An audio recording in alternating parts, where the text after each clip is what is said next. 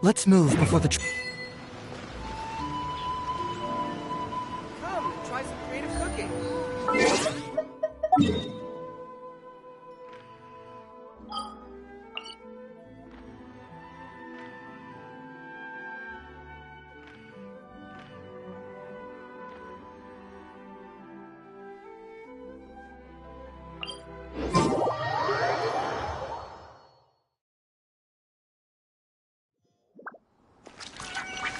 Take it easy.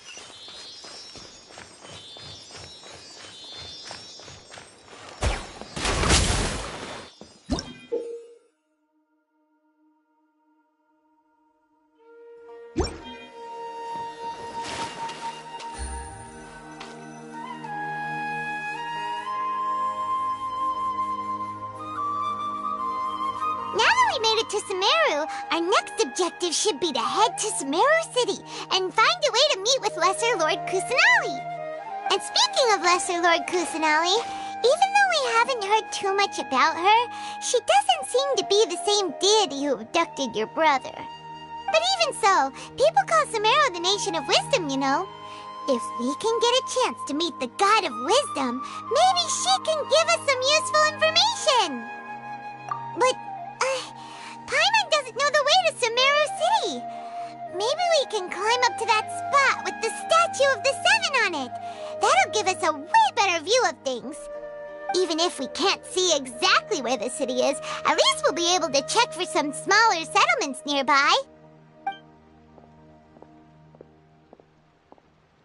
Wait a second. Look! There's someone up ahead! Perfect timing! Now we can just ask for directions rather than wander around like lost adventurers. Hey there! We're not from around here and seem to have gotten a little lost. We'd like to ask for some directions. Huh? Did they not hear Paimon? Hey! You over there! Could you give us some directions? Huh? What's going on here? There's no way she could have missed that. Oh, wait! Could she be ignoring us? How dare she? Well, even so, she might be heading someplace where we could find other people to ask. Let's keep our distance and follow her. When we get the chance, we'll just ask someone else for directions.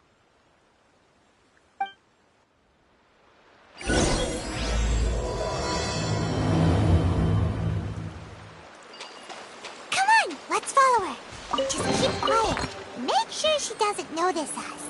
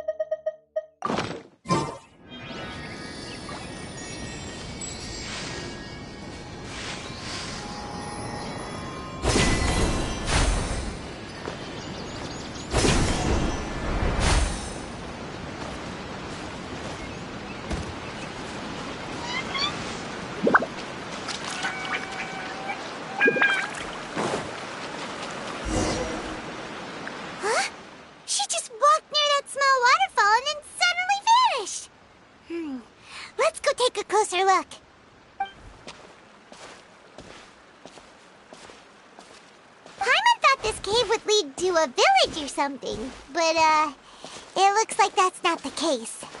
Look, she's sitting over there. Wait, she couldn't possibly be living here, could she? What should we do now? Do we try asking her for directions again? Alright then. It's not like we have anyone else we can ask. Even if she's not very friendly, we just need her to point us in the right direction. That's all. Oh. What a lovely smell. It's coming from that sensor over there. This is definitely not your typical place to call home, but at least it smells nice. Maybe living here wouldn't be too bad after all.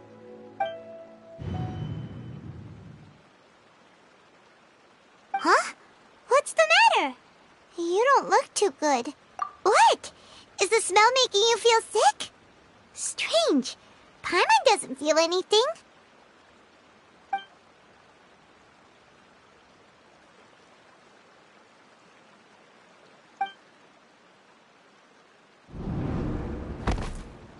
What's happening? Traveler? This is no time for a nap. Oh, come on, wake up.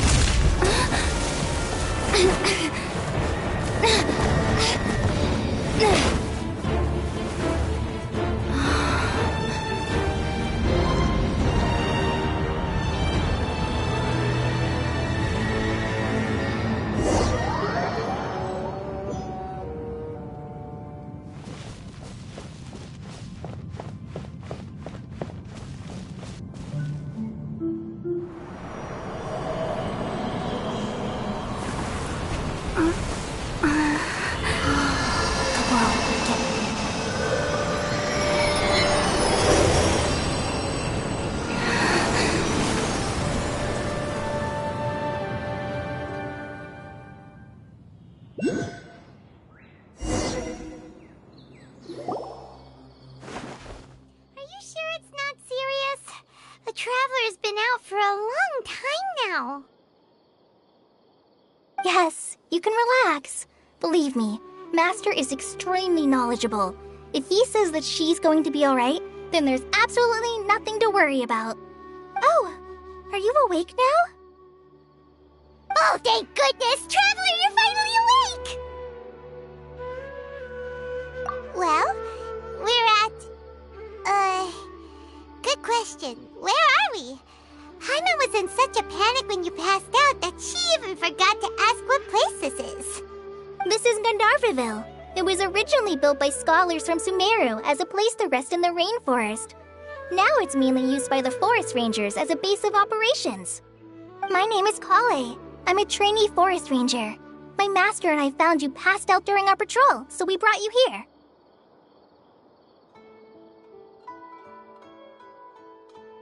Oh, no things are necessary. I didn't do anything really.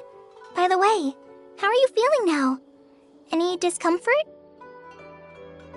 Oh, that's Master's herbal medicine you're tasting. He gave you some while you were unconscious. Before I forget, Master mentioned you should take more medicine once you wake up.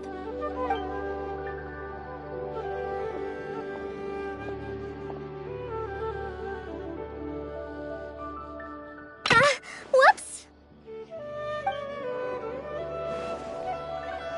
Kale, what's the matter? Were you trying to retrieve the medicine?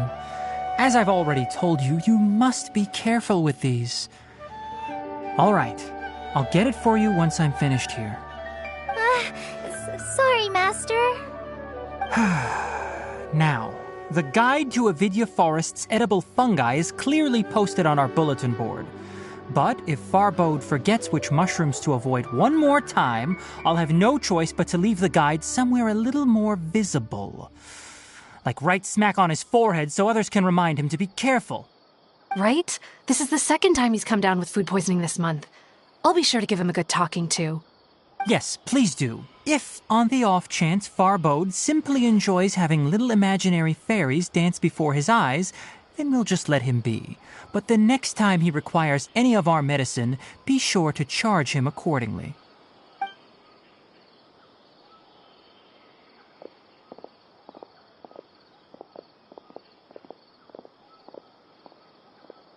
So, how are you doing?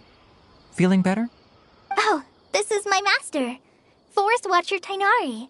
He is chief officer over all the rangers here in Gandharvaville. I already informed Paimon about the reason you fell unconscious earlier. But now that you're awake, let me explain it for you as well.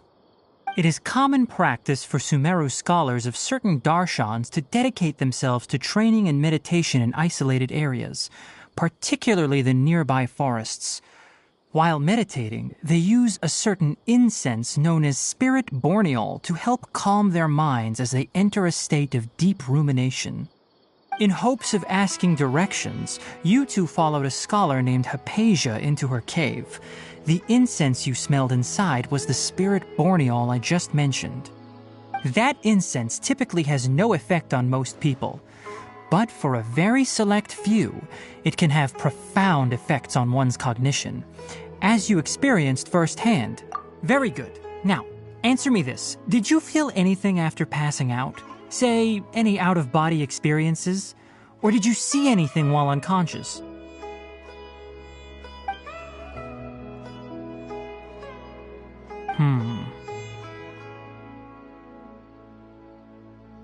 Kale, let the others know to stop bringing their patrol logs here for now. Huh? Why? Because these two will be staying here for the next few days. They can have my room and I'll bunk with Amir. Now get a move on and be sure to do as I've said. Yes, Master Tainari.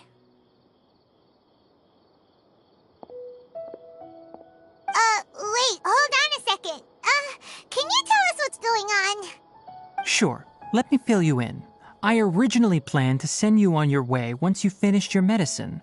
However, it appears now that you should stay a while longer in Gandharvaville for further observation while you recuperate. Further observation? No need to be hasty. As long as you have the capacity to judge between right and wrong, I promise that you'll understand the gravity of the situation once I explain everything to you. Based on what you saw after smelling the incense and losing consciousness, we can conclude that you experienced a powerful hallucination, which suggests your mental state is not in the best of shape. If you're skeptical, have a whiff of this. Whoa! Are you okay? You're experiencing a similar sensation as when you passed out, aren't you? So even though your condition is stable as of now, if I were to haphazardly let you leave, it's highly likely that you'd suddenly pass out again somewhere else. The rainforest is home to many fierce animals and hazardous areas. If something were to happen to you again, I'm afraid you might not be so lucky. For now, I suggest you continue taking your medicine each day and avoid wandering off on your own. At least until you stop having adverse reactions to this kind of smell. Good. Now continue resting while I fire up another bowl of medicine for you. Seriously? We just arrived in Sumeru and we're already having problems left and right! Paimon knows we're set on meeting Lesser Lord Kusanali as soon as possible, but you really don't look too good. It'd probably be best to let you recover first. Hey! Are you even listening to Paimon? Paimon's over here worrying about you, you know! What's weird? You mean how you're feeling now? You mean the vision of tree roots and red skies you saw? But if those weren't hallucinations, what could they be?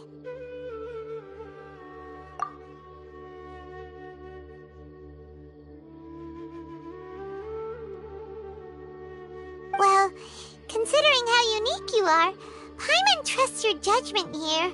But why didn't you say anything about it to Tainari?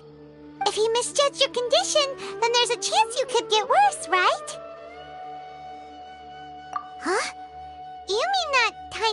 already knows that what you saw weren't hallucinations? But if that's the case... Oh, Paimon gets it now. That explains why you were so quiet earlier. Well, that settles it then. We'll stay here to rest up and figure out what's going on with your hallucinations.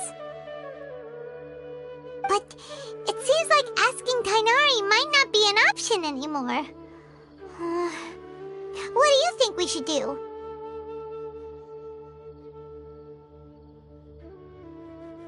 Good idea! Kale's pretty friendly.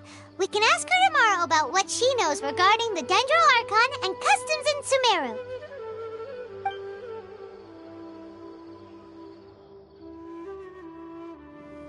Rise and shine! Come on, it's time to go find Kale!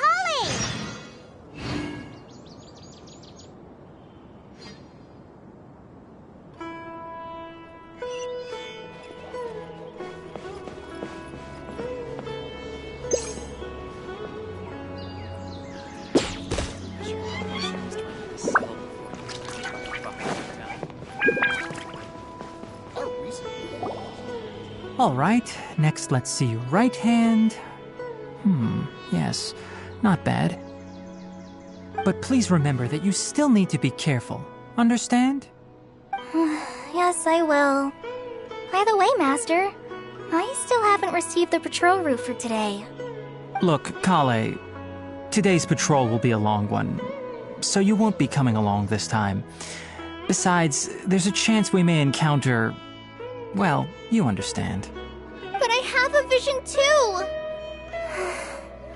Am I useless to everyone now? Don't talk like that, Kale. This is not something you need to be worrying about right now. Ah, there you are. Feeling any better?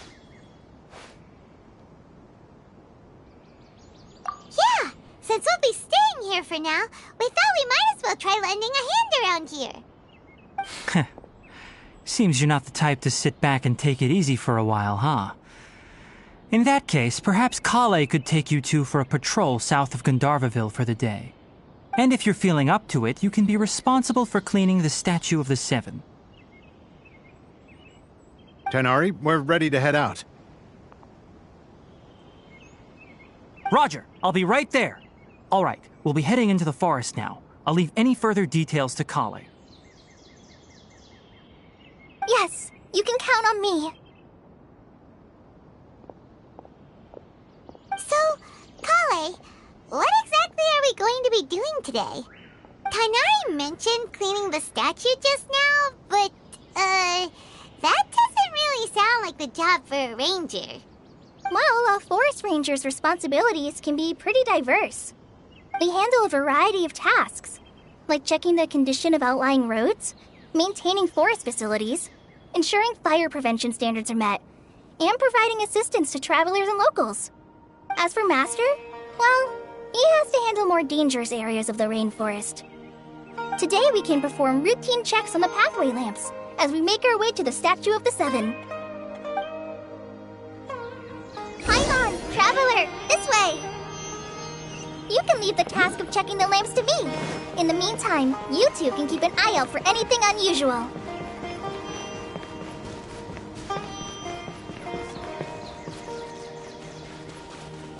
Nothing wrong with these two lamps. Let's move to the next ones. Oh, this lamp seems to be getting a little wobbly. Let me make a note of it.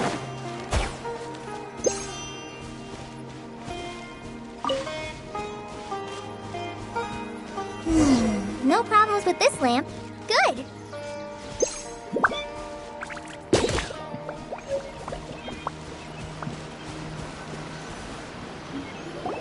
The Statue of the Seven is up on top of that large rock formation. You must have seen it when you came down this road before. It's pretty high up there, isn't it? Don't worry. If you're afraid you can't make it up there, I'm sure Oh? I guess I'll leave it up to you then. There's not much footing once you reach the statue, so be careful up there. Paimon will fly up with you and help you with those hard-to-reach areas.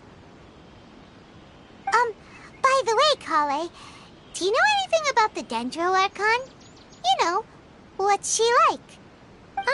That depends.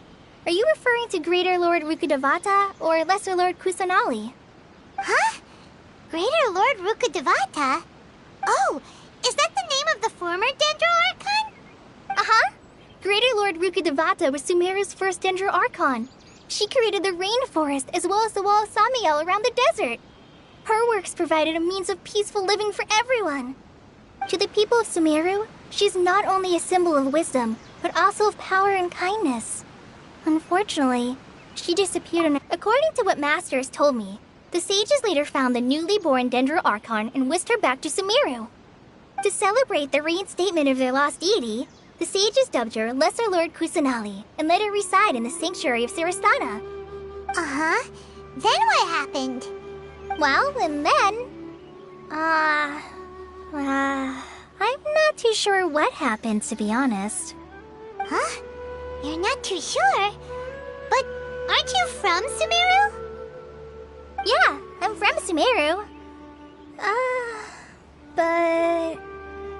Maybe it's difficult to discuss this topic with strangers. If that's the case, then don't worry, we understand. No, it's not that. I'm not trying to hide something from you. Besides, I don't consider you two strangers. Anyway, you two know Amber, right? Wait, Amber? You mean... Yes, that's her. I once lived in Mondstadt for a while, and she helped me a lot during that time. You could even say that she helped me become a new person. There's no one like Amber. She lives life to the fullest while always adhering to her strong sense of justice. She's ready to answer the call for action at any moment, but is also very understanding of others. She's like the spark that lights the fire in everyone's heart around her. If you ask me, she's a prime example of a true outrider. She's the first person anyone coming to Mondstadt will meet.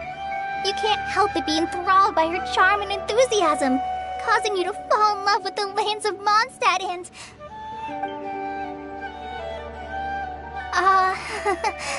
sorry.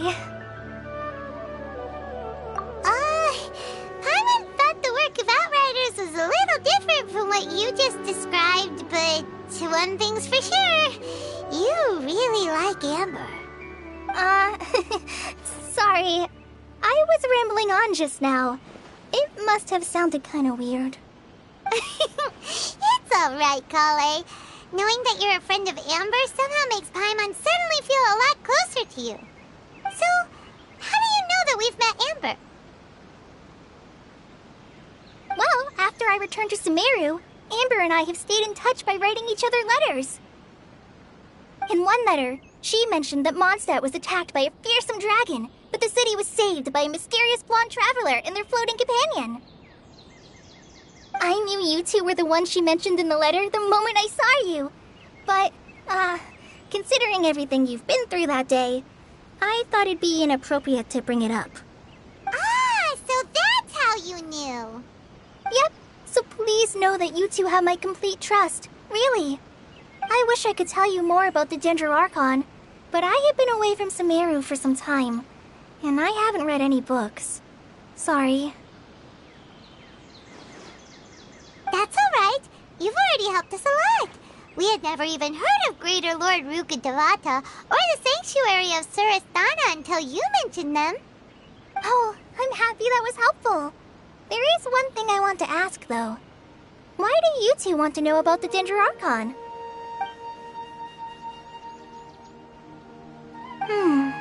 So that's why you're here. Thank you for telling me your story. Don't mention it. We are friends after all, right? Alright, we have a statue to clean. You both have my thanks. While you two are up there cleaning, I'll go ahead and inspect the forest canopy. Let's meet back here shortly.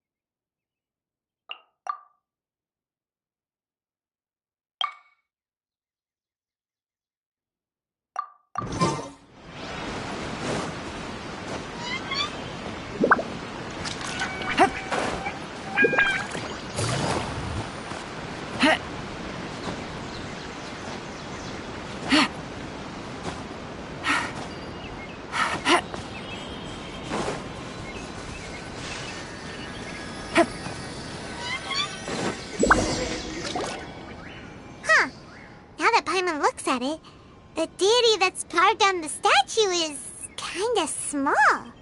Do you think she's supposed to be Greater Lord Rukkhadevata or Lesser Lord Kusanali?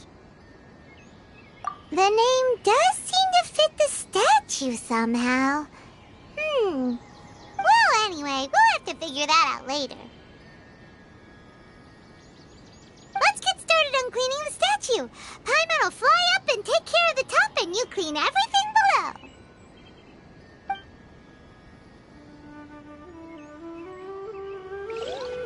Nice work! That's one clean statue. Let's head down and meet up with Kale.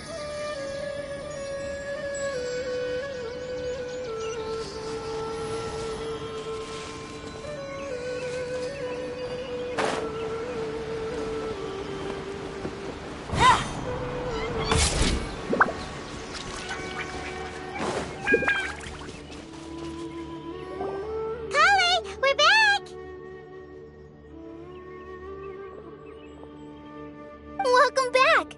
You must be tired after all that climbing. Let's take a little break. I brought some fruit and water for us. Yay, food! What kind of goodies did you bring? Hey, don't be a party pooper. It's not like Kale is a stranger or anything. Besides, the best way to compliment a chef is to show passion for their food. Xiangling taught Paimon that. I prepared a nice portable dish that forest rangers like to eat called pita pockets. I hope you'll like them. Whoops! Ah, no! You dropped it on the ground! Not to worry. I wrapped a few layers of oiled paper around each pita. They should be fine. Oh, Paimon nearly had a heart attack there.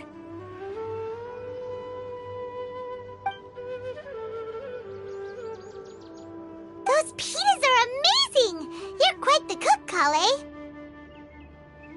Thank goodness you wrapped them in paper. Paimon wouldn't have been able to sleep at night knowing something so tasty had been wasted. You really know how to compliment the chef, Paimon. Since you liked it so much, I'll be sure to give you a copy of the recipe sometime. I'll even include all my personal cooking pointers, so you'll be making your own pita pockets in no time. Yay! Thanks, Kale! It's hard to believe someone as diligent as you could have clumsy moments, too. Oh, I guess it happens from time to time. So, Kale, don't you think that Tainari's a little too strict with you? He won't let you touch anything without his permission. Paimon knocks stuff over all the time flying around the Traveler, but she's never said anything. Everyone has their clumsy moments. No, you've got the wrong idea about Master. Sure, he may seem a bit harsh at first, but with some time, you'll see that he's actually very kind-hearted. I've heard the veteran rangers say that Master is from some ancient and mysterious race that is known for their cunning wit and reclusive nature. Oh, by the way, you've heard of the Academia, right? Well, there's a group called,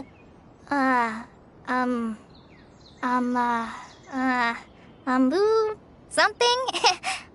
Well, anyway, because Master does a lot of research on plants, sages from the Academia have written him many times, inviting him to take up an official position there. But Master declines their offers every time, saying, Sumeru City is too noisy. It'd be bad for my ears. Seems you already know him well. Anyway, I'm sure the sages were not happy about his responses. Master could obviously have a bright future in the Academia, but he insists on sticking to the path of a forest watcher. Every day he helps the locals of the forest and passes on his extensive knowledge to trainees like me. In fact, Master's the one who taught me how to make pita pockets. Really? Paimon would have never guessed that. Oh, speaking of Tainari, he was the one who took care of you after finding you passed out yesterday. He even carried you all the way here. Paimon's still kinda upset, though. He kept scolding Paimon the entire way here. Oh no, I'm sorry. Master might have been overreacting a little. But, it's mostly because Paimon wouldn't stop yelling, "Why, oh why? Is she going to die?" It probably started to get under Master's skin after a while. Hey! Don't laugh! Paimon was genuinely concerned about you.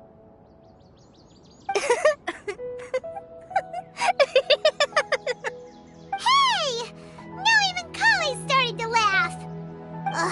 That's it! Paimon won't forget this! It's time for some Paimonial wrath!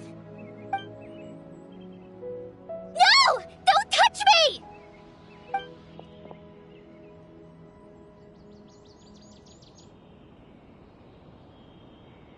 Oh, sorry, Kale. Paimon didn't mean to scare you. No, I just... I didn't mean that. Kale, are you okay? What's the matter? No, I'm fine. I'm sorry. I must have startled you both reacting like that. Oh, well, it's getting late now. Let's hurry back to Gandharville. I think Master and the others should be back by now, too. Huh? What was up with Kale just now? And why is she in such a hurry all of a sudden? Look, she's practically running back. Paimon can't even see her now.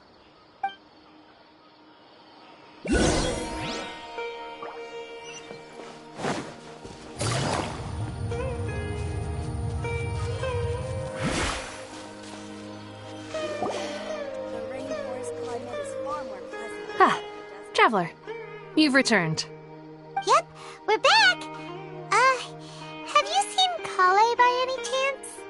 Oh, Kale? Yes, I saw her go into her room just a moment ago. Oh, okay. Guess we'll just have to wait and talk to her tomorrow then.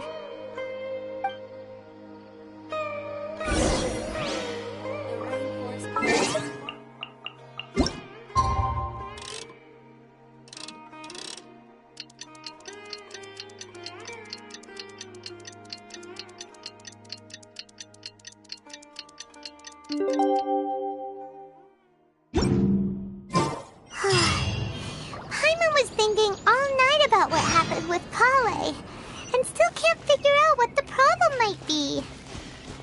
Maybe she's in a better mood now. Let's go check on her.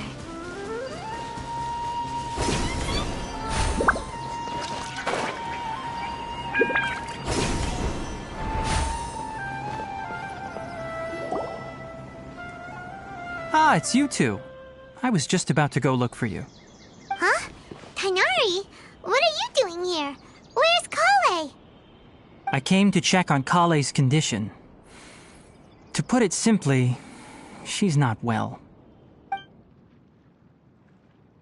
You mean she's sick? How could she be... Oh, wait a minute. Could it be because of what Paimon did yesterday? No need to worry. Something as small as you could never harm her. This sickness is something that Kale has been dealing with for some time. Kale has been more excited than usual since you two arrived. A little too much so, to be honest. She hasn't remembered to take care of herself. I suppose it's understandable, though. She hasn't been around anyone she considered a friend for some time now. It must have been refreshing for her to have you two here. So, Tainari, what's really wrong with Kale? Let's take this conversation elsewhere. Kale just fell asleep after taking her medicine. She needs some peace and quiet.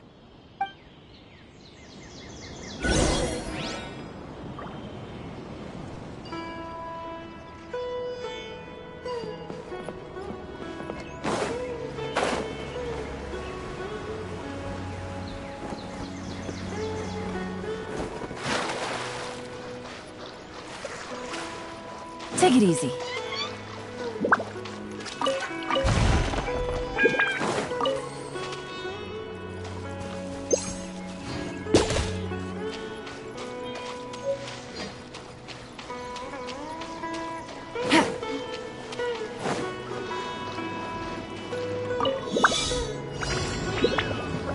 Take it easy.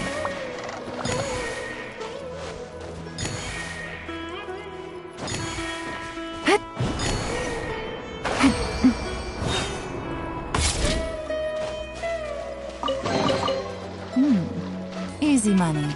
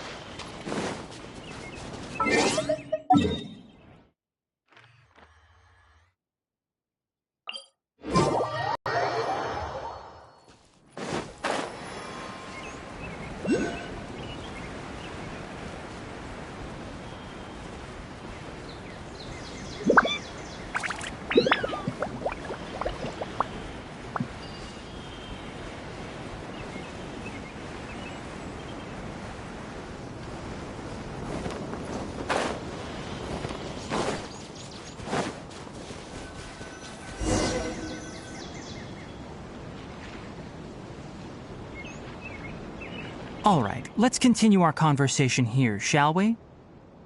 To be honest, I hadn't realized that you're that honorary knight from Mondstadt until Kale told me just now. I've also heard all about your deeds in Liyue and Inazuma. So, just to clarify, what I'm about to tell you about Kale is not because of who you are or your past feats. Instead, I am going to tell you because... well, because Kale asked me to. And honestly speaking, I was against Kale revealing her past to you. But she insisted, saying you two treated her with sincerity and as a friend. So now she wishes to reciprocate the gesture. So, Tainari, what exactly is wrong with Kale? You said this is something she's been dealing with for some time. Just how serious is it? Right.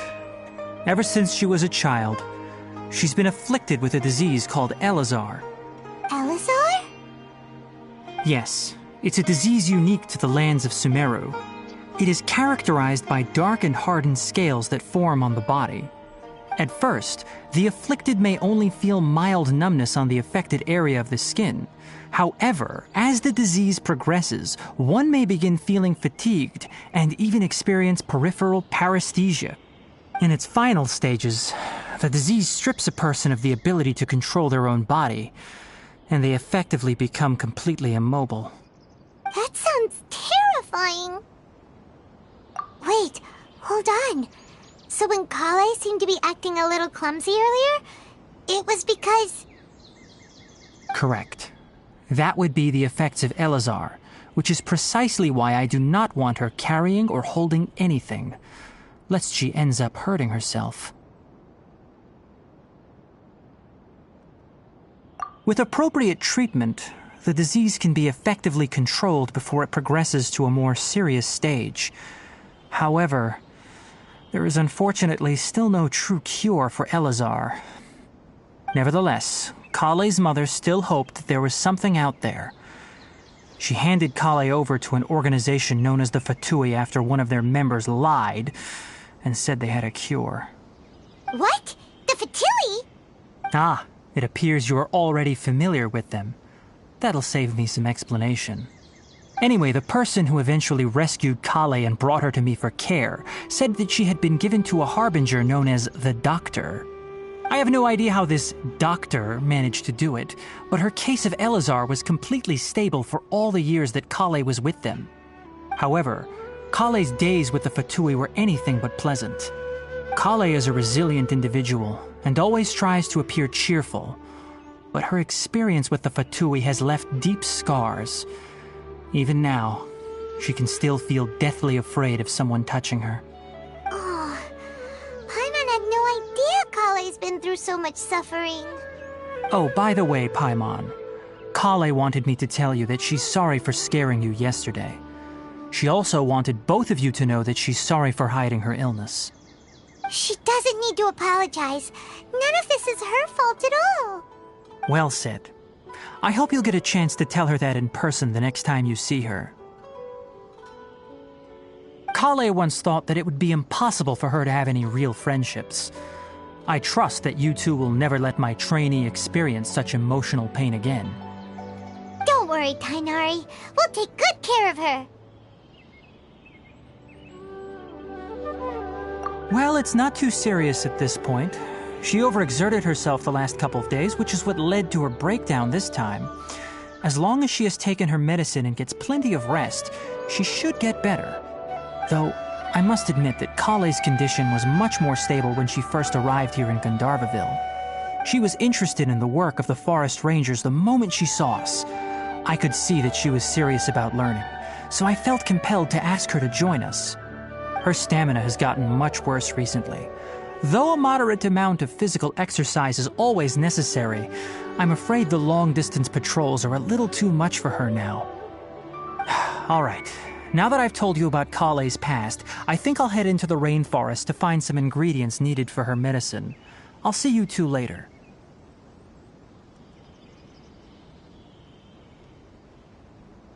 Yeah, we'd like to do something to help Kale too. All right, but I must warn you two. The rainforest is a dangerous place, especially for someone who's still recovering like the traveler. You must follow closely and listen to every instruction. No problemo. Let's go then. We'll be looking for a plant known as lunar lotus.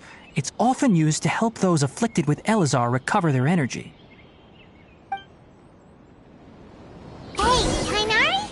Where exactly are we going to find this plant? Lunar lotus can be found all over the rainforest, but it often grows right here around Gandharvaville. Given the name, it sounds like we should be looking for it in the water. You are correct. Lunar lotus grows in the water. When fully matured, they look like giant blue flowers floating on the water's surface. Quite an attractive species, if you ask me. The large petals are actually the plant's leaves and sepals, which surround a very small flower. You should note that many of the plants found in Sumeru have names that are contrary to their species. Take the Kalpalata, for example. The plant is not a lotus at all, but rather a vine. And then there's the Sumeru rose, which is not a rose, completely contrary to its name. Oh, okay then. Note to Pai, never bring up the topic of flowers with Tainari.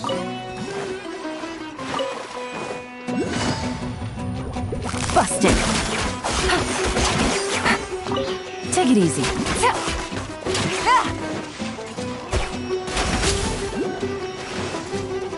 Stand with me! Quietly now.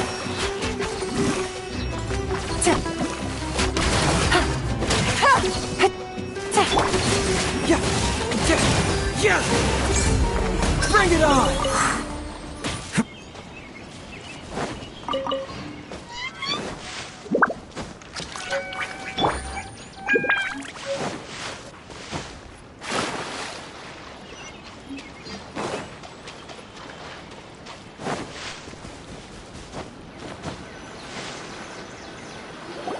There should be lunar lotuses growing somewhere in this area. Let's split up and begin searching. If you could manage to gather 4 of them, that would be sufficient. We'll rendezvous here once you've gathered the needed amount.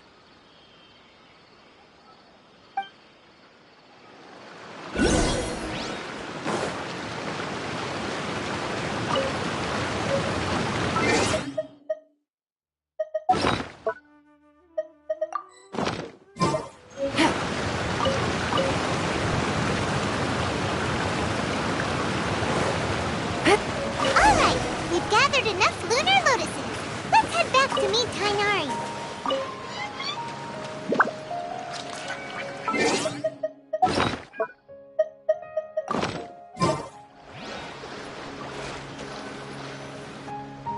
Hey Tainari, we found the lotuses you requested. Let me take a look. Good, very good. These are all excellent quality. I'm quite glad you two came along. Your exploration experience helped save me a lot of time here. It seems we even have enough time to stock up on some other things I need. Hey, Tainari!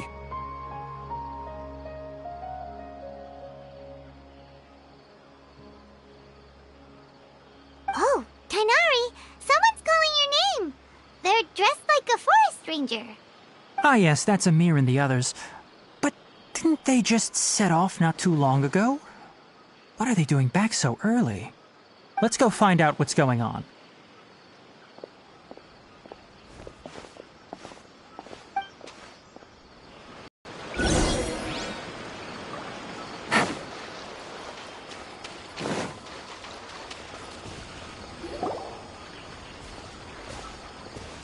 Tainari, thank goodness we found you here. We were just about to head back and find you at Gandharvaville.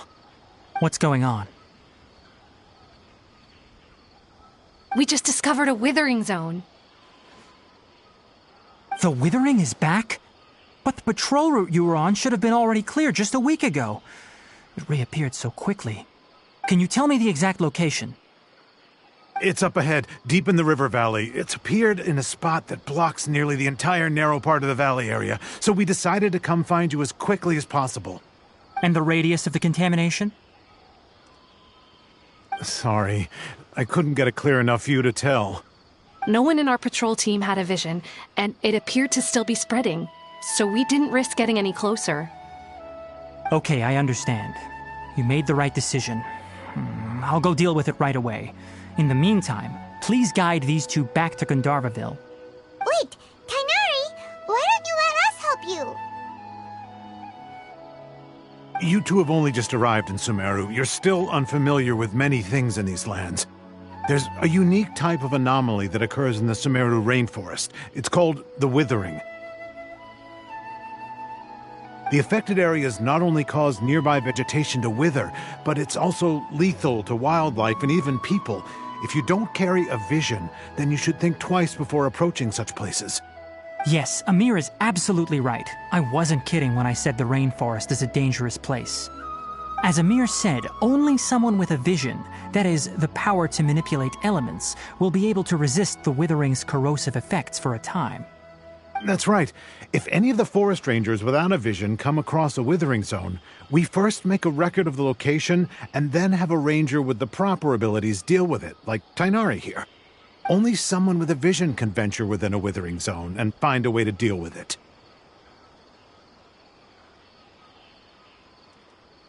But you don't seem to carry a vision. Don't worry, she may not have a vision, but she's a real pro at using the power of the elements. It seems the rumors about you are true.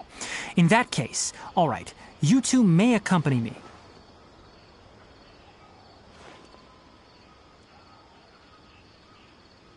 We typically only teach visitors how to identify the withering as they're about to leave Gandharvaville. We'll make an exception today and show you what it looks like up close.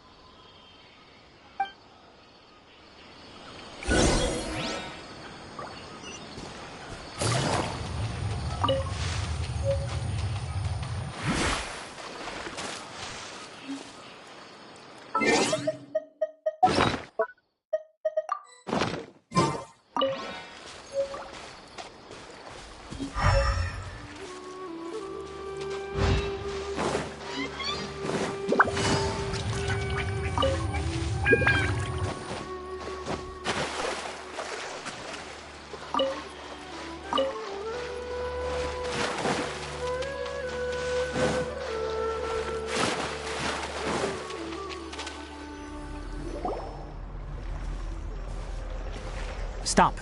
Don't move any further. Look there in the distance. Huh? Where? Oh, look! Those plants have withered! That whole area is kinda gloomy. Even the air looks like it's filled with ash. Oh, Paimon doesn't like the look of this. That is the withering. All right, traveler. We're going to have to enter that withering zone. Once inside, we'll need to look for what we call tumors of the withering. If we eliminate those, then the area will be saved. Thank you, but I must warn you. Don't push yourself. This is your first time handling this sort of thing, after all. Even with elemental powers, once you step inside the withering zone, you may experience extreme discomfort. If at any point it becomes too much, return outside the zone and take a breather. It could become a matter of life and death. You ready then? Let's go.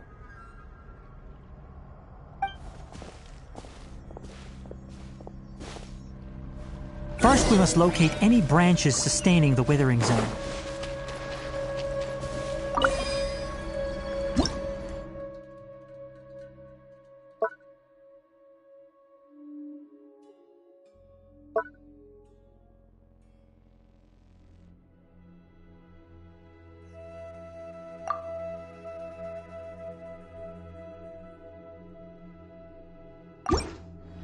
I got a new letter from an informant. Looks like the situation has changed again.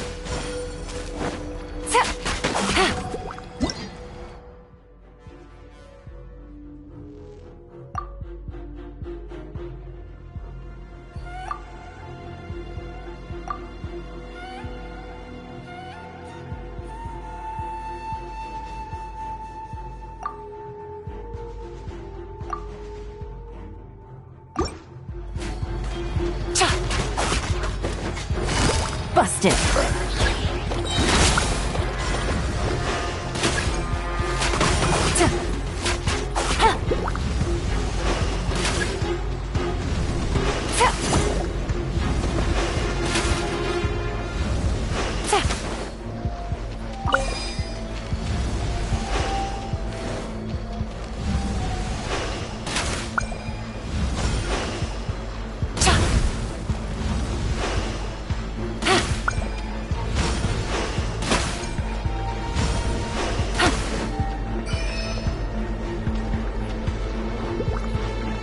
Gotcha!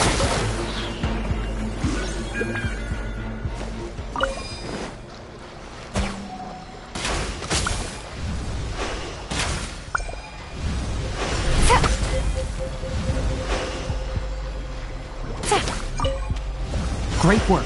Now that all the branches have been cleared, we'll need to take care of the tumor. Busted. These are about to get dicey. Take it easy.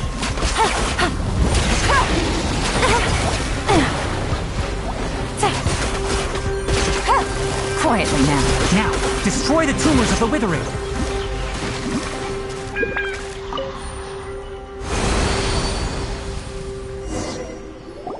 We did it! Everything's returning to normal now! Yes, thanks to you two. We were able to quickly restore this area back to normal. Tainari? You make it sound like we did well, but why does Paimon have the feeling you're worried about something? It's that obvious, huh? Alright, it's like this. Recently, the rate at which the Withering Zone appears has been increasing. Even though we were able to quickly clear that Withering Zone, it won't be long before another one appears.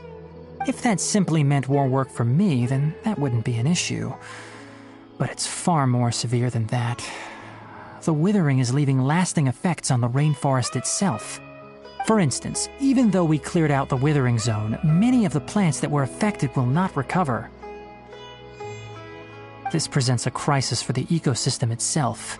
Many plants in the rainforest are already in decline, directly impacting the wildlife that depends on those plants. And most disturbingly, as the appearances of Withering Zones have started to increase, Kale's case of Elazar has also become more serious. Huh? Well, why's that? I'm still not sure of the exact reason. However, I've received word from acquaintances at the academia that similar cases are being reported for patients with other conditions. No, none that we know of. The Withering has been recorded in Sumeru for millennia. It's said that it originates from the depths of the world. By the way, have you heard of Irminsul before? Irminsul is a tree located deep beneath the surface. Although it isn't like any tree we know in a biological sense, you can basically think of it as a large tree that grows downwards rather than upwards. I'm sure you've heard of ley lines, right? They're like the roots of Irminsul, spreading and extending from a massive cavern deep underground all the way up to the surface.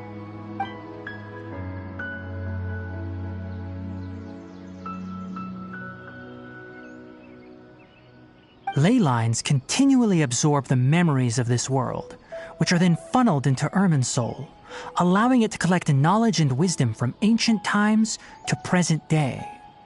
The Dendro Archon is known as the God of Wisdom because her consciousness is directly connected to it. It is also said that the Dendro Archon's power is a manifestation of Irminsul. And as for the Withering, its emergence is related to a disease that's affecting it. That's right. My ancestors learned of this from Greater Lord Rukkhadevata's familiars a long time ago. But even those mysterious creatures did not know of a cure for Irminsul. I'm afraid we Rangers will be battling the Withering Zones here for a long time until a cure is found. Alright, that's enough on this topic for the time being. Now that we've taken care of things here, it's time for us to head back to Gandharvaville.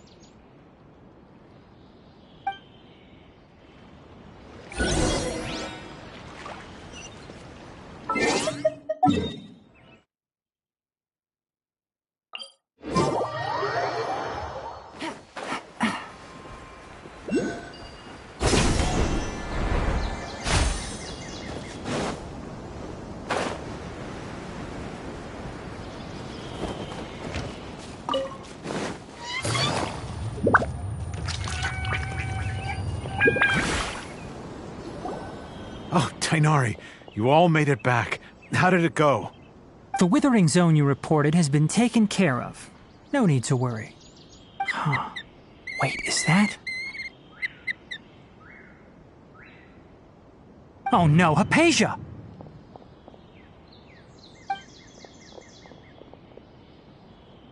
Huh? What's wrong, Tainari? This Duskbird is Hypatia's designated courier for urgent news.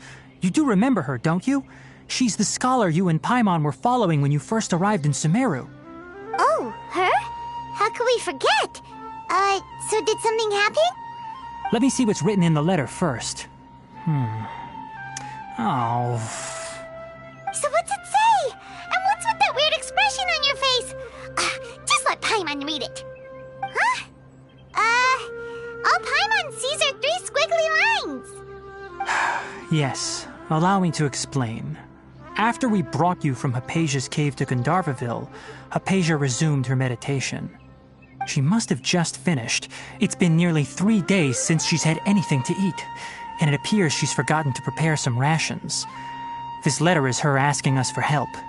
We need to go. What? You mean she's been sitting there for 3 days? Hey, wait, how did you know all that from just a few lines on the paper? Well, obviously because this has happened before.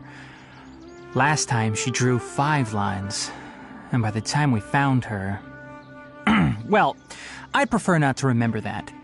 Needless to say, Hypatia's been through worse, but we should still get to her as quickly as possible. I've got some emergency rations set aside for times like these. Paimon, Traveler, could you two bring these to her? Wait, you want us to bring her the rations? But will the Traveler be okay if her cave is still filled with that funny incense? Let's find out. Here, Traveler, take a smell and see.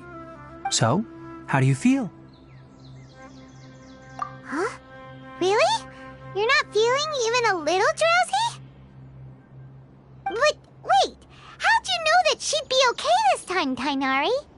Back when we were clearing the Withering Zone, I observed that she could adeptly manipulate the Dendro element. I knew then that she would be fine.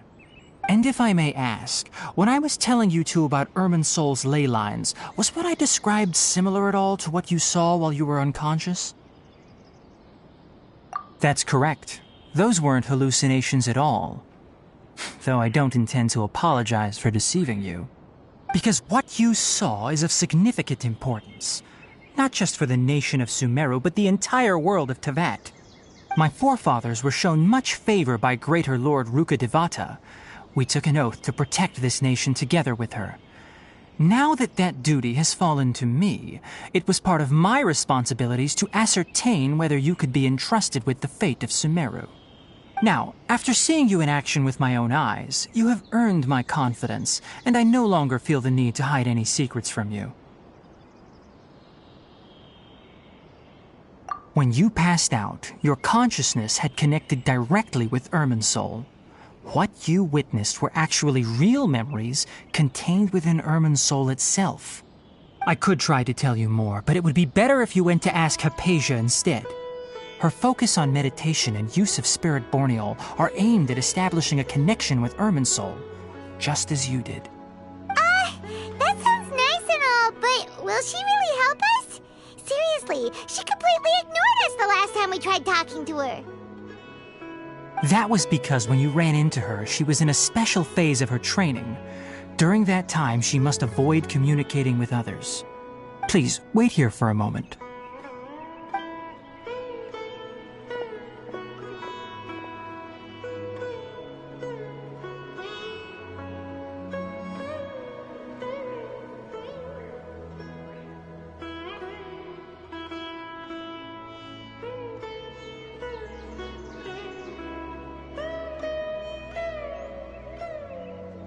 Here, take these. It's a meal I packed for Hypatia, as well as some other ingredients. I'm sure it'll come in handy. Also, here's a letter that I would like you to give to her. Just show it to her and she'll answer any questions you may have. No. I should be the one thanking you. You've both been a great help these last few days. Hypatia should still be in the cave. Let's go inside and see how she's doing.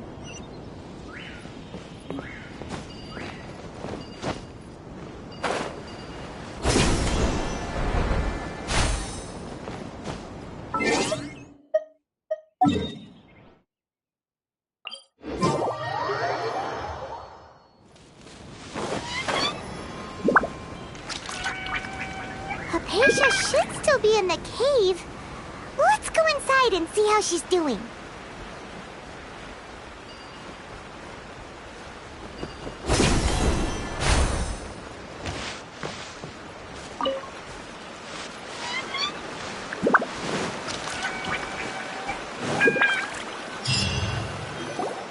Hello? Hypatia? Hey, there's nobody here. Maybe she went out to look for some food. Let's try looking around the area.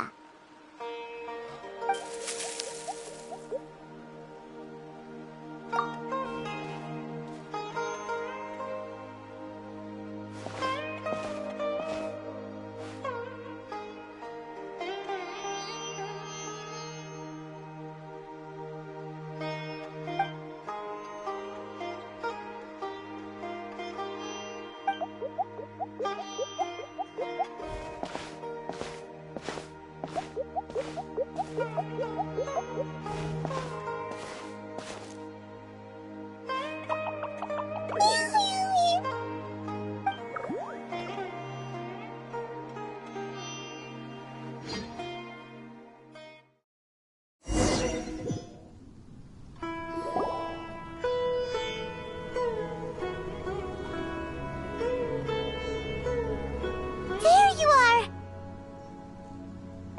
Hypatia, are you alright?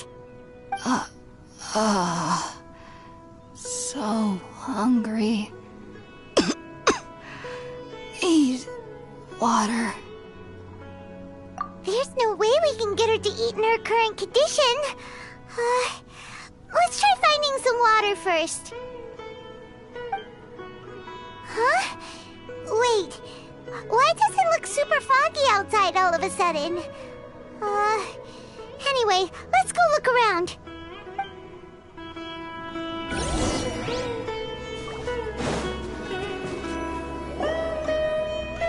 Huh? How'd things out here end up looking like this? What happened? And where are we? Really? Oh, maybe you're right. Let's go investigate the area.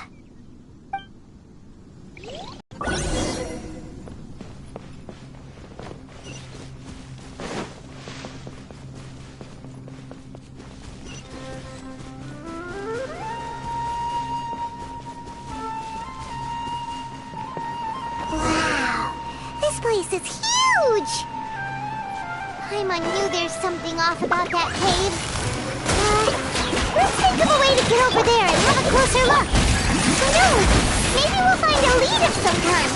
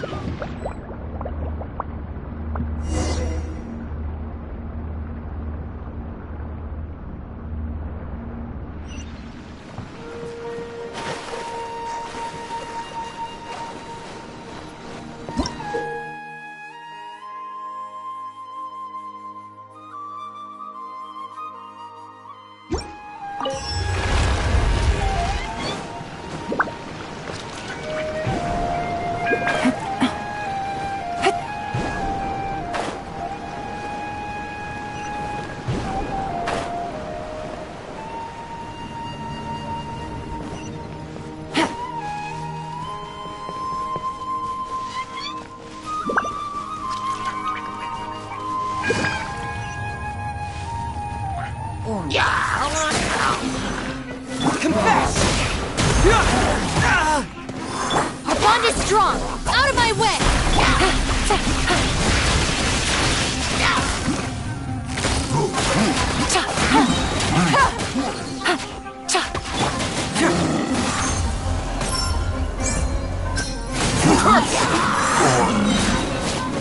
Things are about to get dicey.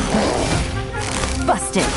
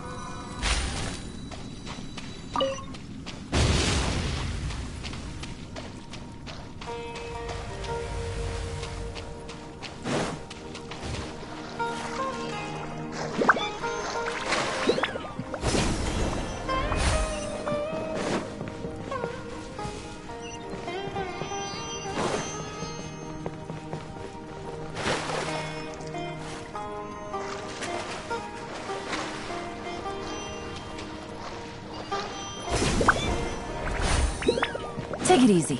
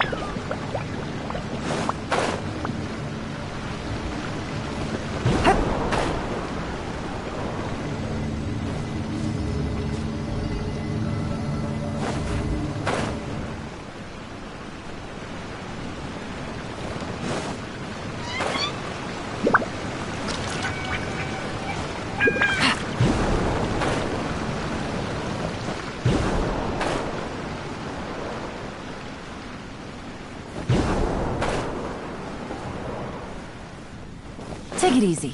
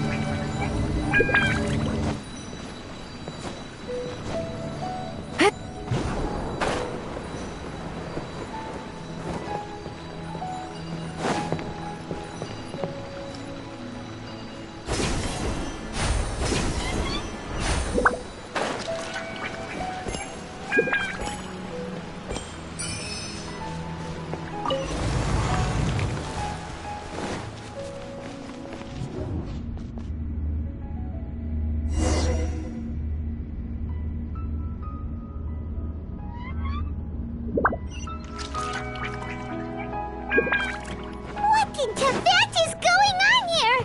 This place is getting weirder by the minute! Hey! What's the matter? You don't look so good!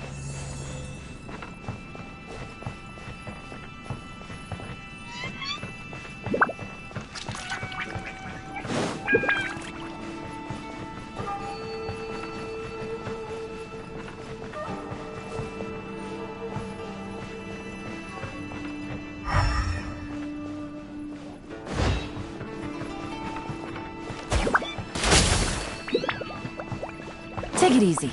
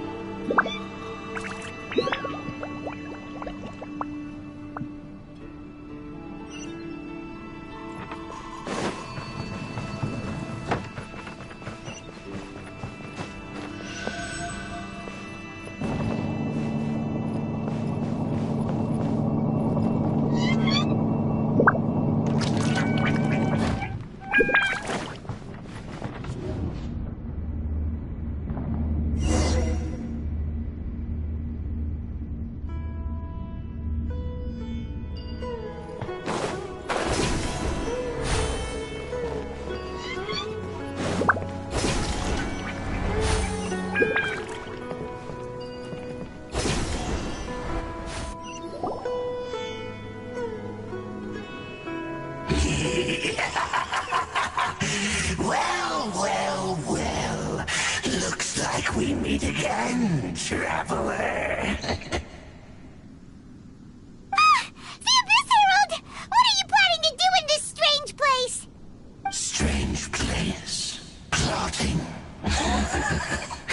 You needn't worry about such things. They don't concern you. Bow before the abyss! Gotcha. Dissipate! Cyclone! Here comes the cash.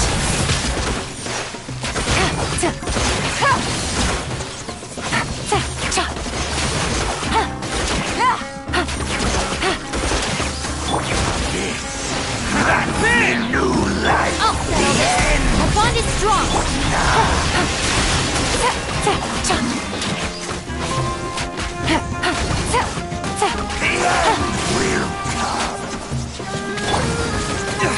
If that's how you want it, the truth will come. Huh? Why can't we beat this guy? Oh, Paimon doesn't get it! We faced others like him before! What's wrong this time?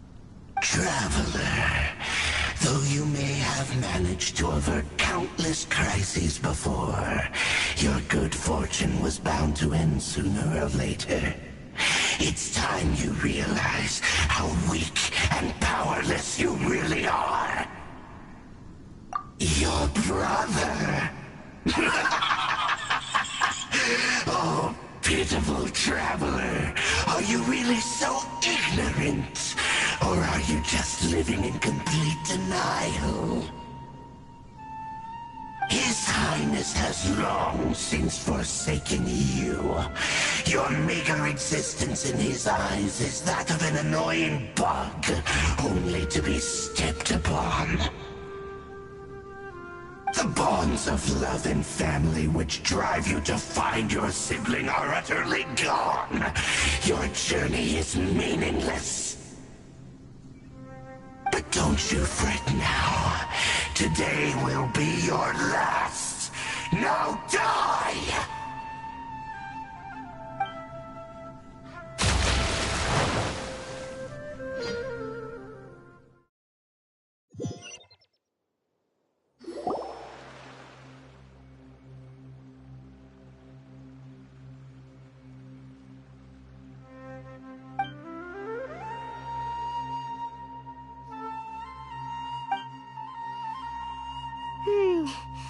What do we do? We haven't seen Hypatia anywhere out here. Oh, there she is! Quick, let's see how she's doing. So sweet. Well, the good news is that she's still conscious. Hey, why'd you drop her food on the floor like that?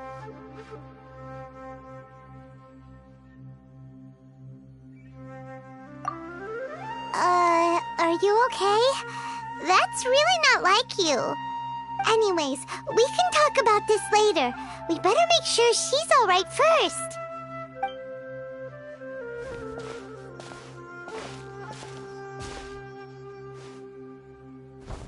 Whoa! Wait a sec. Look at all this fruit lying around her. We can put that to good use.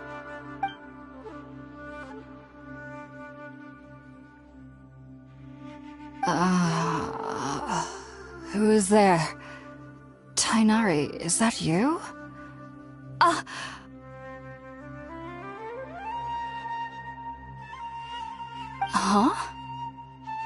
It's okay. You can relax, Hypatia. Tainari sent us here to bring you some food and water. Here, we have a letter that he asked us to give you.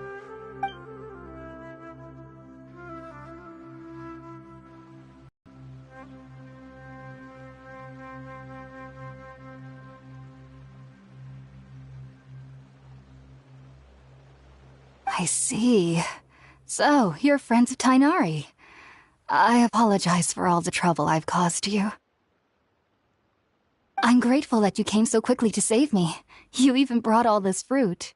Well, actually, we didn't bring the fruit. It was already here when we arrived. We were kind of wondering about that, actually. When we found you here, there was all this fruit lying around and even some juice dripping from your lips. How did you end up like this anyway? Oh, really? I seem to understand now. All the fruit was likely from my, neighbor. Must have come by and saw me like this. Your neighbor? You mean there's someone else living nearby? Oh? So you're able to see them too?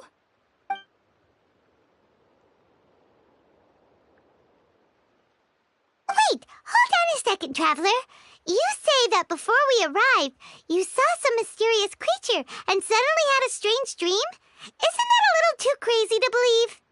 No, I actually do believe what the Traveler is saying. I myself had a similar experience once before and ended up scaring my timid little neighbor here. You needn't worry. They mean you no harm. They only dragged you into the dream because they hoped to buy themselves a little time in order to scurry away. So, Hypatia, just what kind of creature is your neighbor exactly? I'm not sure what it's called, to be honest. But I do know that they have some sort of deeper connection with the Dendro Archon. I know this because the first time I saw them was also the exact day my consciousness was able to form a connection with Irminsul. Even after I opened my eyes and stopped meditating, my heart was still pounding, and my mind was racing with all the knowledge that I had touched. And at that very moment, I suddenly noticed a small figure at the opening of the cave. In my curiosity, I began to walk over to the creature. They must have already been used to me living in the cave, because they didn't seem to mind me approaching them. They just kept doing whatever they were up to. It wasn't until I crouched down next to them that they suddenly realized that I could see them. Oh! And then? And then I had a dream. By the time I came to, they were nowhere to be seen. I was convinced they'd never show up again. But sure enough, I saw them nearby a few days later. And they weren't alone. I feel like they aren't as afraid of me as the first time I approached them. But I never would have expected them to save me. Yes, no doubt about that. By the way, Tainari mentioned in his letter that you had questions for me regarding Irminsul.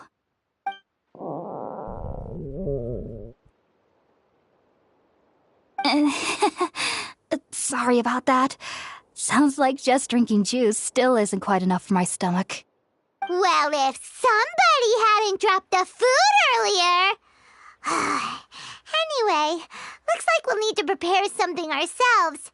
Besides, Paimon's getting hungry too. Let's eat talk about Irminsul later. Alright, we're up, traveler. Today's menu will feature sweet madame and a radish veggie soup. You'll love them, Hypatia. They're our specialties after all. Sounds good. I've never tried any dishes from other nations before. I certainly look forward to it. It's been so long since I've had a decent meal, too. To be honest, the last time had to be when Tainari came to visit.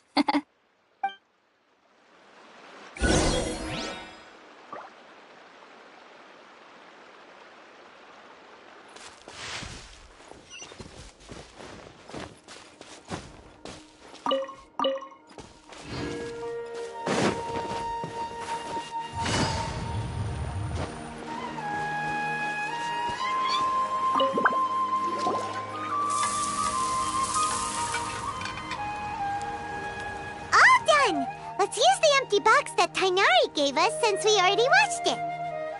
Oh, it smells amazing. And the box is a nice touch, too. Let's go serve this up and start eating with Hypatia.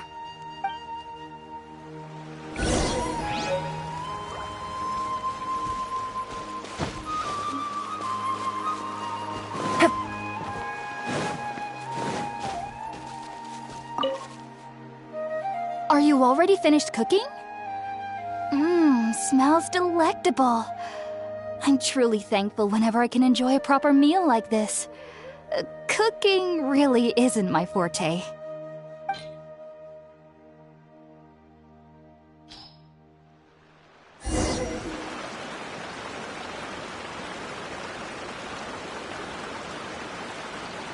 Even though everything you mentioned was in Tainari's letter, it's still hard to believe you were able to connect with Irminsul immediately after smelling Spiritborn Ale for the first time.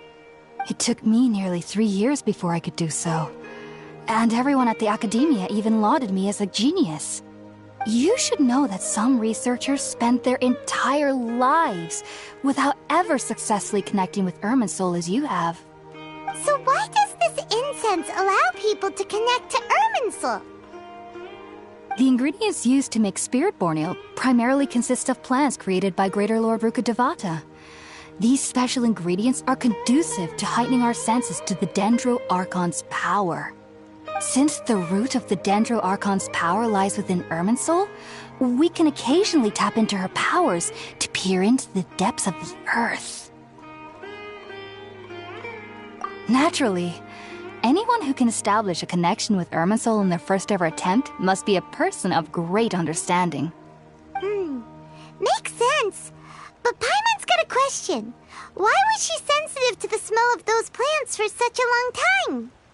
That was primarily due to her body's unique constitution. Stimulated by the incense, she could perceive the Dendro Archon's power and experience the sensory overload, hence the adverse reactions. Taking in any scent similar to the ingredients of Spiritborn Ale would cause adverse effects. Not to worry, though. It appears you've already fully recovered. Technically, your body should still be sensitive to the powers of the Dendro Archon, but unless you're using intentional meditation techniques, the scent of Spiritborn Ale should no longer trigger such reactions. Whew. Well, that's a relief. I must admit, I am quite envious of your abilities. Even if it meant suffering from pounding headaches for the rest of my life, I'd consider it worthwhile so long as I could connect with Irminsul at will. Whoa! You're really serious about this whole thing, aren't you? I am a researcher, after all. As a member of the Ritaoes Darshan at the Academia, my main area of research is the stars and their connection to the fate of living beings. But there is still so much we don't know, especially regarding the mysteries that lie in the starry skies. Which is why I must turn to the all-knowing Irminsul for answers. If only my perception wasn't so limited. Unfortunately, I cannot guarantee that my every attempt to attune with Irminsul will be successful, or that doing so will leave my consciousness intact. I am currently in the stage of training known as Satyavada life. Many researchers in Sumeru have lost their minds while seeking to attune with Irminsul during this stage. Sages have said that Irminsul contains divine knowledge, and touching such knowledge without the proper preparations and abilities will only lead to one's mind caving in on itself. That's why we meditate alone. We need to ensure that our minds will be calm while minimizing the possibility of involving anyone else. Whoa, so knowledge from Irminsul can be super dangerous. Aren't you afraid of the risks, Hypatia? Of course I do. Especially during nights that are pitch black with no moonlight, and dead silent without even the sound of insects. However, I've been feeling better as of late. I don't get as scared anymore knowing that I have a little neighbor living nearby. I believe that being able to see them is a sort of blessing from the Dendro Archon. But what's strangest of all is that they're clearly an envoy of the God of Wisdom herself. And they have the curious power to make people dream. What's so strange about that? It doesn't sound so out of place for a divine being, does it? Well, it's strange because nearly nobody in Sumeru can ever dream. Oh, is that true? Yes, well, to an extent. Only children can dream in Sumeru. Adults, however, never do. The sages say that wisdom implies rationality, but that which occurs in dreams is often neither rational nor logical. Yes, if one struggles with anxieties, those emotions could influence their dreams. The fact that the people of Sumeru do not have dreams is seen as a blessing by the sages. They believe that Greater Lord Rukkhadevata, the God of Wisdom, is keeping us away from the foolish delusions you encounter in your sleep. I was born into a family of scholars in Sumeru City. Ever since I was a child, my parents would always tell me that I'll know I've grown up once I stop dreaming. I studied hard, enrolled as a student in the academia, and went on to become a researcher. Sure enough, I never dreamed again. But then, on the day I scared the little Aranara, I suddenly saw a dream again. It was incredible. Though I don't exactly remember what I saw, I clearly recall the feeling. I suddenly felt like I was a child again. Back then, I was foolish and ignorant as any youth would be, but I was free of fear. Maybe dreaming isn't as bad as we've made it out to be. Just be sure not to speak of this if you travel to Sumeru City. They'll look at you as if you've lost your mind. So, do you have any thoughts about the things she saw when she connected with Irminsul? Sorry. I'm afraid I don't have any answers as of now. All I can say is that what you saw is a memory contained within Irminsul itself. World forget me. What could that possibly mean? If only I could ascend past Satyavada life and begin Paripurna life, I might have some more answers for you. If you two are ever in the area again, please be sure to come and see me. There's no need to be thanking me. You two are my saviors. Besides, I'm already looking forward to tasting some more of your cooking.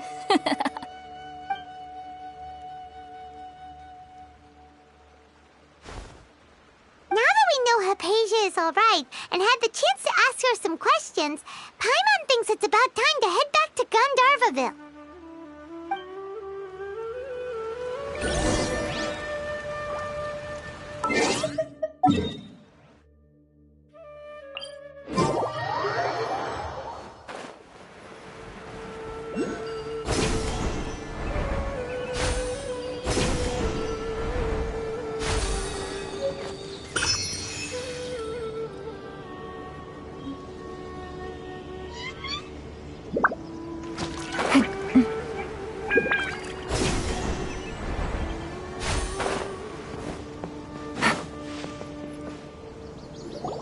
Think about it, Tainari. Refusing to join is tantamount to burying your head in the sand. I understand that you're a forest watcher and that it's your duty to combat the effects of withering zones, but isn't it evident that such work is not a lasting solution to the problem? As Sage Kage clearly stated, your presence and guidance in Sumeru City is pivotal in finding a cure for Irminsul. How could you possibly refuse? Keep your emotions in check, Gulam. Let's at least listen to Tainari's reason for declining. We're here to invite him to the Academia, not to cause a scene. Sage Kage, I am truly honored that you came here in person, but I'm afraid I must still decline your invitation. I am merely a forest watcher. How could the great minds of the Haravatat have any need of someone like me? Well, it turns out that your refusal letter had some implications on your master's reputation. He is a renowned sage of the Immorta, after all. So now I've come here in his stead. I see. Huh. And I figured that given his temper, he would come here and berate me personally. Tainari, your master is an integral part of this effort, and now he requires your assistance. And what exactly does my master need of me, Sage Kage? You'll know once you've arrived in Sumeru City, that is. And how long will I be required to stay? There's no definite answer as of now. Do you mean to tell me that despite coming all the way here to Gandharvaville, you still can't answer the questions I laid out in the letter to my master? If that's the case, then I'm afraid I cannot give you a definite answer either. Tainari, but you... So be it. Come, Gulam, we're leaving.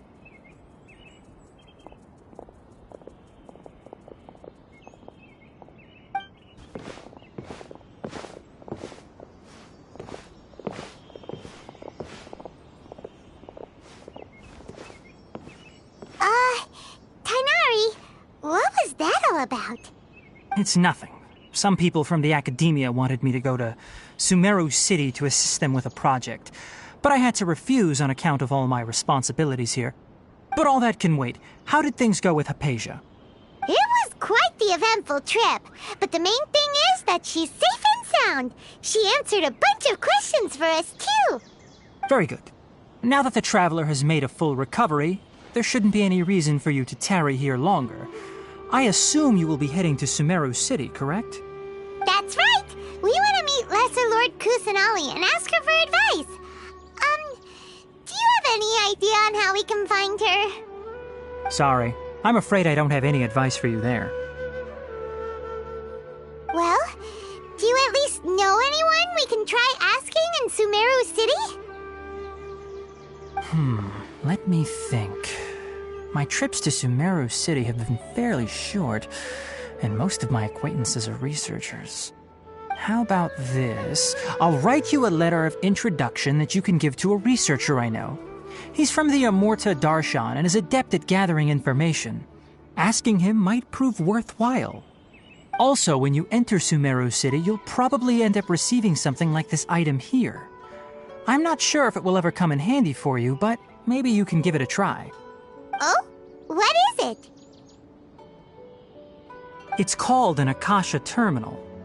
It's a tool produced by the Academia that utilizes the legacy of Greater Lord Rukkhadevata.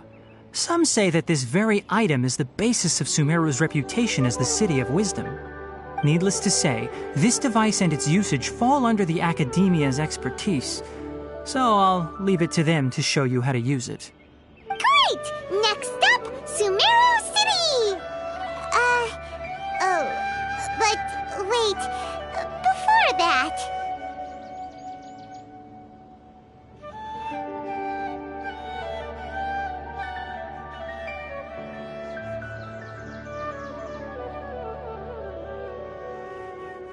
That's right!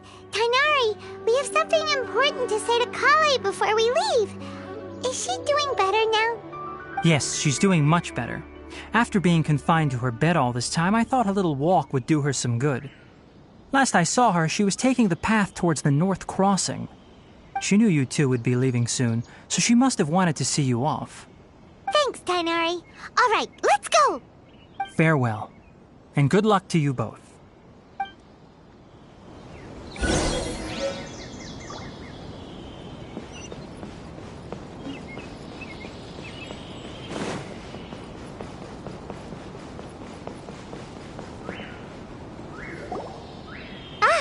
I've been waiting for you two.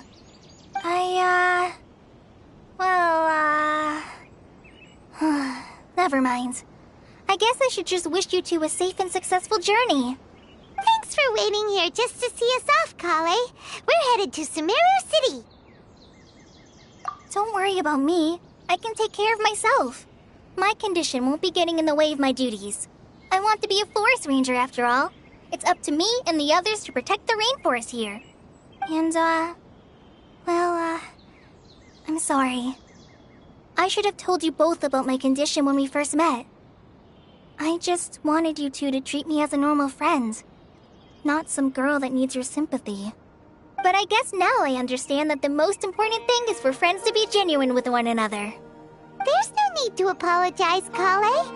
We should be thanking you for trusting us enough to be your friends and sharing your past with us. We're probably still gonna worry about your condition, but that's because we're friends and we care about you. Thank you. That means a lot. Before you leave, I have something for you. Oh? What is it? It's my recipe for pita pockets. I told you that I'd give you a copy, remember? My handwriting is a little, messy, so please don't laugh. Yay! Thanks, Kale. Now we can eat those scrumptious little pitas whenever and wherever we like. I hope that whenever you eat them, you'll both remember your time here in Gandharvaville. Well then, I, trainee Forest Ranger Kale, bid you both farewell. Please visit Gandharvaville again. The Rangers will always be ready to assist you here.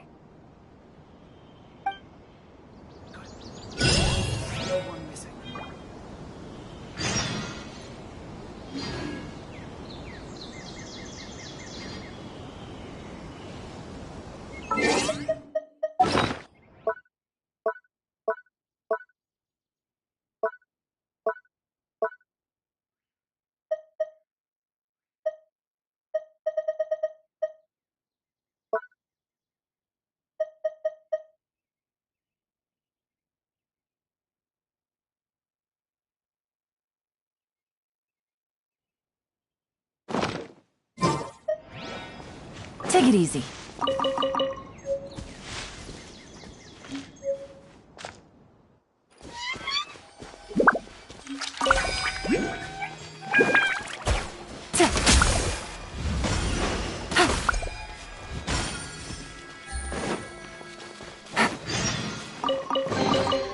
A chest full of valuables and a trove of potential clues.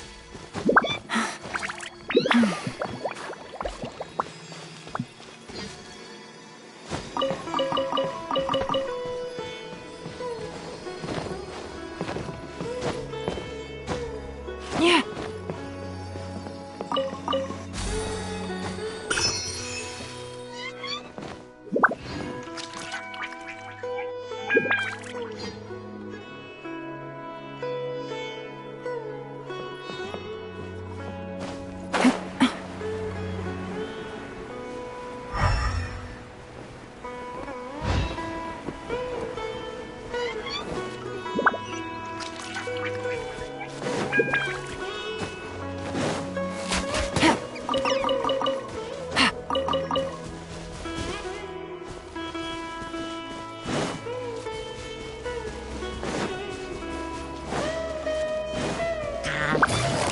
Busted.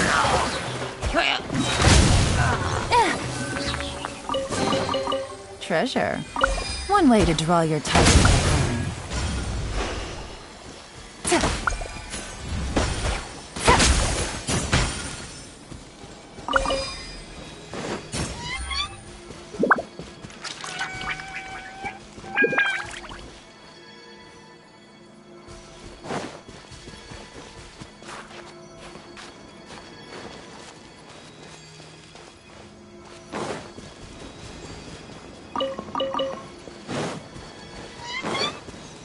Take it easy.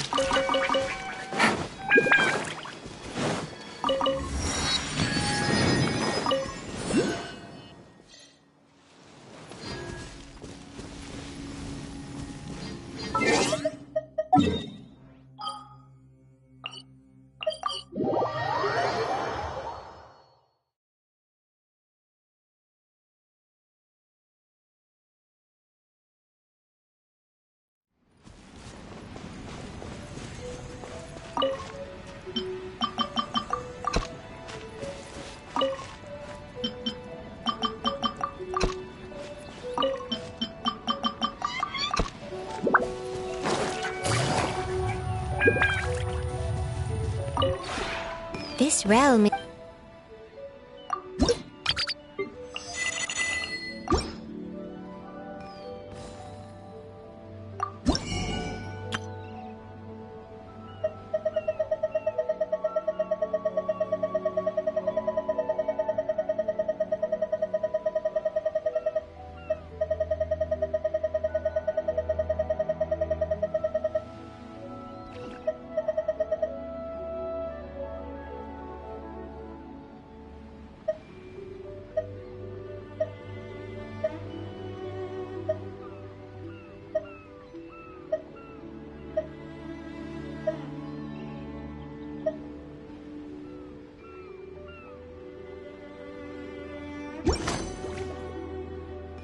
If you ever had...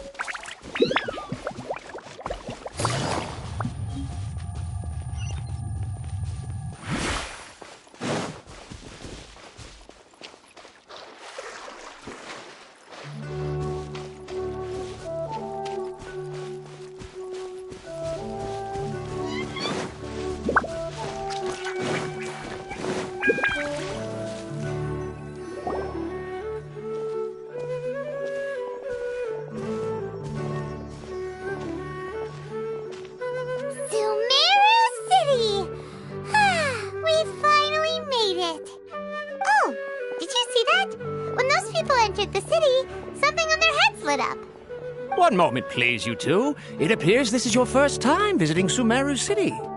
Oh, yeah, that's right. But how did you know that? Because there's currently no information on either of you in the Akasha. But no need to worry, that won't prevent you from entering the city.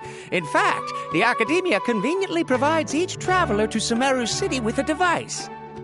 Perhaps you two have heard of the Akasha before. It's our beloved Greater Lord Rukkhadevata's lasting legacy, a treasure trove of collected knowledge. After centuries of tireless research on the Akasha, the Academia created one of its most ingenious inventions, the Akasha Terminal. As long as you are within Sumeru's borders, you may use an Akasha terminal to connect directly to the Akasha and access any knowledge you need. I should mention that due to technical limitations, the operation of Akasha terminals will be much smoother and more effective in large cities such as Sumeru City and Port Ormos. Oh, so this is the thing that Tainari was telling us about. It sounds pretty amazing. You two are quite fortunate. Until recently, it was standard practice to only issue Akasha terminals to outlanders who spent an extended amount of time in Sumeru. However, this policy was recently changed, and now all travelers are issued one upon arrival. Here are your Akasha terminals. Please handle them with care. It kinda looks like a leaf.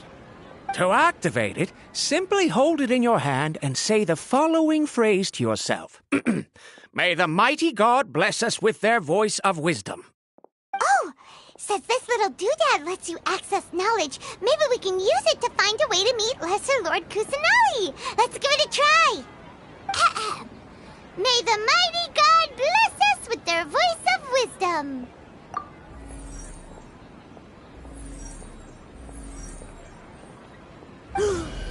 Whoa! Just now, something clicked, and Paimon suddenly knew how to use this thing. It seems all we need to do is concentrate on what we want to know, and bam! You get it.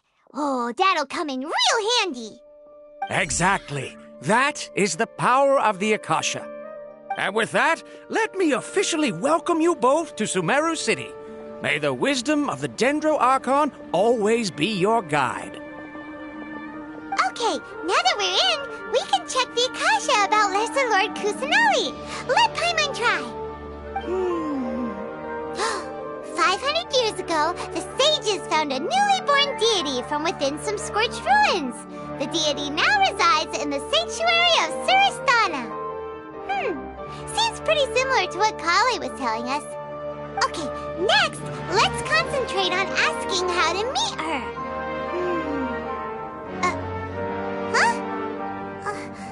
Paimon doesn't sense anything. Oh, come on! Ugh. Focusing on this question feels like when you have something you're trying to remember and it's on the tip of your tongue, but you just can't think of it. Paimon's brain is exhausted. Oh, smart idea! But what are you going to ask it?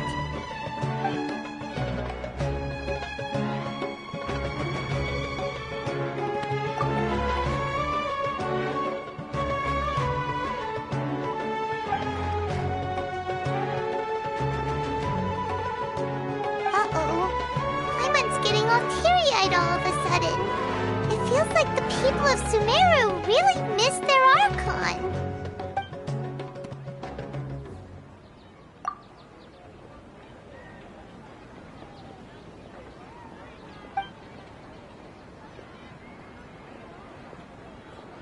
Huh. Could it be because we're Outlanders and we've only just arrived in Sumeru? You know, maybe we're not qualified to receive an answer to this sort of question or something.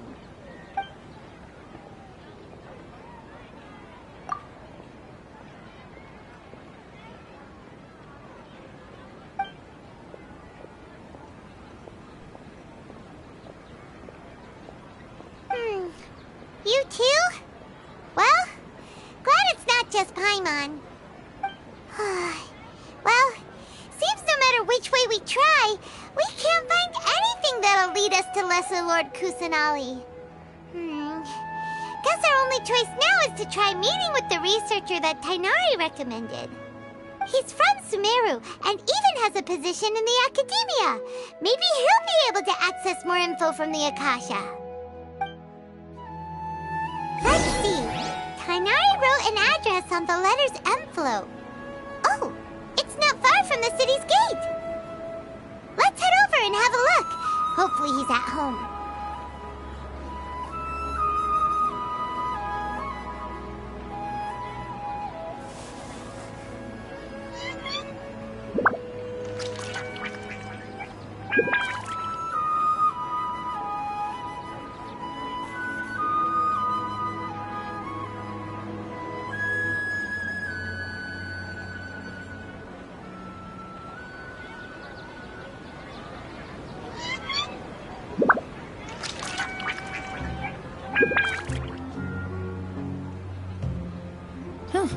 good roll.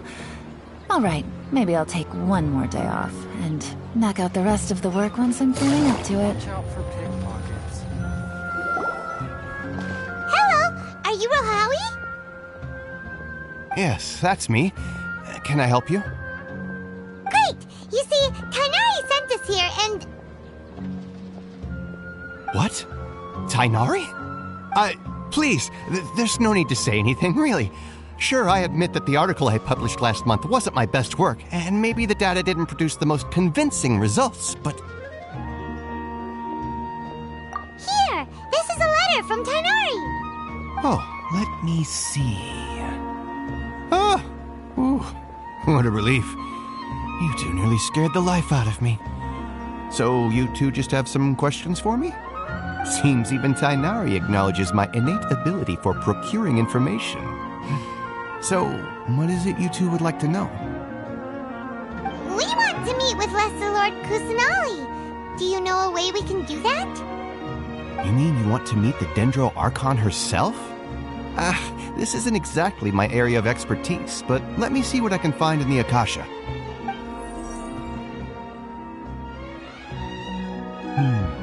Sorry, the Akasha didn't respond to my query. What? You too? But what about your abilities for getting information and all that? Paimon was sure you'd be able to access more info than we did. Well, as I said, this isn't my area of expertise. I am but a lowly researcher, so the Akasha doesn't see a need for me to know more about the Dendro Archon. All I know is that ever since Lesser Lord Kusanali returned to Sumeru, she's never left the Sanctuary of Sorasthana or made a public appearance. Huh. Didn't expect her to be such a mysterious figure. The Dendro Archon is somewhat of a recluse. Perhaps she just doesn't want to entertain visitors, which would explain the lack of information in the Akasha. But then what can we do? No need to worry just yet. I'm only hypothesizing here. You could certainly try asking around and see if anyone else has ideas. And besides, you two should consider the bright side of things. Not being able to see Lesser Lord Kusanali may not be a bad thing. In this world, there will always be information you cannot obtain from the Akasha and things you can never accomplish. Knowing when to yield is a form of wisdom. Take me, for example. It's a miracle if my brain cells can spit out one paper every 3 years. But Tainari? That guy can publish 3 papers in just a single year. Okay. Thanks for your advice. Don't mention it. If you two ever want information about things like who's been promoted within the academia or relations between the 6 great sages, come find me.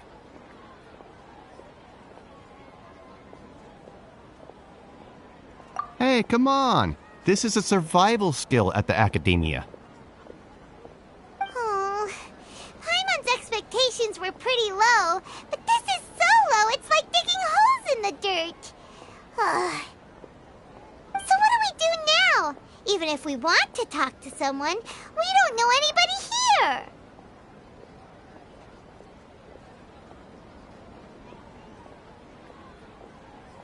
Huh?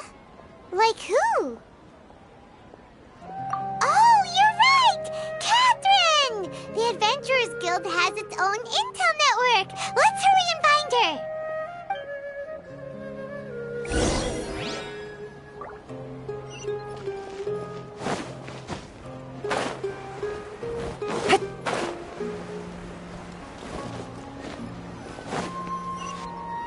Ad Astra Abyssask. Hello, Traveler and Paimon. Catherine, we need your help with something. Understood. The Adventurers Guild is always ready to serve you. With what do you require assistance? We want to meet with Lesser Lord Kusanali. Do you know a way we can do that? You two wish to meet with Sumeru's Archon. Understood. Please wait.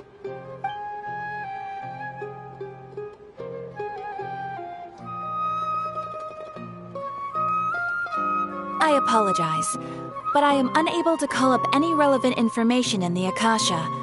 I'm also unable to locate any pertinent information in my personal memory. Aww, I'm not really don't know anyone else to ask now. Please do not worry. I may know of someone who can help you two. In Sumeru, the Adventurers Guild does not serve as the vanguard of information. Rather, there are numerous active mercenary groups collectively known as the Eremites. They take on various contracts and work all across Sumeru, so they naturally accrue intelligence. An Eremite brigade called the Corps of 30 is in charge of Sumeru City's defenses. Not only are they the oldest brigade, but they are responsible for managing and coordinating the affairs of all other mercenary brigades. Corps of 30? What a weird name. Supposedly, they are named as such because their ranks numbered 30 at their inception. Asfand, an advisor with the Corps of 30, maintains good relations with the Adventurers Guild. Though he's already retired, he and his words carry great weight within mercenary circles. If you'd like to get in contact with him, you can find him at the Corps of 30's headquarters, the Citadel of Regzar.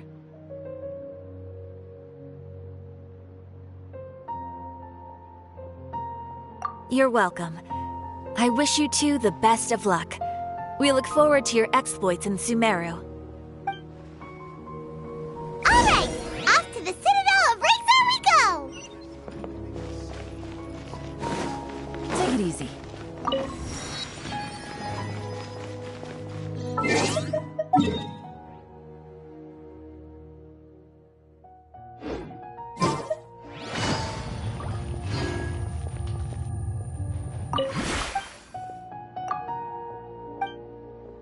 Shiny jewels always brightens my day.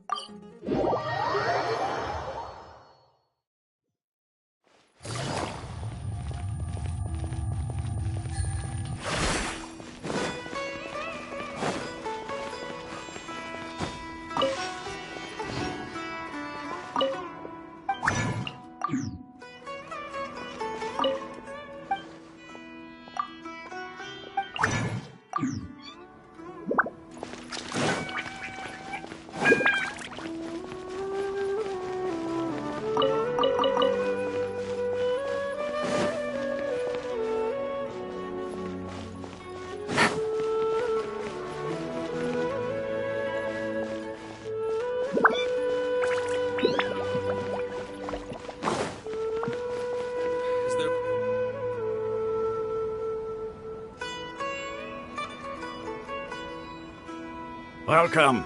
The Adventurers Guild told me to expect you two. It's nice to meet you, Asfand. We'd like to ask you about something.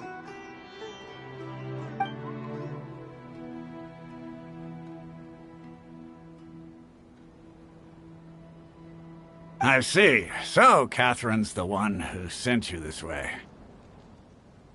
Ha! It's true that the Eremites' network is vast, but even I can't help you meet the Dendro Archon. Wait, seriously? That's it? Afraid so. The Eremites aren't terribly religious, so we don't know much about divinities. As far as the Akasha goes, we can access even less than you. We originally came from the desert. The gods there died off long ago. Since those days, we've used our own 2 hands to carve out a living. We don't beg gods for their aid. It isn't just us, though. If you ask me, I think most in Sumeru aren't interested in Lesser Lord Kusanali. Oh? Why's that? Just take the Academia, for example. They're the ones who truly rule Sumeru. Although they believe in gods, most of them only care for the late Greater Lord Rugadavada.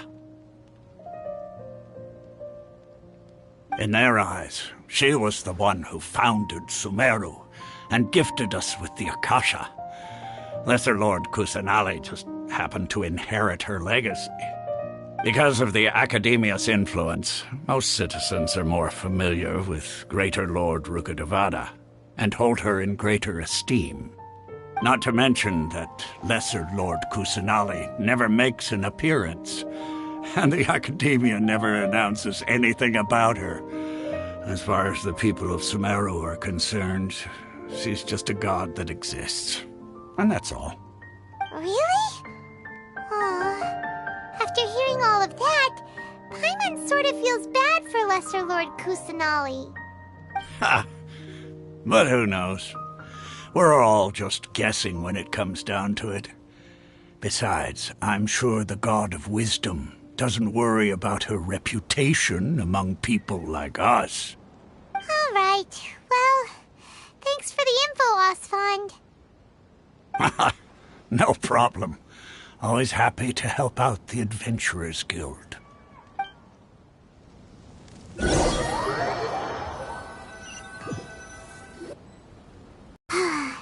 Seems Osfond was right about most people's attitudes here. Not only are they not interested in the Dendro Archon, they even say stuff like, if the Akasha doesn't think I should know, then I don't need to know about it. We've been asking for information non-stop ever since we got to Sumeru. But the harder we try, the more helpless everything seems. Isn't there at least one person in this entire city who cares about Lesser Lord Kusanali? Oh, you two are interested in Lesser Lord Kusanali? Huh? Who are you? From the sound of it, you two are Outlanders who recently arrived here. You've been asking around for information on Lesser Lord Kusanali, right? Oh, I'm sorry. I forgot to introduce myself.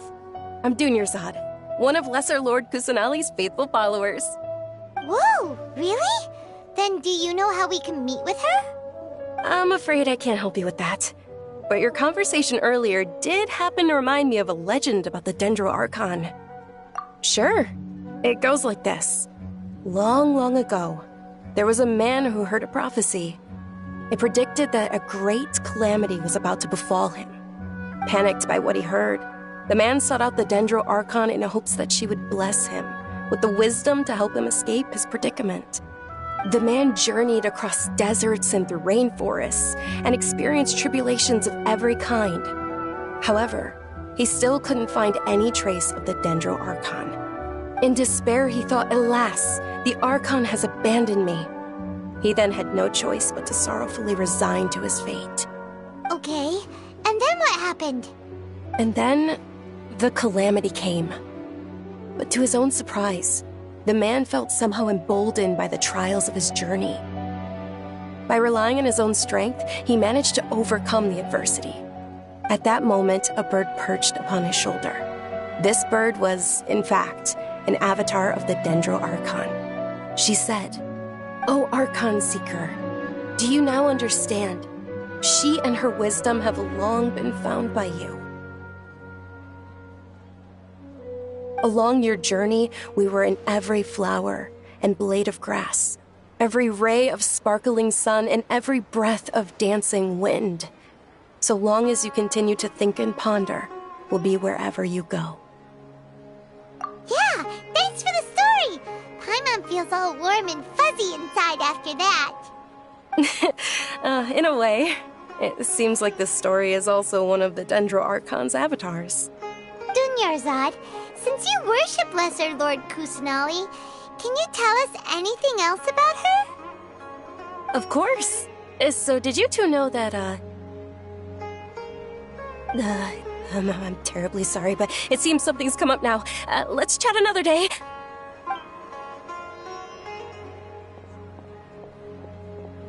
Hey, wait!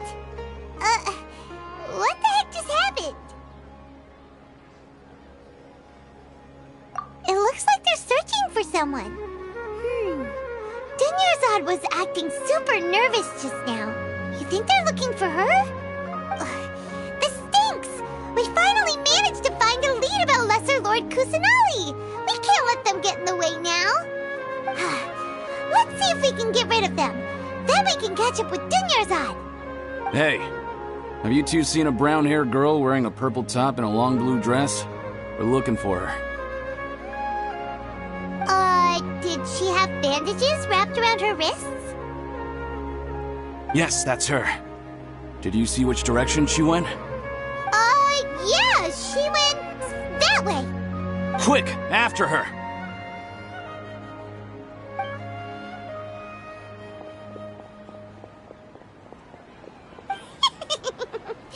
That should keep him busy for a while. Let's hurry and find Dunyarzad.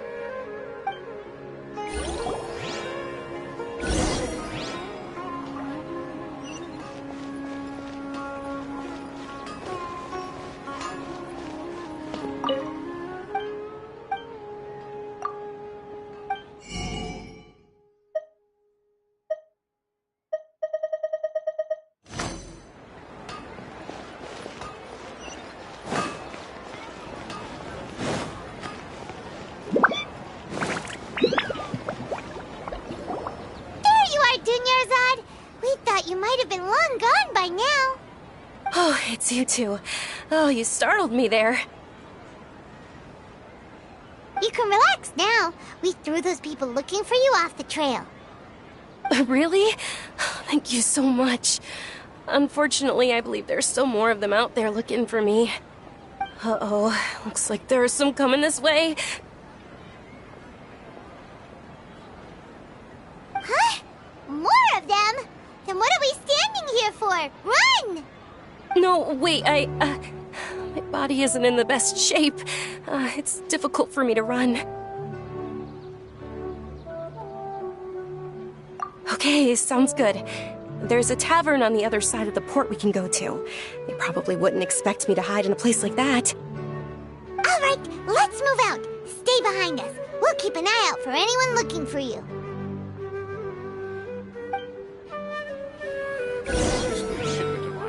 So ridiculously overdesigned. Trust me, just take my word for it.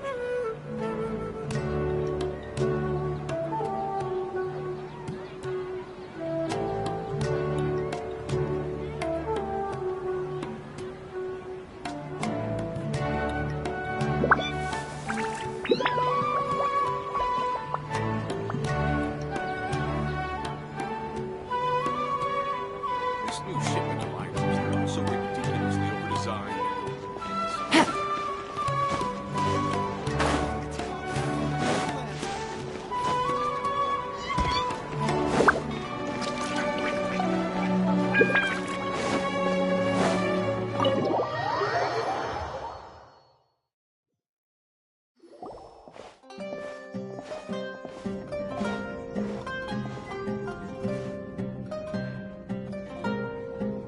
We made it. Oh, they shouldn't be able to find us now.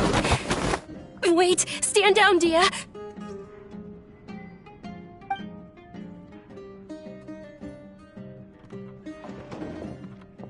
My lady, who are these two? They're travelers that I met on the street just a moment ago. They happened to notice that you were all searching for me, so they helped me hide.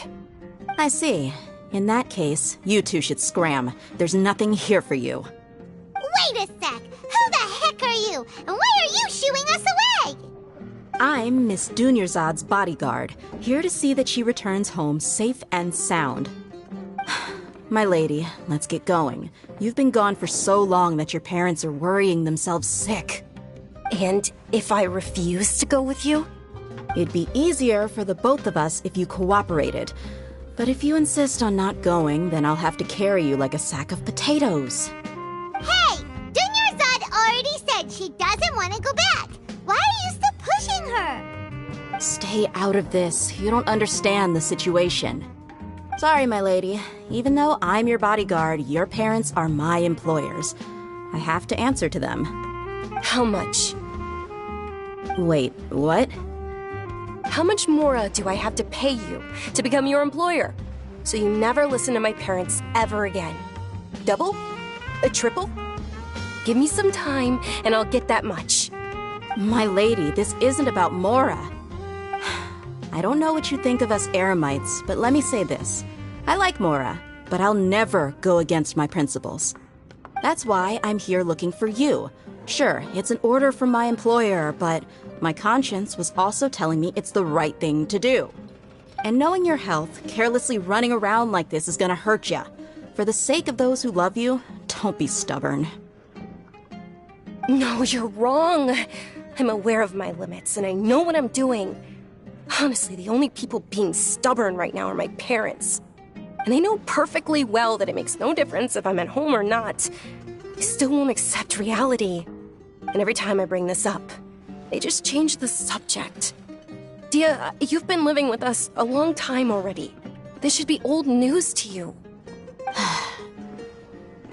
Dia, I know it hasn't been easy for Mother and Father, and I'm grateful for everything they've done for me. But there's someone else in this world I'm also grateful to.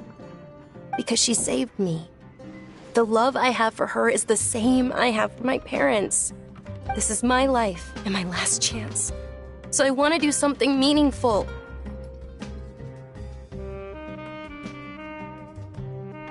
My lady, are you sure what you're doing now is meaningful? Yes, I'm sure. At least, it is to me. Fine, I won't ask you to return home anymore. But let me make something very clear. I'm only doing this because I respect your determination, not because I agree with you. Thank you, Dia. Sorry for being so rude just now. My nerves were acting up. And I even brought up your payment in such an offensive way. Don't worry about it, my lady. I did say that I like Mora. Besides, that's our next topic of conversation. Today's little excursion caused such a ruckus that every single bodyguard at the estate was deployed. It wouldn't be easy to hide things from your old man. Since this definitely won't be your last escapade, here's a little tip. You should at least make it look like your room and things are still in order when you leave. Also, you'll need someone to cover you for when you're out and about. So, I'll let you hire me, my lady. This way, everyone wins. As for the pay, let's say half of what your father pays me. We can settle the bill when we return to the estate. Okay, deal. Yay! Looks like they've reached an understanding.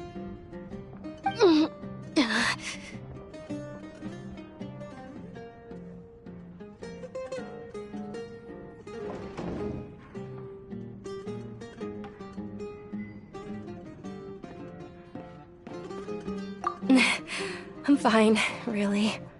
I just feel a little tired now that things have calmed down. My lady, stop trying to look tough.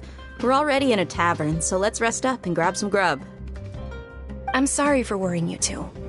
If you don't mind, I'd like for you to join us. Sure! After you rest up, we want to hear more about Lesser Lord Kusanali.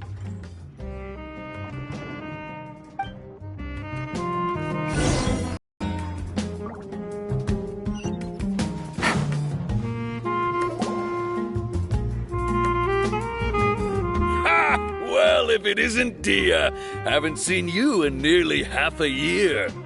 Word on the street is that you're a bodyguard for the Homayani family now. Ha! Don't you find that kind of work boring? Nah, you get used to it. How about a menu over here? You got it, huh? Isn't this little Miss Homayani herself? We don't get to serve personages like you very often. We'll be sure to prepare our very best. Thank you, sir, but there's no need. I don't have a lot of Mora on me, and I really ought to save as much as I can. But please bring these two the best food you have. They're my new friends, so I want to be a good host for them.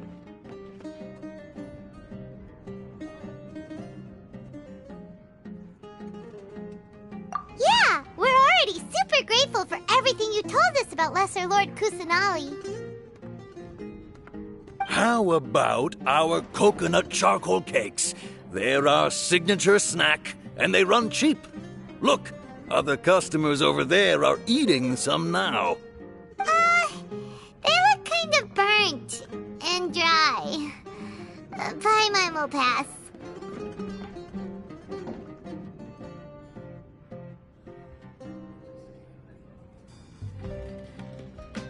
Hey, come on! Paimon has personal preferences too, you know. Dunyarzad, we asked a lot of people when we first arrived, and almost nobody was interested in Lesser Lord Kusanali. So, what made you want to follow her? Well, remember when you asked me if I knew how to meet the Dendro Archon? Even though I don't know how, I think I've actually seen her before. Huh? Really? Yes, it was when I was a child. At the time, my illness had kept me bedridden for the better part of a year. I was stuck inside and couldn't make any friends, and my parents did their best to find treatments for me. But even then, the Akasha didn't have any helpful information. My younger self no longer had any hopes or dreams. One flare-up was so bad that I was in a semi-conscious state for several days. Then one night, I woke up alone in my room. I was terrified. My body was paralyzed. Even if I cried, there was no sound. At that moment, an ethereal voice spoke in my mind.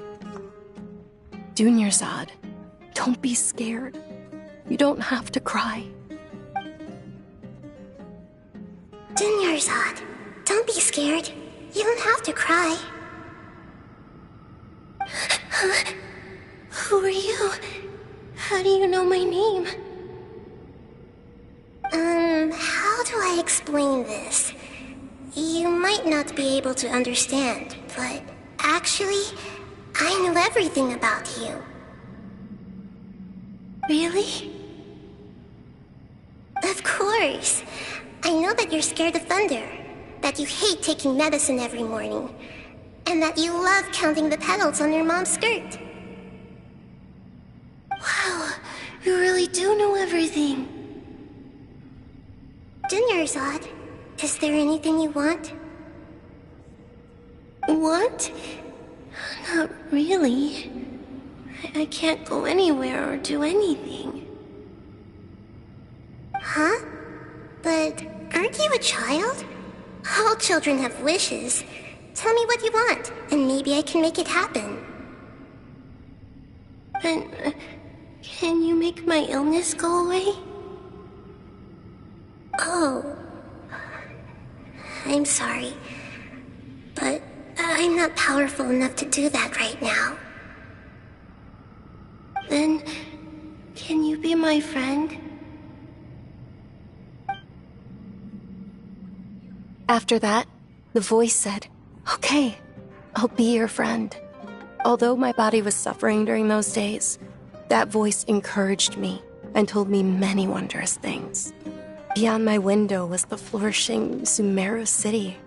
Beyond the city was a lush rainforest. And beyond that was the wall of Samiel, deserts, and all of Tevat. Once I finally made it through that bout of illness, I couldn't hear that voice anymore. I told my mother about it, but she said that I must have been dreaming. But I know that that voice wasn't a figment of my imagination. Before that, I had never heard of Tevat.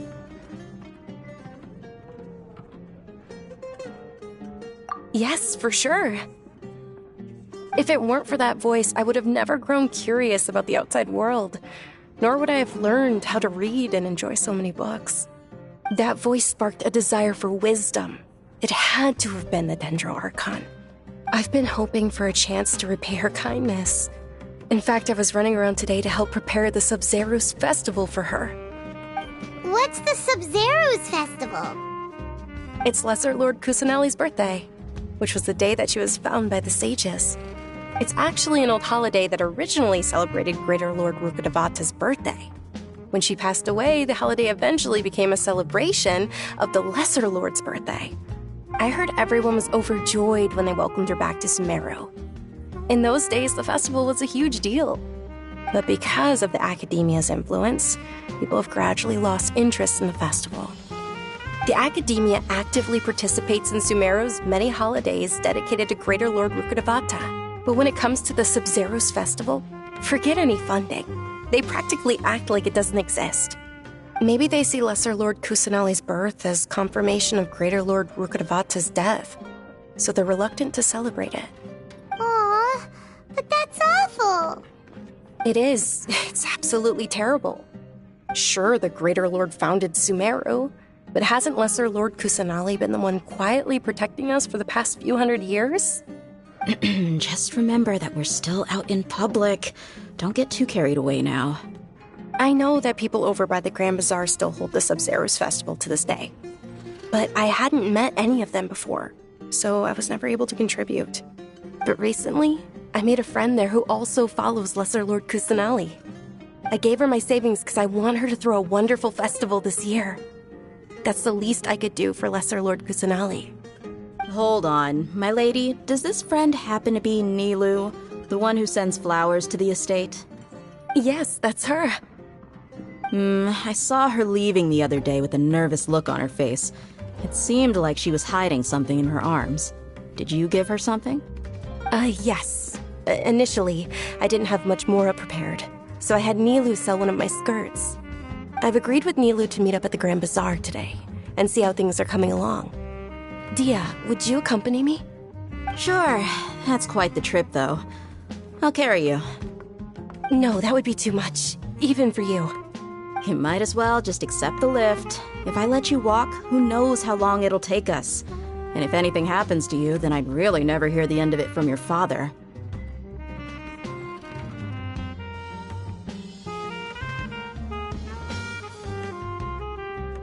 But of course.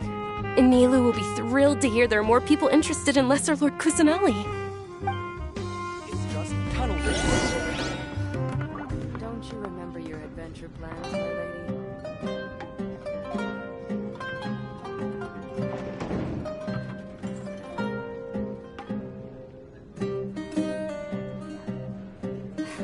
Your theory is just...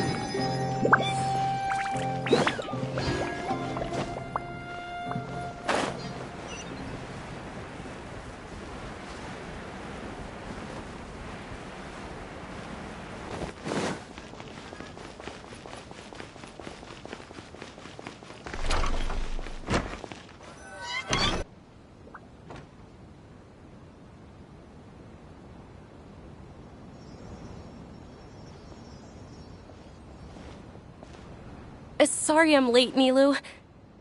Oh, Dunyarzad. It was taking you so long that I assumed you got trapped at home, but you made it in the end. Uh-oh. But if Dia's here, that means you got caught, right? You could say that, but everything worked out. She's on our side now. Not completely. Oh. And who are these two? Oh, meet the Traveler and Paimon, my two newest friends. They're visitors who just arrived at Sumeru City and are looking for information on Lesser Lord Kusanali. So you're followers from another land?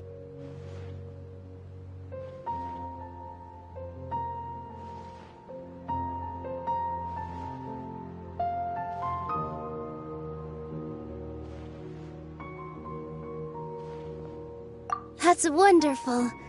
You two absolutely mustn't miss the Sub-Zerus festival. By the way, Dunyarzad, we've already started decorating the Grand Bazaar. It looks spectacular, thanks to your generous contribution. You're very welcome. It's the only thing I could do. Do you still have enough Mora? Probably? But don't sweat it. We've already finished renovating the stage. Come on, I'll show you.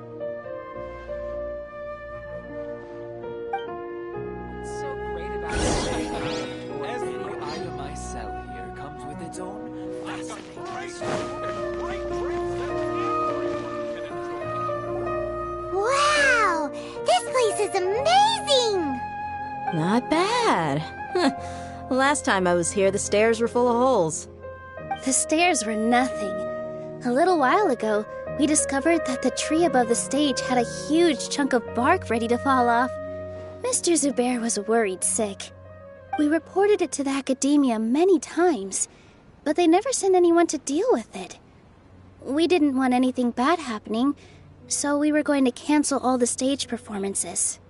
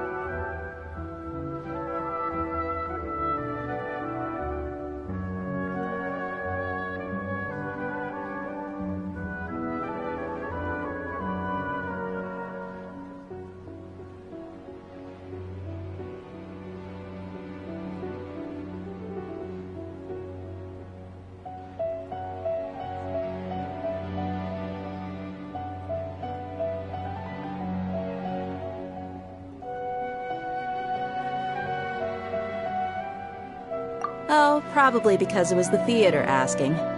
The academia looks down on performers like us. They probably think it would be best if the theater closed down completely. We can't let that happen, though.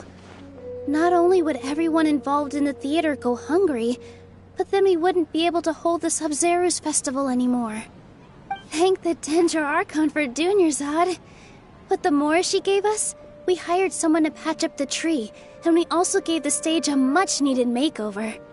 The stage is going to be even prettier when it's festival time. I can't wait for you to see it. And I can't wait to see you on the stage. You've been practicing so long already. It's almost time for your dream to become reality. It's our dream. I'll do my best for the two of us. Nilu, what are you gonna be doing at the festival? She'll be dancing the dance of Sub-Zerus, the most important performance at the Sub-Zerus festival. Dunyarzad, have you told him the origin of this holiday? I only told them about the Greater Lord and Lesser Lord so far. Okay, then I'll tell you two about how this holiday came to be. According to legend, the Sub-Zerus festival was originally the Goddess of Flowers' birthday celebration for the Greater Lord. A long, long time ago, on one of Greater Lord Rukkhadevata's birthdays, her friends threw her a celebratory banquet. Some of the gods got drunk. One started playing music, and the Greater Lord started singing. So the Goddess of Flowers began to dance. As she danced upon the grass, countless beautiful padisaras began to bloom wherever she stepped. Those brilliant purple flowers became her dazzling stage. All the gods clamored, "Oh, if only time could stop at this very moment." Of course they did.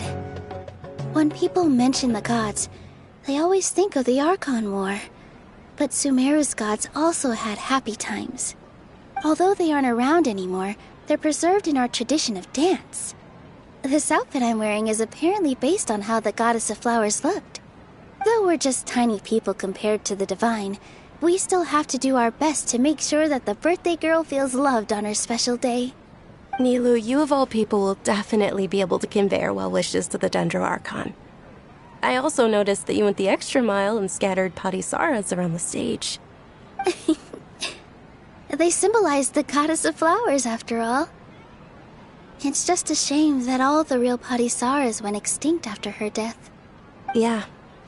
The Greater Lord brought forth padisaras in memory of the Goddess of Flowers, but she ultimately could never truly replicate that beautiful purple. Thinking about the Goddess of Flowers dance makes me wish I could have seen it. If my stage were anything like that, I'd be thrilled if I had just 2 real padisaras on the stage. So, Traveler and Paimon, what do you think? Interested in the Sabzeruz festival? Will you two be coming? All of Lesser Lord Kusanali's followers will be there for her birthday. It'll be a good opportunity for you to learn more about her. Ooh, Paimon thinks that's a great idea! Hey, come on! There's nothing wrong with enjoying a festival. Besides, it's Lesser Lord Kusanali's birthday. She'll be happy to have more people who are celebrating it. So how about we all attend the Sabzeruz festival together?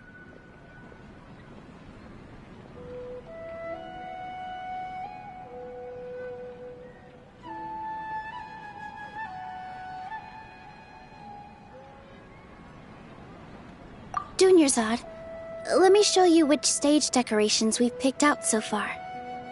Traveler and Paimon, if that doesn't sound interesting to you, then feel free to explore the area. Everyone at the Grand Bazaar loves Lesser Lord Kusanali, and we're all looking forward to the Sabzeruz festival. In that case, we'll take a look around.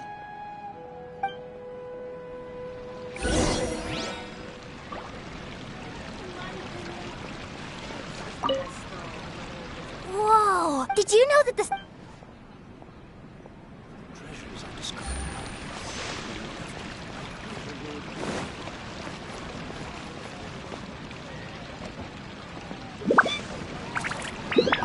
Nilou, your outfit...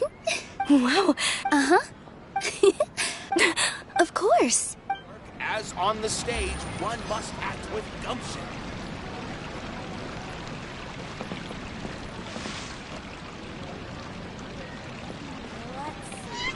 Is there no future for me?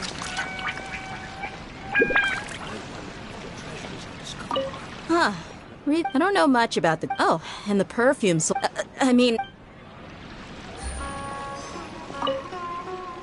Things are... Don't be pulled into... And when it comes...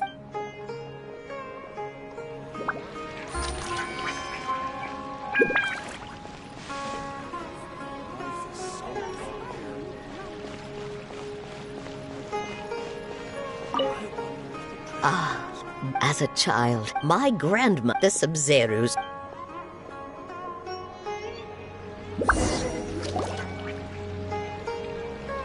Hey! Is that who Paimon thinks it is? It looks like... Catherine!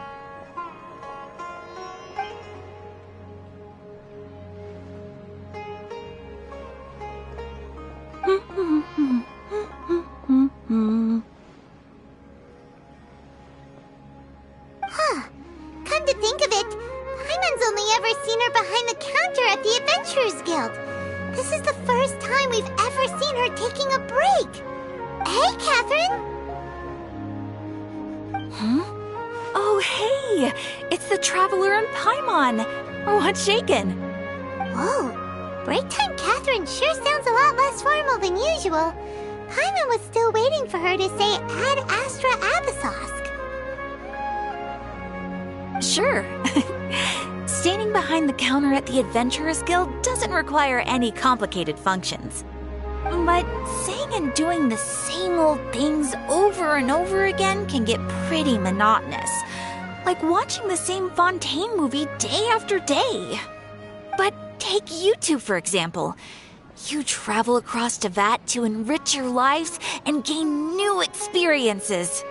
Well, we enjoy traveling across Tevat and all that, but we're mainly looking for clues about her brother. Yes, you should keep searching. Sometimes the answers we're looking for aren't necessarily at our intended destination. Instead, they're found along the way. Huh. Haven't we heard someone say something pretty similar recently? No, not particularly. I guess you could say that I'm loving the recent atmosphere here. If festivals bring happiness to everyone, then that's where their true value lies. Oh, it looks like it's about time for me to be heading back now. Alright, we'll see you next time at the Adventurers Guild. Oh, by the way, thanks for connecting us with the Eremites. We've already made some great friends in Sumeru City thanks to you. I'm sure you two will get along well with the people here. You've already been blessed by the element of Dendro after all. See you around.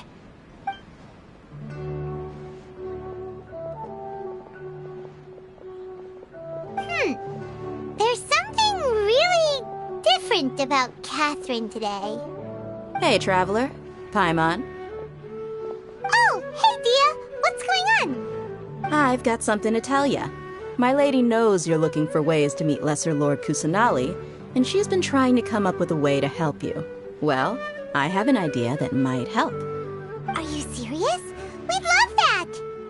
It might not necessarily pan out, so don't get your hopes up too much.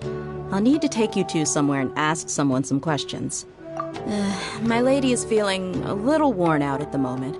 Nilu's found a place for her to rest. After I take my lady home, let's meet in front of the Citadel of Regzar. Sounds like a plan! Let's head over to the Citadel of Regzar and wait for Dia!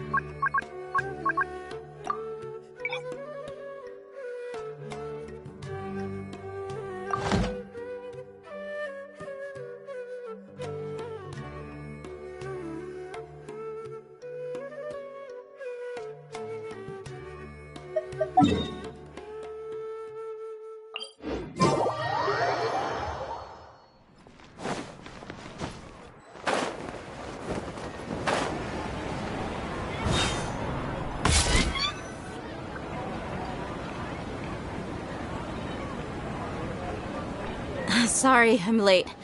It took some convincing for the Master and Mistress to believe that Miss Dunyarzad was only sitting in the port for a while because she was in a bad mood.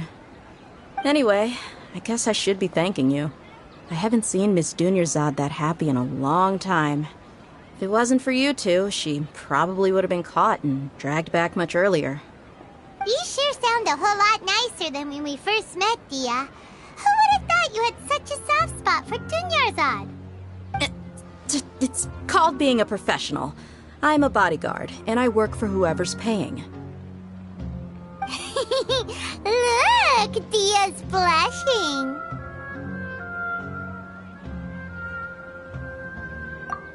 Listen, you two.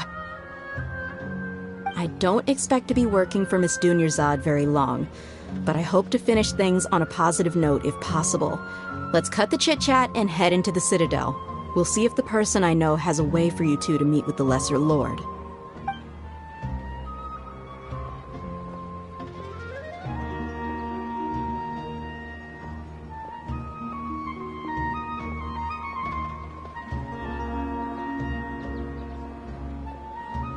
Oh, hey, Chief. Ha, Dia! What are you doing here? And well, didn't expect to see you three together. I take it you all know each other already? Mm-hmm. We met this morning after the Adventurers Guild pointed us to Osfond for more info. No kidding. So, where's Ruksha? I thought I'd help these two out by asking about the theft. Anything you can tell him? Rukshaw's gone over to the Academia. The Grand Sage recently ordered Sumeru City to begin bolstering its defenses, so people from all over have been called back to the city. Since you've already mentioned the theft, I suppose I might as well tell him what we know. Appreciate it, Chief. Theft? Sorry, what the heck are you guys talking about? Just recently, the Academia lost something, and there's a chance the item is connected with the Dendro Archon. This case might just somehow help you in meeting her. I suppose that's one way to look at it. But if you ask me, the case is more about the Academia than anything else. Let me fill you in. The Academia recently sent a convoy to pick up an important package from Aru village. Word got out, and the convoy was robbed on its way back. The Grand Sage took the whole matter very seriously. Not only did he dispatch the Matra, but also enlisted our help in the search for leads. All we know so far is that whatever was stolen is currently in Port Ormos. You two have heard of Port Ormos, haven't you? It's the largest commercial port in all of Sumeru. You can travel there by leaving Sumeru City and heading south along the river. The Academia's grip isn't long enough to reach all the way to Port Ormos, so the city's a little more laid back, meaning the population's also a mixed bag. You never know who you'll meet there. Apparently what was lost has a great deal to do with the Akasha, knowledge, and even the gods. I'm afraid I don't have any other details for you, though. If you're interested, maybe you could head to Port Ormos and ask around yourselves. If you want my advice, try introducing yourselves as students of the Academia once you're there. Are you serious, Chief? All the Academia students are in Sumeru City, you know. Why should they pretend to be students in Port Ormos? If you're also interested, just go there and see what happens. Count me out. I've got plenty of work to do here for the Homayani family. And take it from me, if you two really do decide to visit Port Ormos, you'd best watch your backs. Let's just say that the Eremites there aren't nearly as friendly as those here in Sumeru City.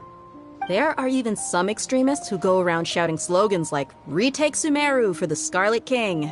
Word is that more and more are joining their movement. They're becoming a real headache for Chief and the others.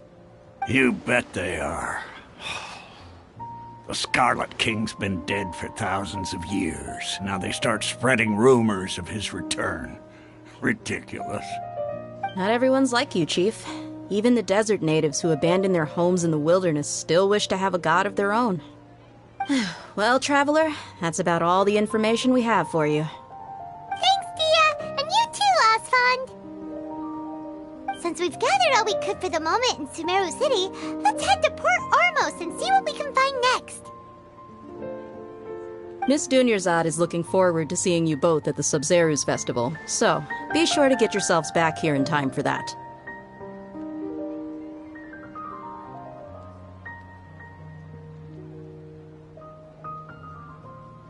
Good.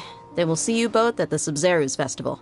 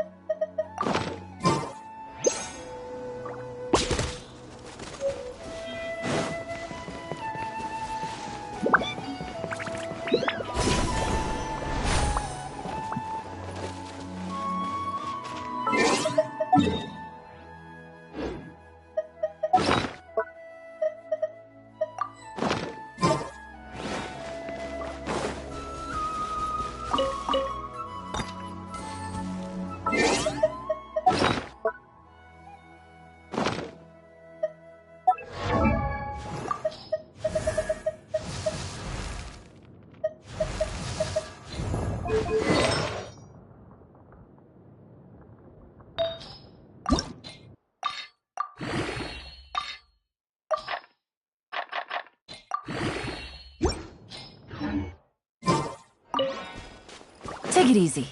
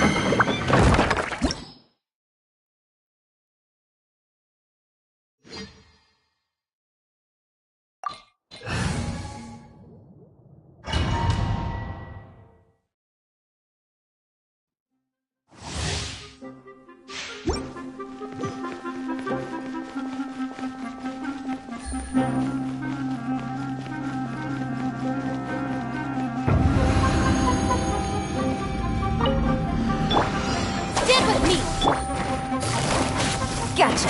Game's up. It's over.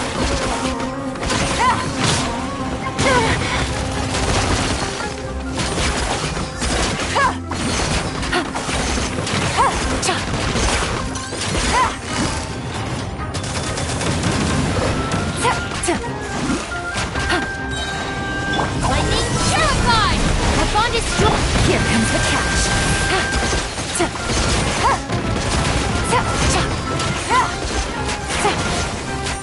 Quietly now.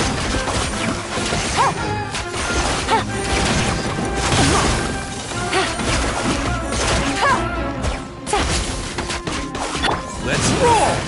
Confess!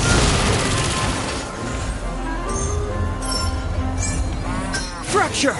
Stand with me! Busted. Game's up. Fun's over.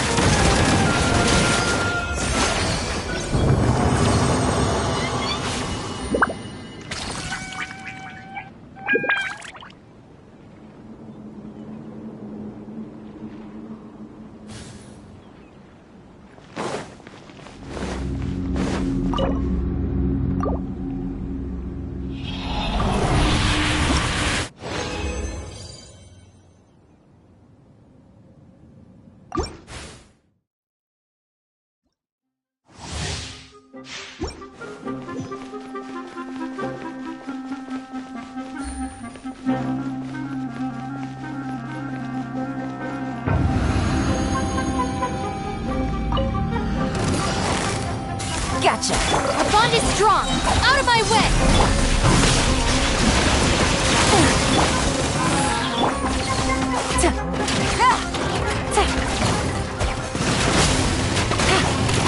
Busted! Dissipate!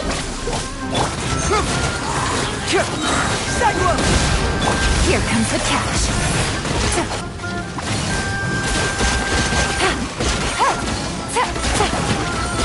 Take it easy.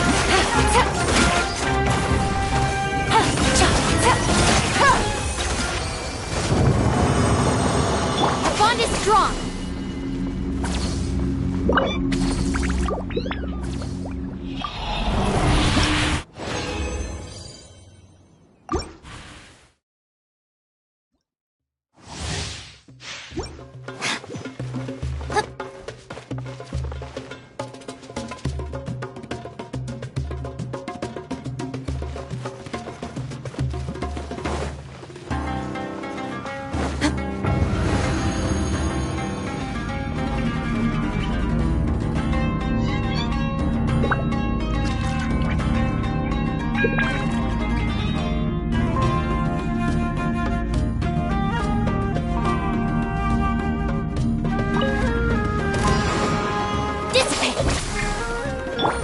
Gotcha! Game's up. Fun's over. No!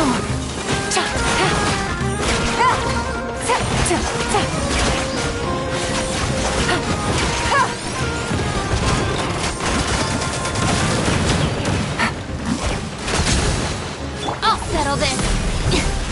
Keep moving!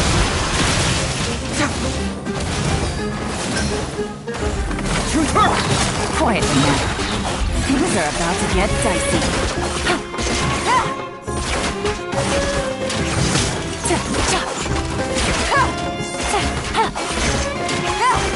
Gotcha!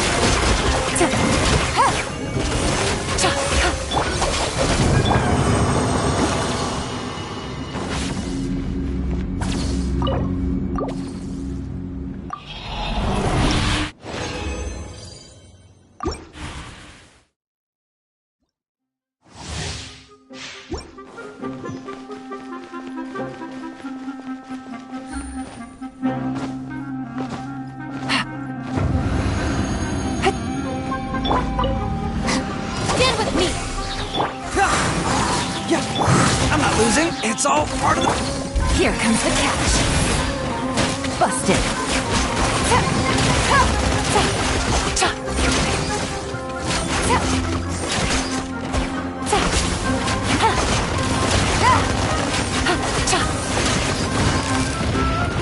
Quietly now. Out of my way! Dissipate!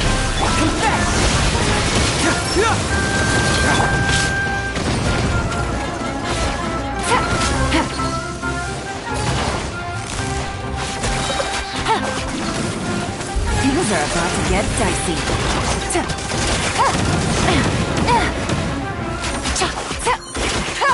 Stand with me!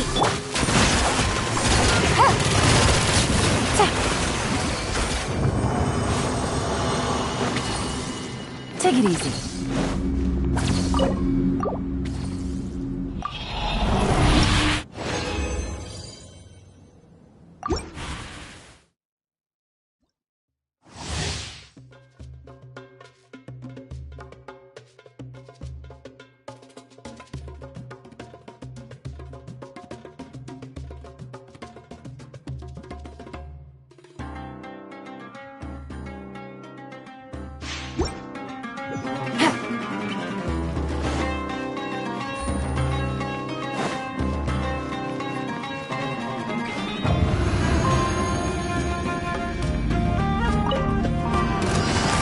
Gotcha! Our bond is strong!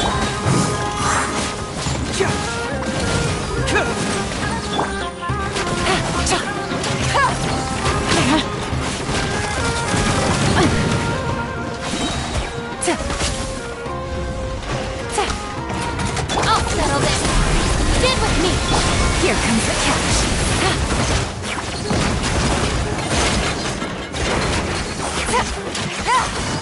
Busted.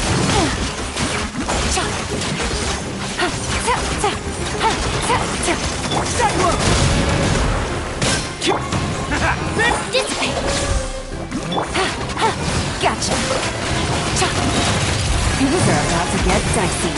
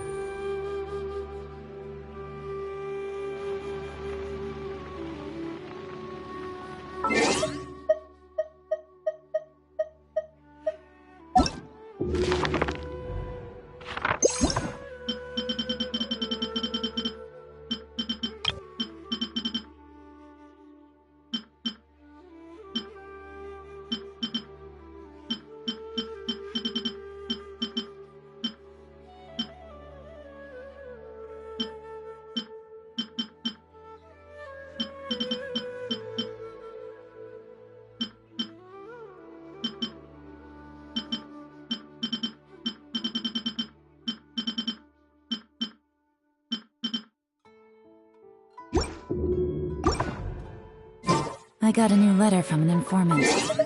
Looks like the situation.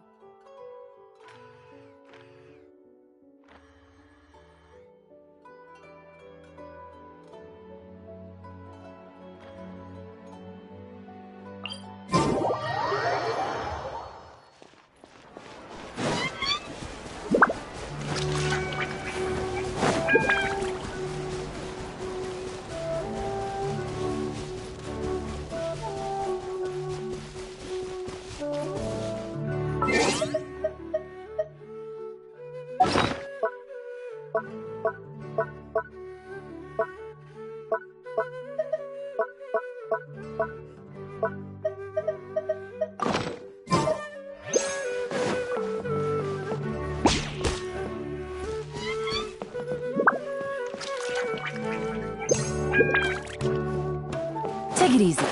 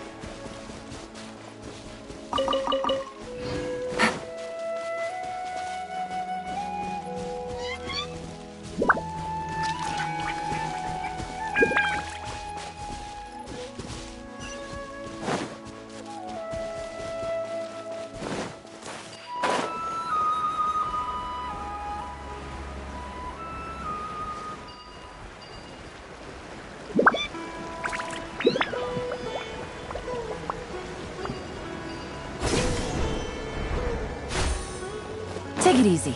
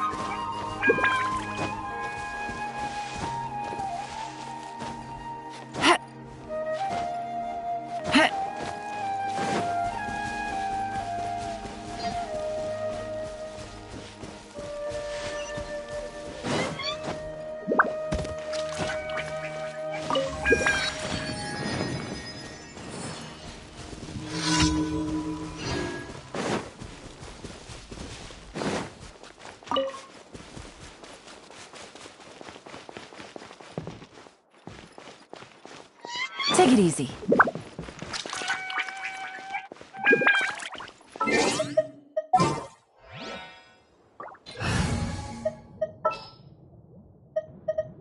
My experiment.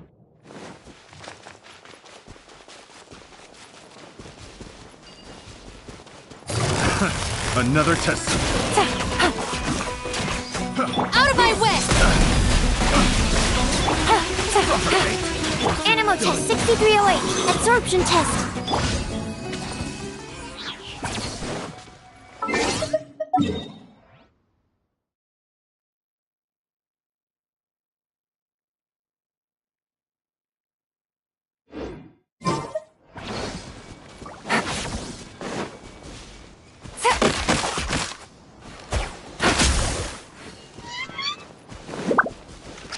Take it easy.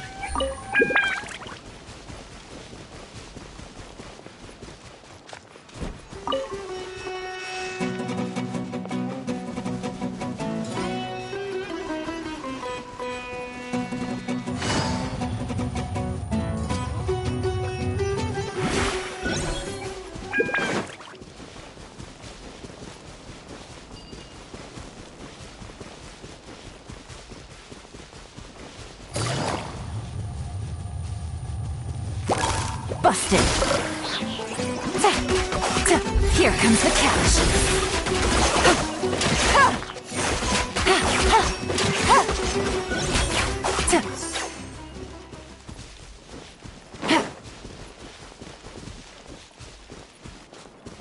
Take it easy. Yeah.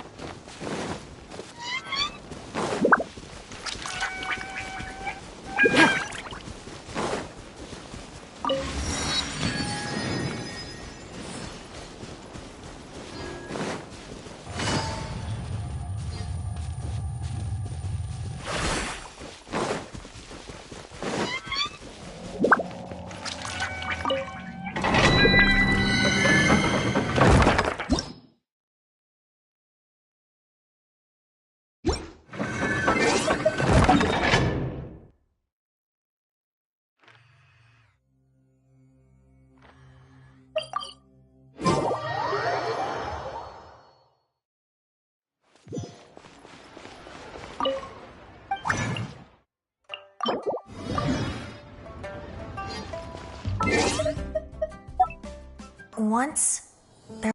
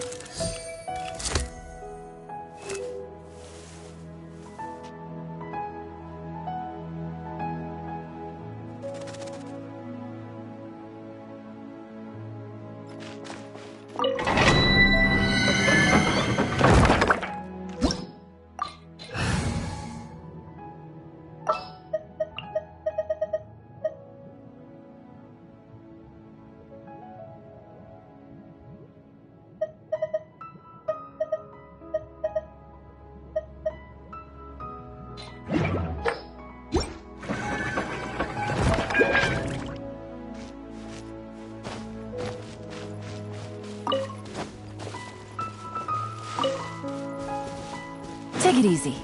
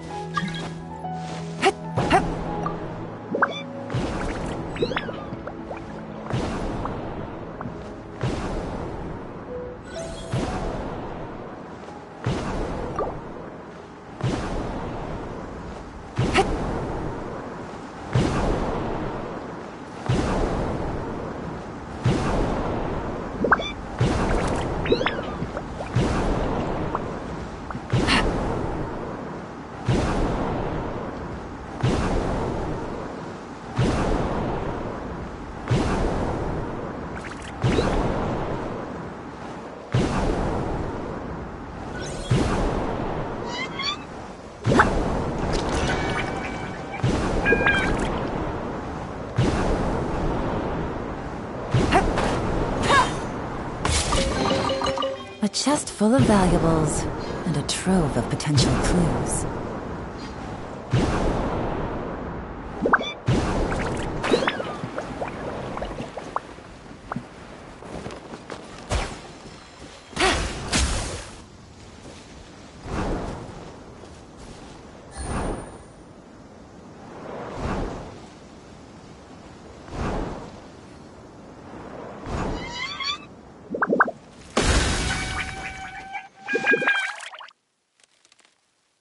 Navigating the world is a whole lot easier with a few different identities to choose from.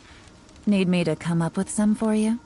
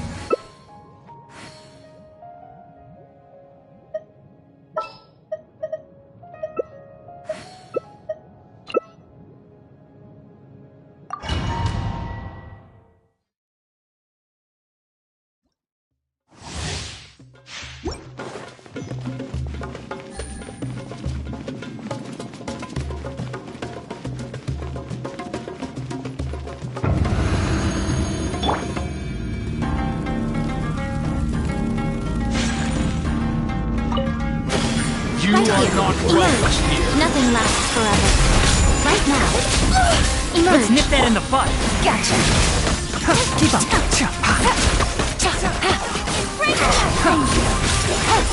One with the force. Fun's over.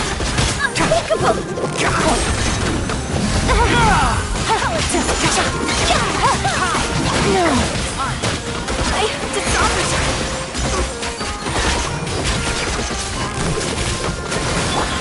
Right here, right now.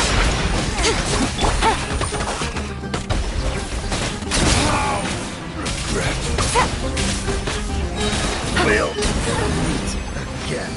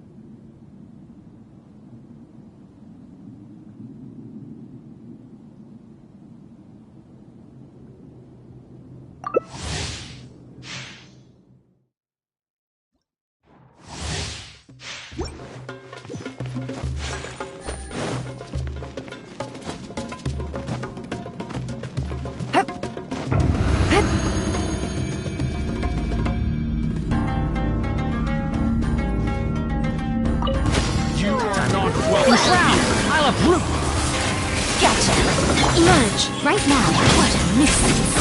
A sight to behold. Right here. Emerge, right here. Things are about to get dicey. Take it easy.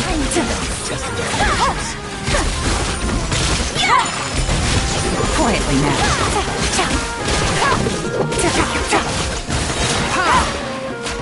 Right now, emerge, right here. Here comes the catch. Gotcha.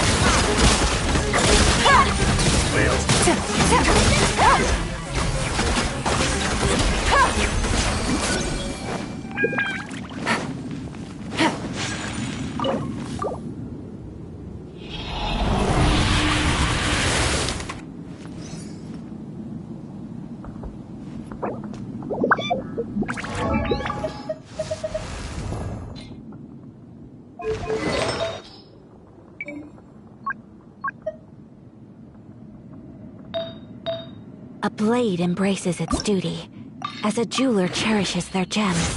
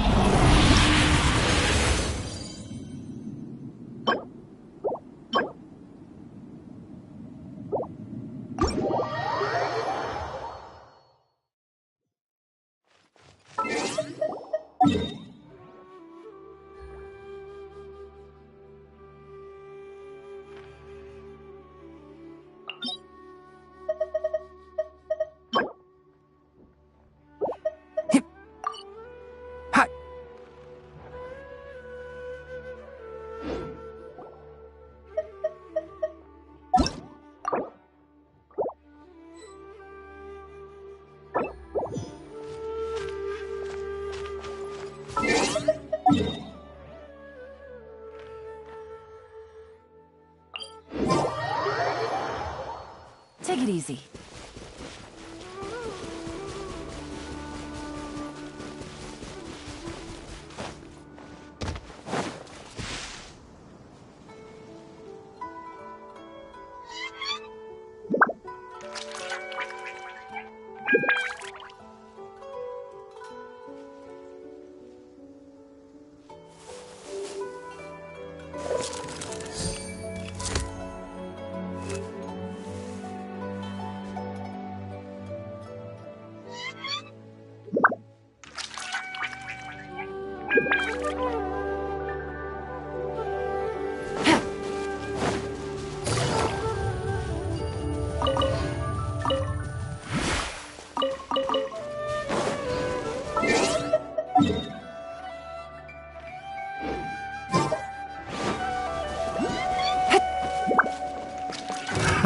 Another test subject.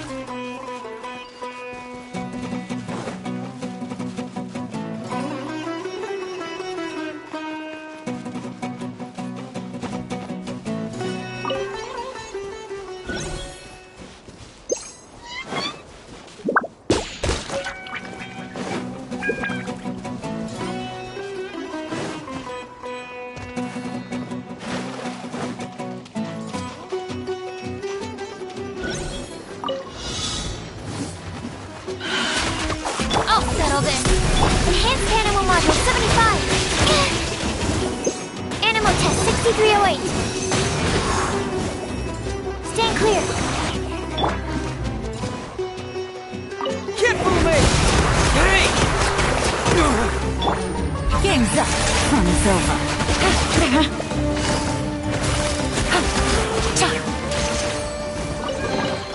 A chest full of valuables and a trove of potential clues.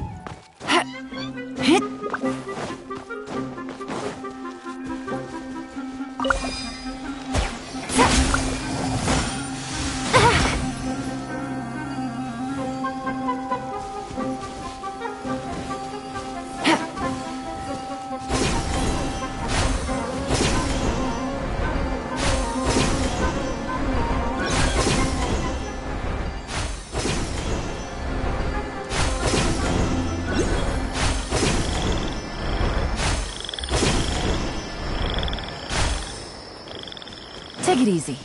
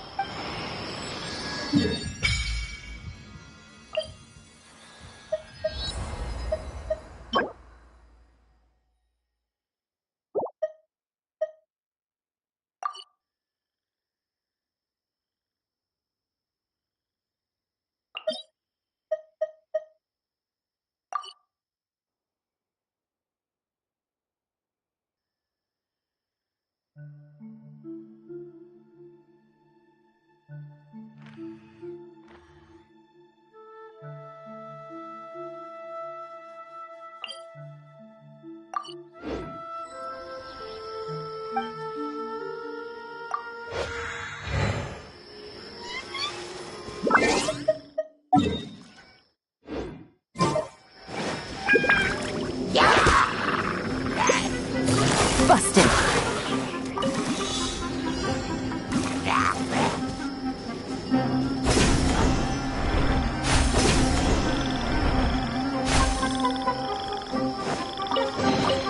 Treasure. One way to draw your target out of hiding.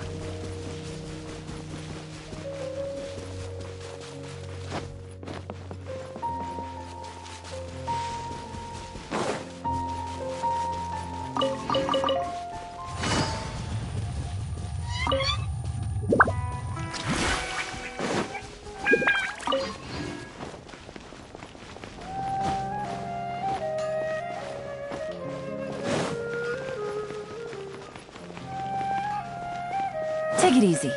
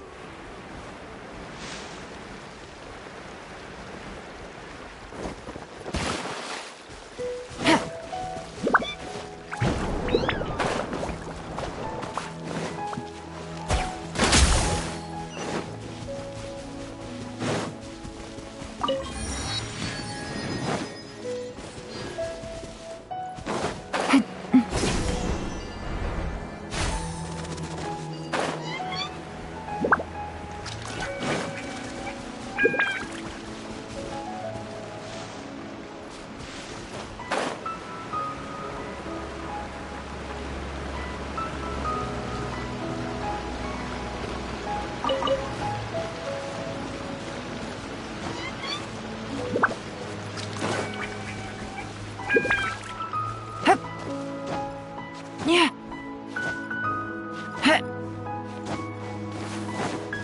Take it easy.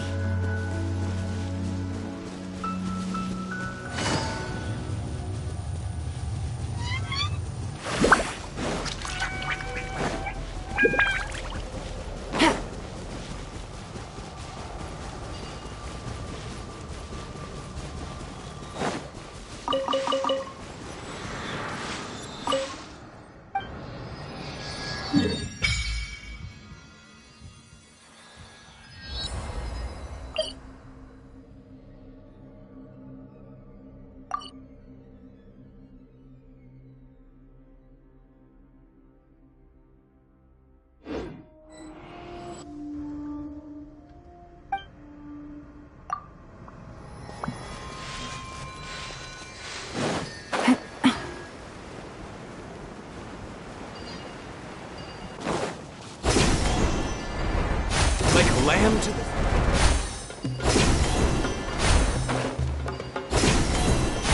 Law of the jungle!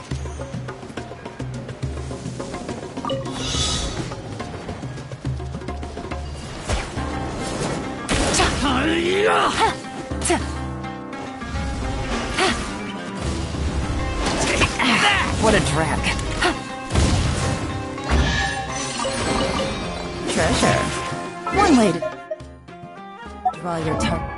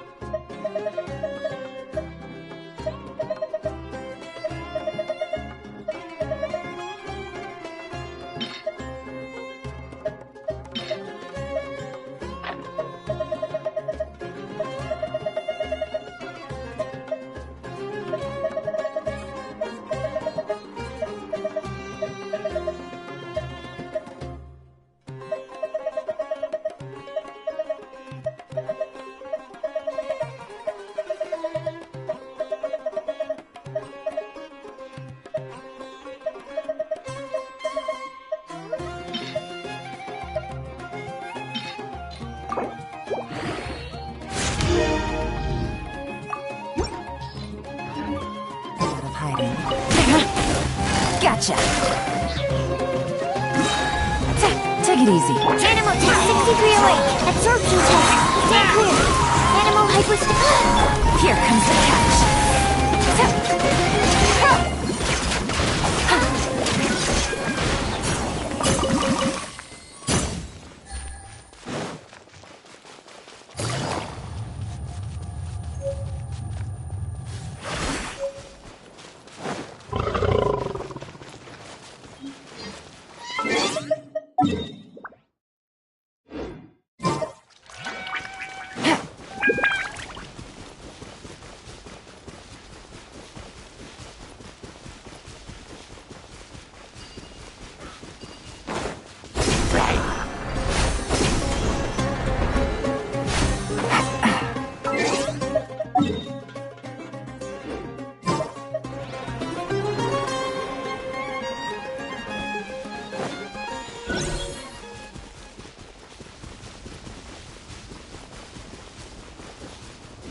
Take it easy.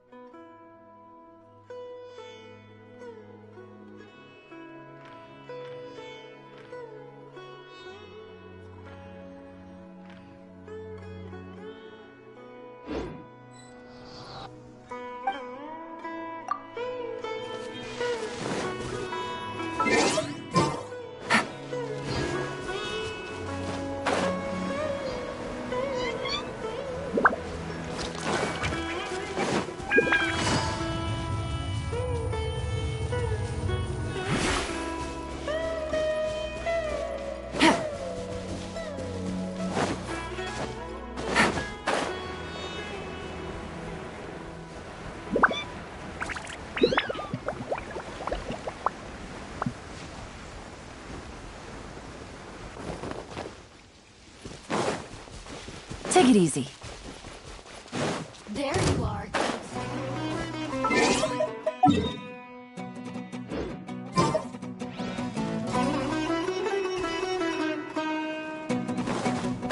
Boof!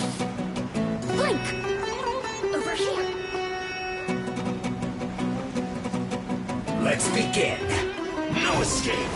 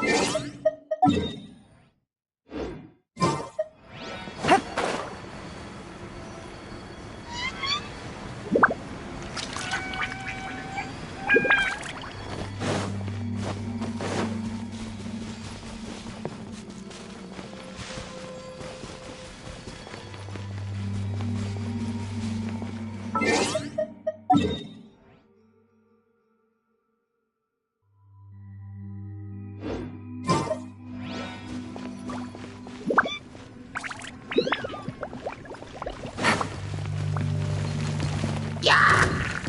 Right. Busted.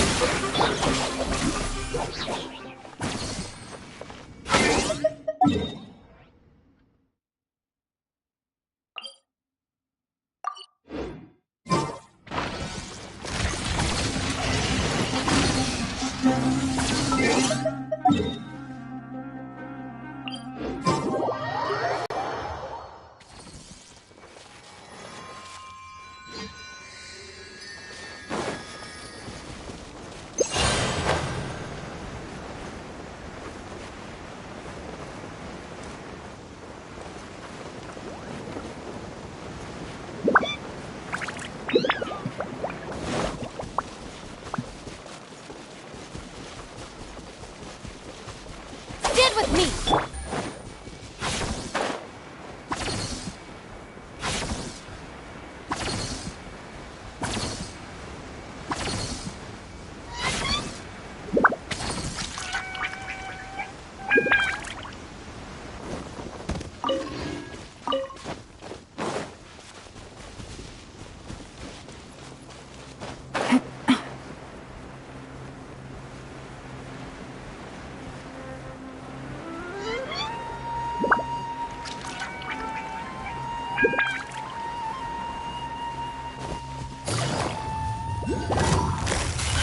Gotcha.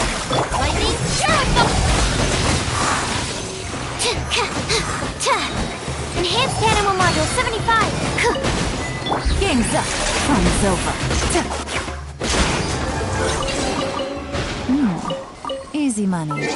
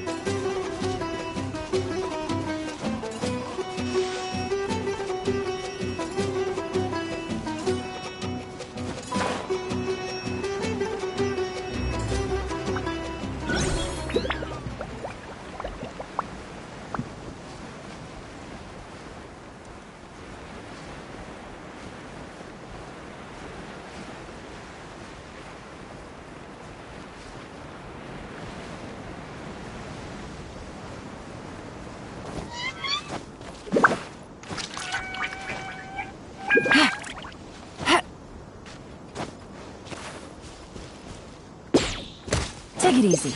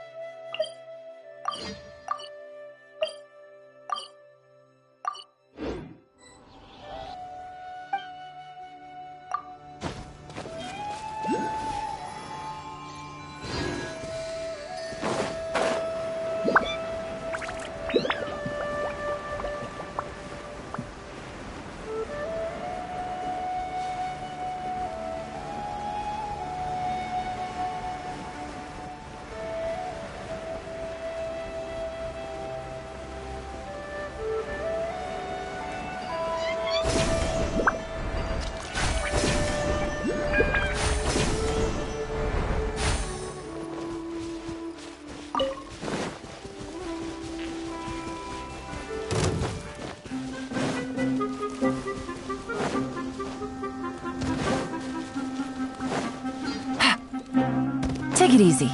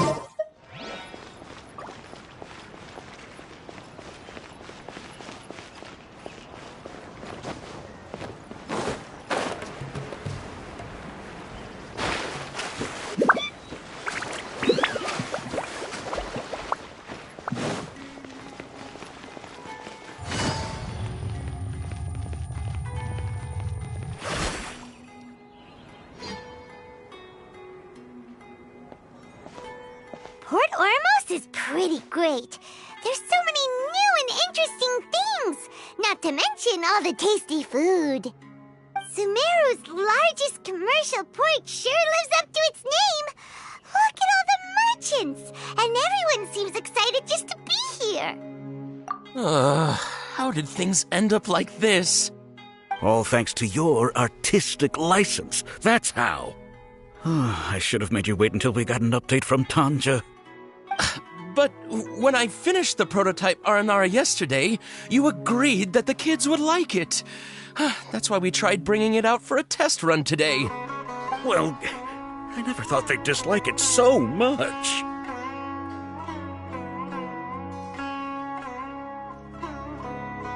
Oh, what should we do?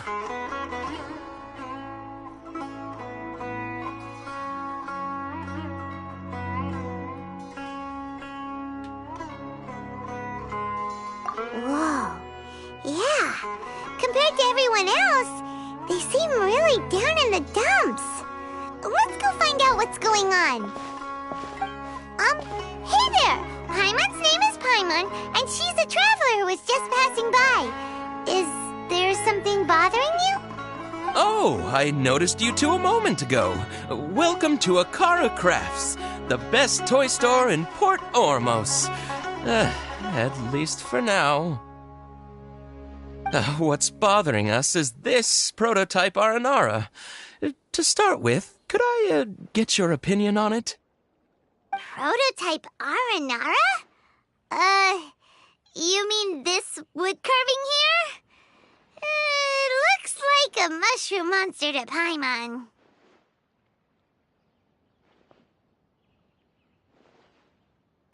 Oh, no. The prototype Aranara is something that brings joy and laughter to children. At least in theory. Not the first negative feedback we've had. So, what exactly is a prototype Aranara? So for context, Aranara are magical creatures in Sumeru fairy tales that live in the forest. For the store's 20th anniversary, we plan to release a series of hand-carved toys based on the Aranara stories that kids know and love. This is a prototype we made to get an idea of how they would react. But when we put it out there, the reaction was not quite what we'd anticipated. They thought it looked like a mushroom too, huh? No, worse than that, actually. I can't quite describe it, though. And I'm also not very good with kids. Maybe you could ask them for yourselves.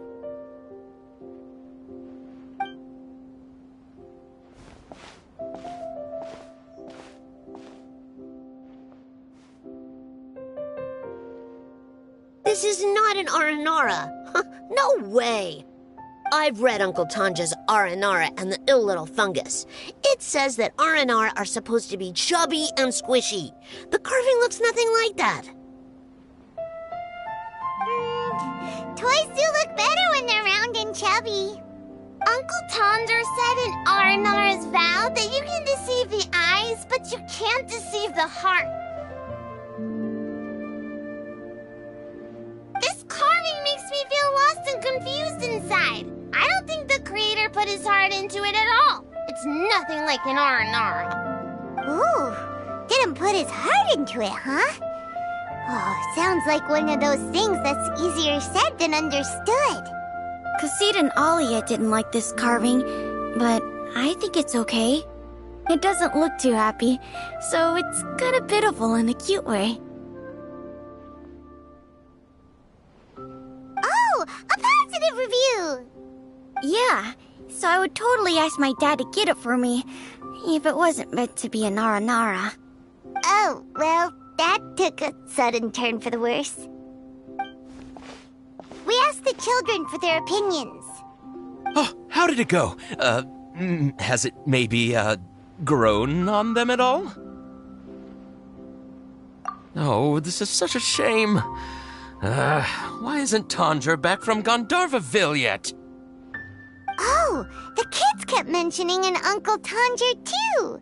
Who is he exactly? Uncle Tondra is a famous children's author here in Port Ormos. He wrote quite a few stories in the past, but none of them were popular among children. Just like our prototype Aranara. But around a year or so ago, he suddenly had a eureka moment or something, and suddenly the children loved every one of his stories. That's right. My little Ghaffari loves his stories too. The whole reason we decided to make these carvings was because we saw just how popular the Aranara are among children. We asked Tanja for guidance, but right after he agreed, he went off to Gandharvaville with his son to look for inspiration. They haven't returned yet. We were running out of time, so we had no choice but to carve an Aranara based on our own imaginations. As you can see, this was the result. Oh, we have to do something. Hey, since you're the famous traveler, could you do us a favor and look for Tondra in Gandharvaville, He doesn't have to come in person if he's too busy. Just ask him to write down his suggestions and bring his notes back to us, if you could. Please, if only to put a smile on the children's faces. And, of course, you'll be well compensated for doing us the favor. They seem pretty desperate. Let's help them out. To see the kids smile. And also for our reward. Yay! Rewards!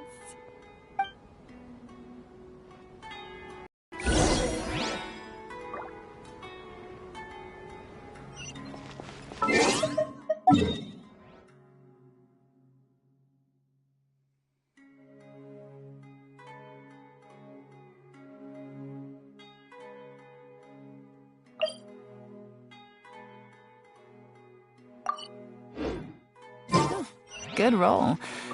All right, maybe I'll take one more day off and knock out the rest of the work once I'm feeling up to it.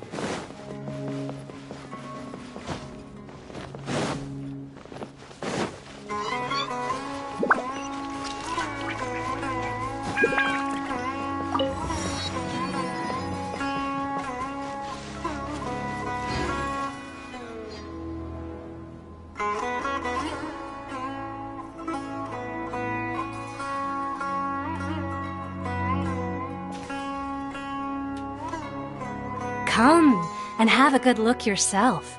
Traditional spices of the highest quality, made with pride and experience. You've got a deal. I can't thank you enough for always looking after my business. Believe me, I'm not making this up. Several Eremite mercenary groups are nearly in open conflict, but does the core of 30 care? And that's not all. Did you know that... Wow! Talk about hurly-burly! This place is busy! Guess that's only to be expected for the largest port in Sumeru. Maybe it's because of what Dia told us earlier, but Paimon can't seem to shake the feeling feeling that there's also danger lurking in these crowds. Ooh. Let's get our bearings so we can start looking for leads. We know that whatever the Academia lost is related to the gods. But other than that, we don't have much else to go on. Osfun told us to try posing as Academia students while asking around.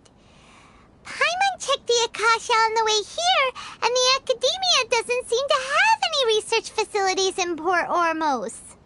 Paimon doesn't get it. Won't we look even more suspicious going around saying we're Academia students and asking about the stolen item?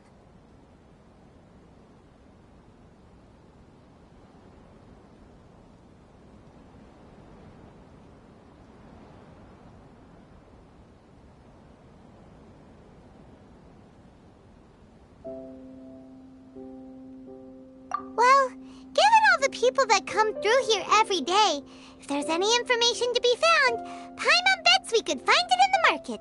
Let's ask around and see what we come up with.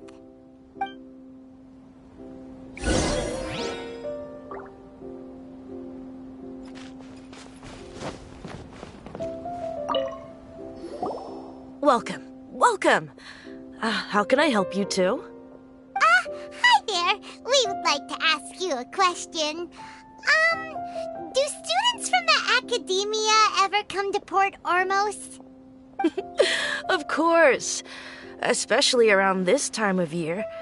Students from Sumeru City that are about to graduate often come to Port Ormos to cut loose a little. Many people often talk about how hard it is to get accepted into the Academia, let alone graduate. But those who finish their studies and go on to become full-time researchers at the Academia have it even harder. Sure, we may not be Sumeru City, but Port Ormos offers beautiful scenery and a stress-free environment.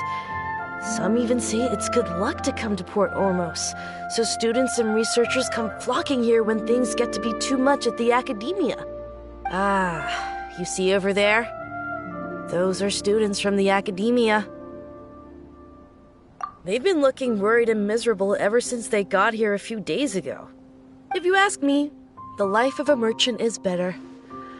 So long as the Akasha teaches us what we need, then life is good. Those students seem to be discussing something. Let's see if we can listen in.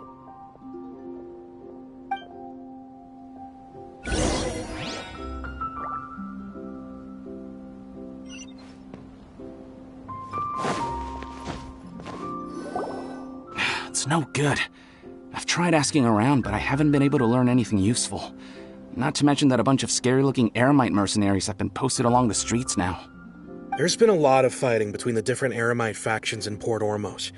If we choose to move on our own, then it would be wise to steer clear of them. Especially the group that's constantly shouting some stuff about the Scarlet King and some resurrection. I've even heard that the Citadel of Regzar is starting to get fed up with them. What was that group called again? Ein something or other? They're called Ein El Akhmar. Today, I heard that the thing we're after might be in their possession at the moment. Wait, come again? Don't you see? Many of the Eremites in Port Ormos deal with trading this kind of thing. They're usually pretty wary of outsiders, but not so with students of the Academia. It's because the kind of goods that students are looking for aren't the kind of goods that Eremites are after. As long as they know you're a student, then deals can be made. I've heard that Ein El Akhmar likes to set up shop at the Jafar Tavern. Supposedly, if you're willing to part with 500,000 Mora, they'll give you info on anything. Wait, did you say 500,000? If information alone costs that much, then how could we ever afford to buy what we're looking for? I guess we might as well give up on trying to graduate this way. I wouldn't worry too much. Our field of research is very niche. Who else could possibly be after that kind of shady knowledge? I bet it's practically worthless to anyone aside from us. Oh, I guess that makes sense. Then the only thing left for us now is to find a way in. Why don't we all just pool our money together and pay for the information? Whoa! Did you hear that? A niche field of research and shady knowledge? It all sounds pretty suspicious to Paimon. Is knowledge something people just buy and sell like that?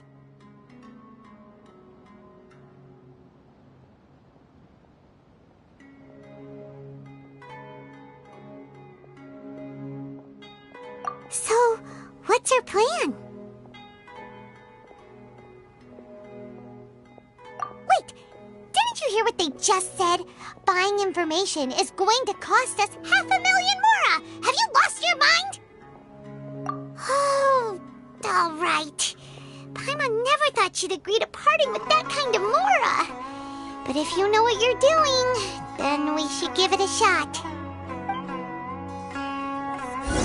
Out of all my traditions, I enjoy making jewelry for newlyweds the most.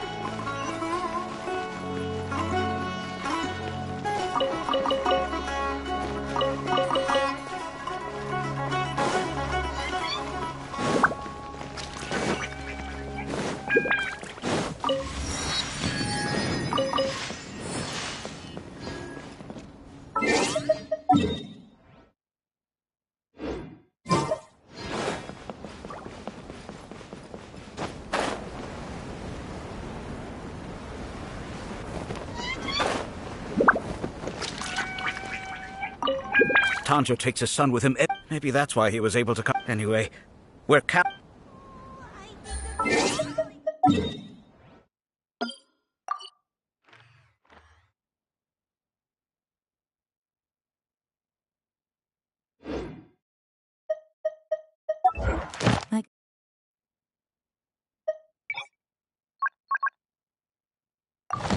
A new letter from an informant. Looks like the situation has changed again.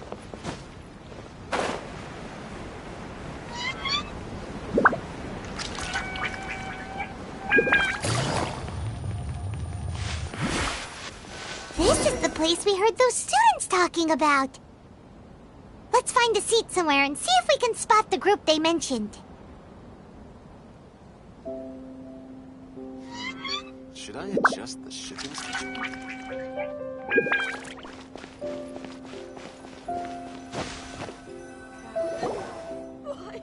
So then, what happened next? Oh, you've arrived. Please, take a seat. So, they think that they can go toe-to-toe with the boss? Ha! Once we reclaim the power of the Scarlet King, they'll be the first that the boss punishes. They're nothing to be afraid of. Our main rival now is the Caracal Battalion. They've also amassed a significant amount of Mora this time, so we mustn't underestimate them. How can the Caracal Battalion compete with the boss when they're nothing but a bunch of money-grubbing opportunists out for a quick Mora? Yeah, with boss's fervent devotion, he'll be able to use this power to bring our god back this time. Huh. All these guys talk about is the Scarlet King, so they're probably the ones we're looking for. Greater Lord Ruka Devata. That traitor and her followers must not be spared. The day will come when the Scarlet King exacts vengeance on Sumeru, and all of them shall be punished.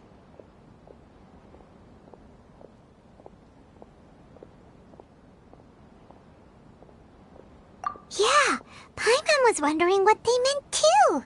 We should ask about that if we get the chance later. What's going on? How can there be Kairaki here?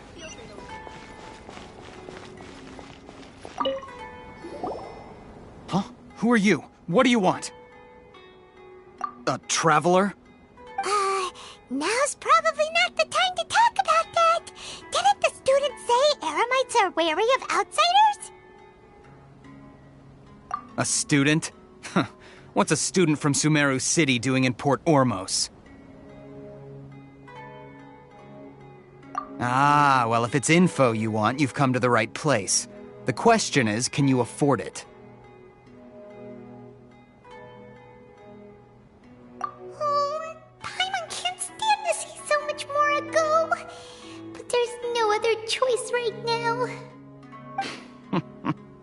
Here, this is the merchant's address. Whatever you're looking for, you'll find it there. Well, what are you waiting for?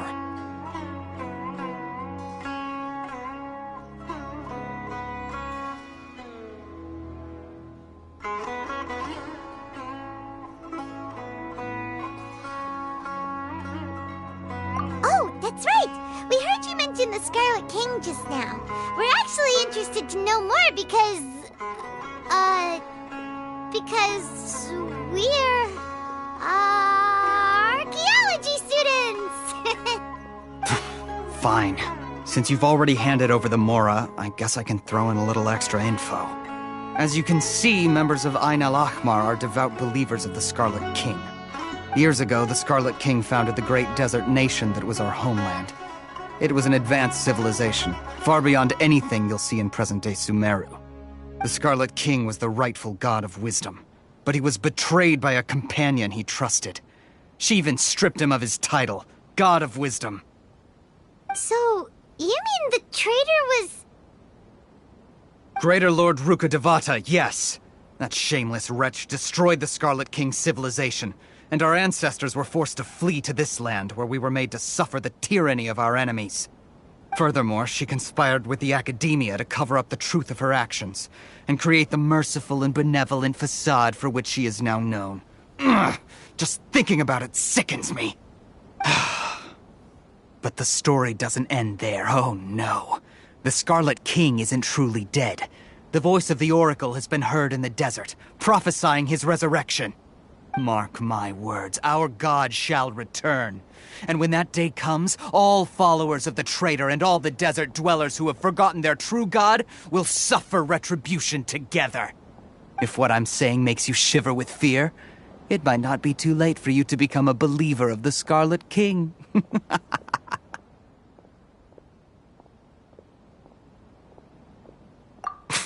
I don't have anything to say to you Academia people about that. I think this conversation has reached its end. Not just yet. This man is a fraud. Huh? You again? Deranged Academia lunatic. Yes, it's me again. I already warned you that if you weren't willing to sit and discuss things with me, I'd take measures to make things uncomfortable for you. Listen to me. That address he gave you is fake. Or at least, you won't find a merchant waiting for you there. This group has been boasting all around that they can provide information on a certain item as a means of luring people into their territory. Once you show up, they keep up the act until they have hard evidence that you want to purchase said item. Then they use that to squeeze you for all the more you're worth. Hey! Shut it all, Hatham! What are you playing at, trying to ruin our business like this, I told you the other day. I wish to discuss my terms with your boss. Ha! The boss made it perfectly clear that he won't negotiate with you. Yes, and in no uncertain terms. But that was then. It does not preclude him from changing his mind in the future. I'm warning you. Don't push us, or this could get ugly. We don't usually get rough with people from the Academia because it just complicates things. For a lunatic like you, though, we might just have to make an exception. If you're suggesting that we escalate this from a verbal exchange to a physical one, I accept. After all, even the Archons used war to negotiate the ownership of Tevat. If, on the other hand, we can't agree on any means of negotiation at all, then I'm afraid my next course of action will sting a little more than the mere falling through of a few business deals. I will jeopardize the Eremite's reputation, which I know you value above all else. I am quite confident that if I began to take such action, your boss would willingly approach me himself. However, I fear that by then, some things will have happened that cannot be undone. Also, a word of advice. I suggest you tell your boss exactly what happened here today. Otherwise, he might blame you for not telling him in the future. What did you say? Consider this. Have I ever failed to follow through on my word in the past? This guy is really out of his mind. Okay then. If you really have a death wish, let's meet a week from today. The pier in front of the Pharos Lighthouse, 4 o'clock in the afternoon, sharp. Don't expect us to hold back. Not so fast. First, you return the 500,000 mora to them.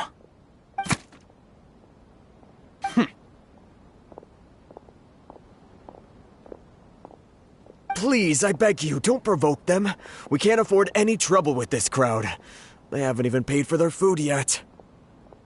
Ah, Mr. Iman. There appears to be fewer staff in the restaurant recently. This wouldn't happen to be because they're all busy spreading the word to the students, would it? Well... Someone who chooses to do business with a group like that really can't afford to get so flustered the instant someone confronts them about it. Consider the meal compensation for our silence. I'd say you're getting an excellent deal. Whoa, did you see that? He not only got us our mora back, but sent the Emirites running too! Plus, he seems to know a lot about what's going on around here. Let's catch up with him and ask some questions! He went that way! After him! Got it.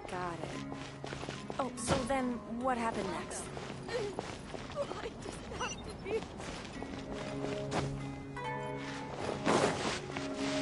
Take it easy.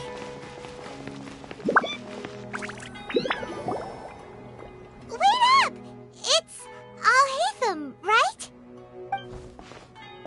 What do you want?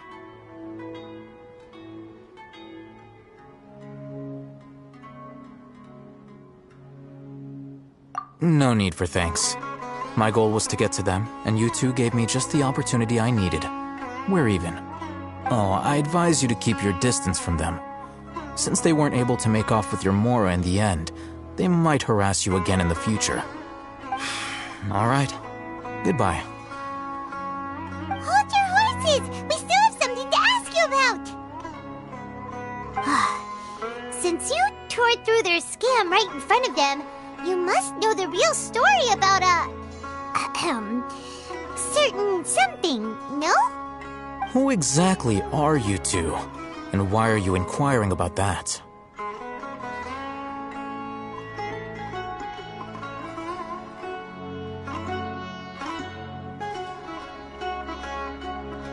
A student. Right.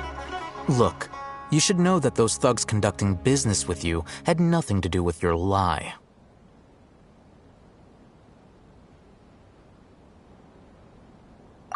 Huh? Oh, yeah! She's really strong! Weren't you saying something about a physical exchange? We can help with that. She doesn't even have a vision. Forget it. Maybe not, but she can still use elemental energy. Otherwise, there's no way we'd go asking for info from from guys like that.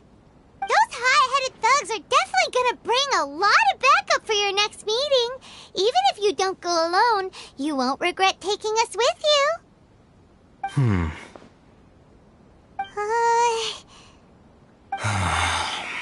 All right. I accept. Got a pen and paper? If you're searching for someone who sells that kind of merchandise, I'll give you one of their addresses, and you can try your luck. We'll reconvene at the appointed time by the pier. It doesn't matter if you show up or not. So, since you were happy to give us this merchant's information, does that mean you can tell us exactly what we're after? You were willing to part with 500,000 mora for something and you didn't even know what it was? Okay. Well, if you truly are as skilled as you claim, then you can beat the answer out of them when they become hostile. Look, if you've been making inquiries, then you have to know something by now. Tell me what you know so far, so I don't waste time repeating information. We know it's connected to the academia somehow, and that not only do the Eremites deal in it, but some students want to get a hold of it too. What else?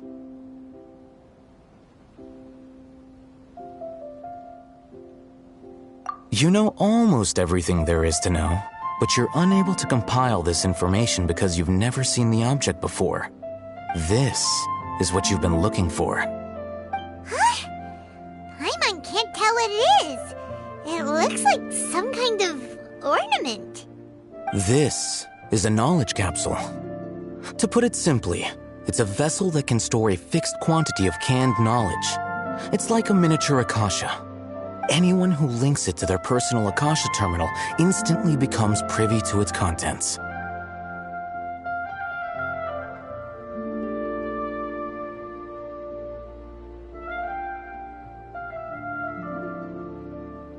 Correct. Anyone. Unlike the Akasha, which heavily regulates who can access what information, knowledge capsules confer their contents without any requisites. That's amazing! It's essentially a convenient and harmless vestibule for knowledge. Unfortunately, it's illegal in Sumeru to privately possess or trade them.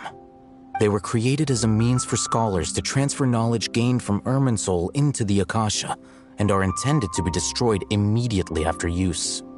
But despite strict regulations, some of these knowledge capsules will always escape destruction. After all, there will always be those in this world who are dissatisfied with life as designed for them by the Akasha and wish to change their fate. Over the past century, a wide variety of canned knowledge has been leaked from the academia. Now, in Port Ormos, the valuable ones are a means to Mora for the Eremites. Meanwhile, those which the Eremites deem to be useless to them occasionally prove useful to the common citizens and hapless academia students. Well, I think that about sums it up.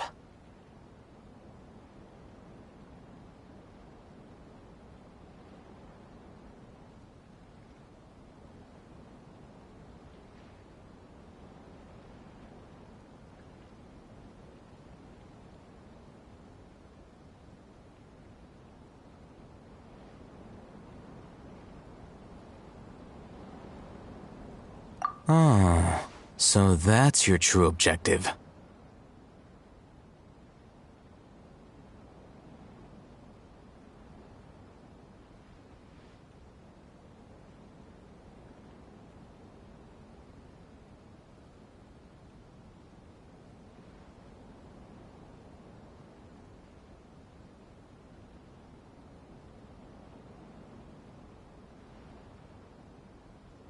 With our current arrangement, I don't believe I can offer an answer. You're still resolved. Fine. Let's talk somewhere with fewer people. Fresh fruits and veggies, both quantity and quality.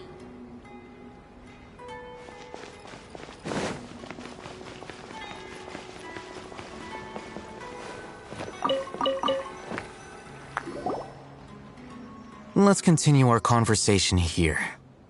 If you wish to learn more about the knowledge capsule that the Academia lost, then you must help me with something.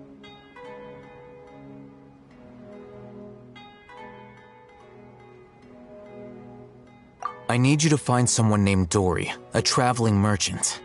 Unlike the peddlers who hawk inferior knowledge capsules, she often has quality goods in stock. Some say that as long as there is profit to be made, there is nothing she won't dare to sell. She's guarded against people from the Academia because most of her wares don't comply with Academia regulations. I think she blacklisted me.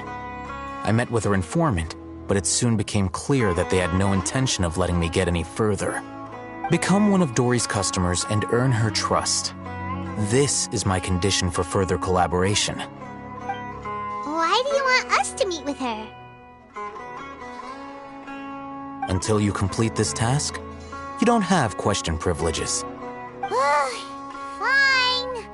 So how do we go about doing this? You two are outlanders who haven't been here for long, so Dory should view you as safe clients.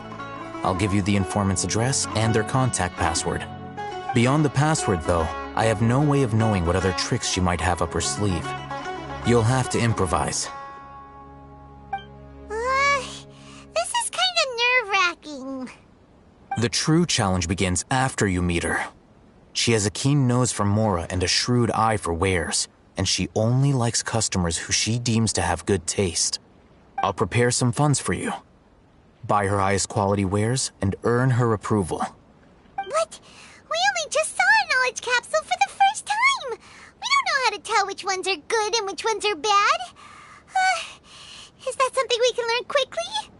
That's true. Have you two heard of elemental sight? Oh? That's a surprise. Guess I'll have to hold you in higher regard. Anyway, that ability should resolve your issue.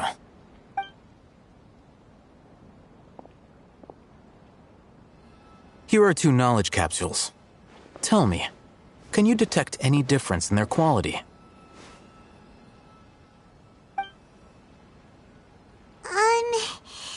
They look the same to Paimon.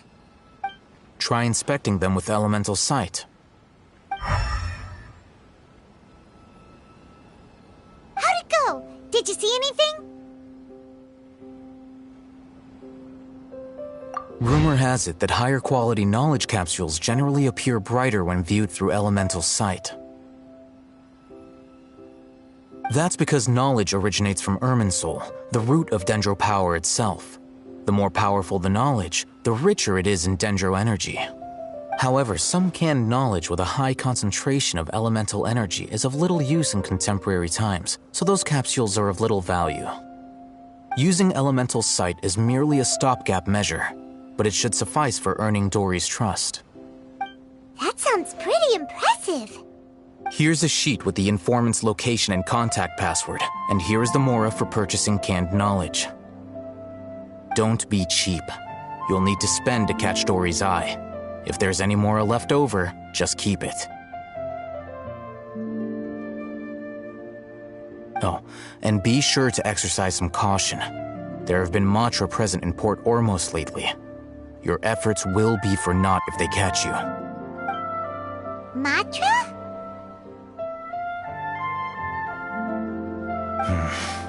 They belong to the Academia's regulatory body. They also handle cases of illegal canned knowledge transactions. Like I said, the Academia has banned both their trade and possession. The Matra are razor sharp. You're in for nothing good if they lock their sights onto you. If you two want to back out, now's the time.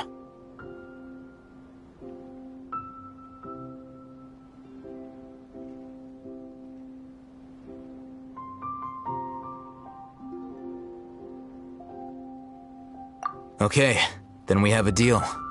If you succeed in your dealings with Dory, come find me at the Wikela Funduk. We'll have an open discussion then. Looking at what Al-Haytham wrote, Dory's informant is a trader near Old Ormos.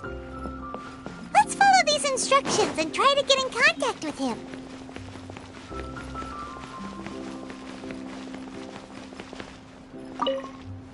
Hello. What are you two looking to buy? Wait, are you sure you're remembering that right? Paimon doesn't think it was that on the paper. What a unique palette. We have Following the paper got us past... Ronak, these two want to buy unripe horror. Got it. You two, please follow me.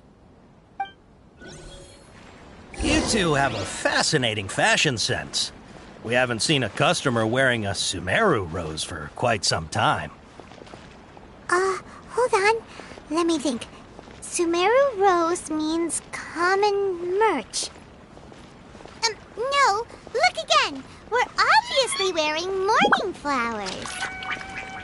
Ah, my mistake. I do apologize. Whew. That pop quiz sure was scary.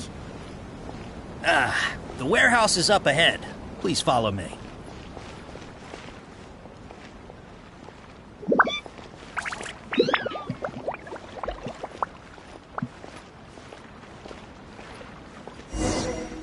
Before I retrieve your products, I need to confirm a few things. Please forgive me, but we may not have sufficient stock for you today. Earlier, many of our hara fruits were taken by mice.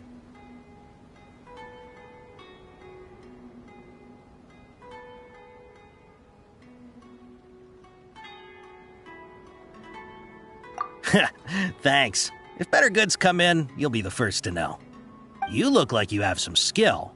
Why don't I pick out some fruits that'll make you dizzy?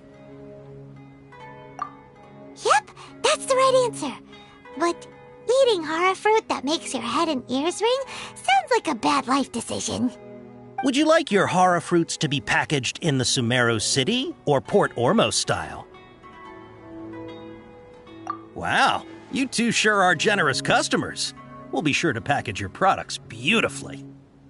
Okay, everything has been confirmed. Miss Dory is waiting for you up at... Shoot! It's the Matra! Run! What? The Matra? Where? Oh, Hatham said we're done for if they catch us. We gotta get out of here.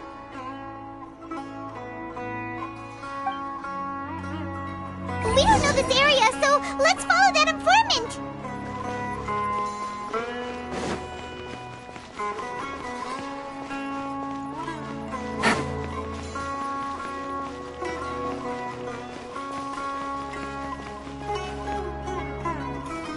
He ran that way!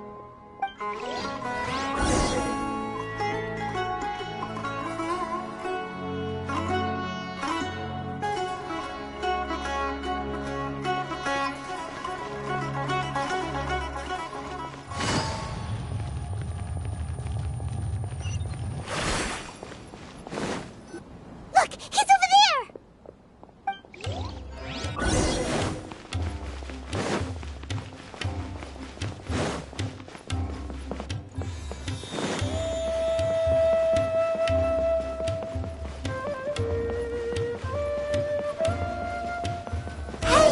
If you're hiding from the Rishbaland tiger, come this way!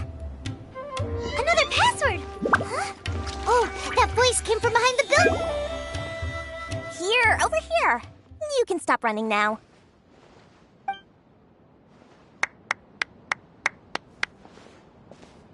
So you were the one who was calling out to us just now.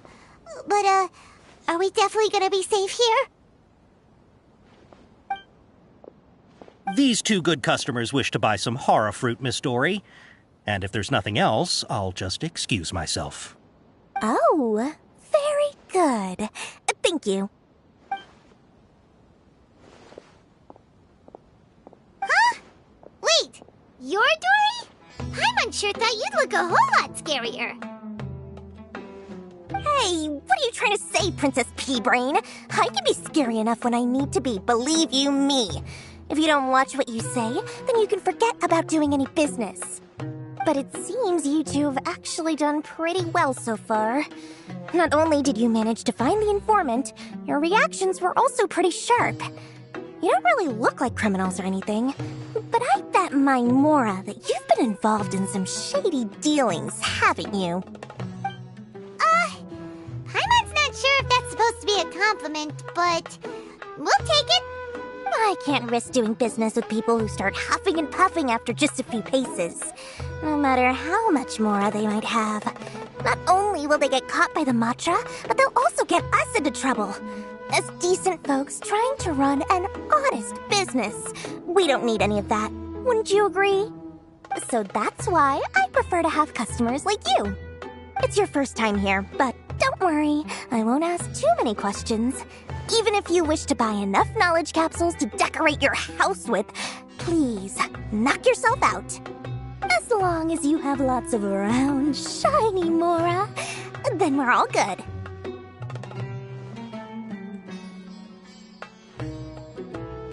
Ah, yes, of course, of course. Go ahead, help yourselves. Voila! Wow, she has a trove of canned knowledge. Whew. She'd probably be in serious trouble if the Matra caught her with all this. What kind of products do you seek, my dear customers? Don't worry, I'm not interested in your reasons for buying. I can, however, offer some suggestions. Take this one, for example. An analysis of the sociological ideology and dialectics of the Hilichurls. Only 3 people in all of Tevat have ever studied it, making it extremely rare. It's on sale now for 350,000 Mora. Yeesh, who would want to be an expert in that topic? Or how about the architectural styles and construction methods of Tevat in the early Archon War period? With this one, you can become an expert in historic architecture preservation and find an excellent, well-paying job in nearly any nation. Ooh, now this sounds like it could be useful. 2 million Mora, and it's yours. No discounts. Whoa! That's a lot of Mora! Of course, you are free to pick whatever your heart's desire. The contents and price of each knowledge capsule are indicated in small text on the body of each one, down at the bottom. Alright, let's try the method that Alhaitham mentioned.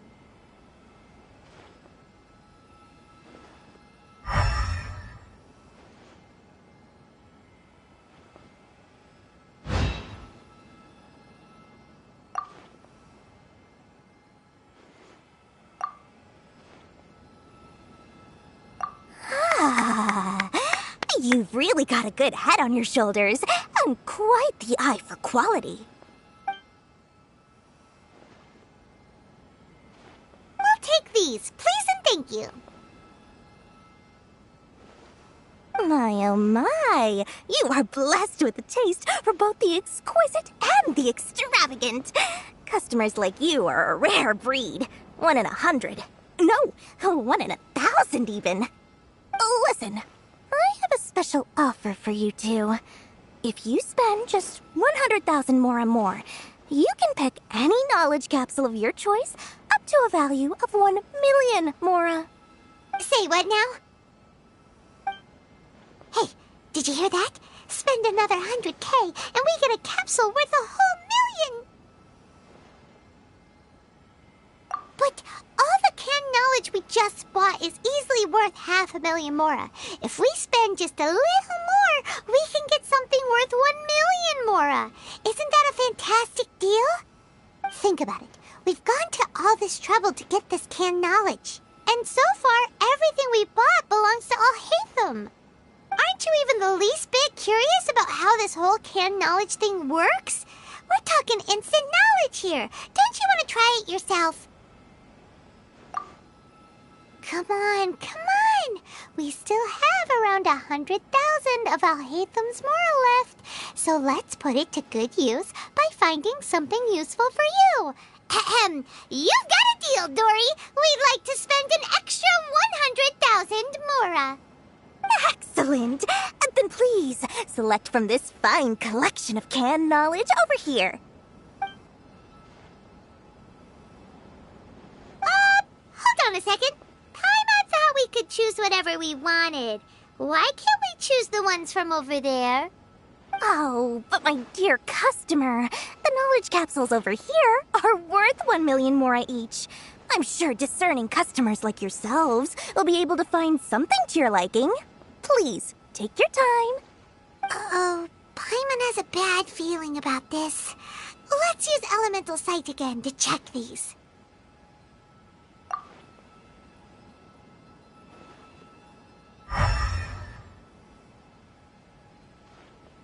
So, what did you see? So, they're all worth about the same amount? Well, anyway, the Mora's already been spent, so let's at least try to find something useful. Let Paimon take a look here. An introduction to traditional Sumeru brewing techniques, the art of growing spices, an overview of ancient runes. Oh, how about this one? Sword Fighting Techniques 8. Not sure we'd ever find volumes 1 through 7, but at least this knowledge should be useful, right? Let's go with this one. Dory, we'll take this one. All right, very good. I'm expecting some new goods in the next couple days, so be sure to check back again soon. Whether it's canned knowledge or anything else you need, bring your Mora to Dory and doors will open. Our dealings with Dory went smoothly enough. Let's head to Wakala Funduk and meet up with Alhaitham. Hopefully now he'll finally tell us about what the Academia lost. Perfect color.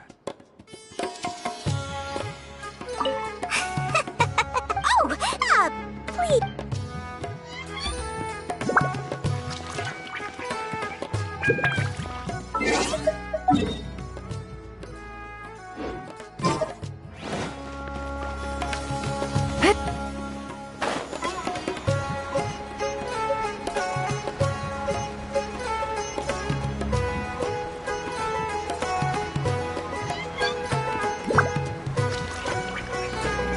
Ha, you two made it. And from the looks on your faces, you were successful. Whoa, there's so many people from the academia here. Why would you pick this place as our meetup spot? Well, Wikela Funduk is under the Academia's control, so naturally the Academia has people working here. I came to Port Ormos under the pretense of conducting official business. You're a pretty daring guy. Relax. No one here is interested in anything we say, and the Matcha won't come here. Okay now, tell me how your encounter with Dory went. Okay, we did what you asked. So, can you tell us about the knowledge capsule that the Academia lost now? Before that, I have to ask, why are you two so intent on tracking it down? You don't have to answer, of course. Yeah, she just wants to meet the God of Wisdom and ask her about something important. We've been in Sumeru for a while now, but we still haven't found a way.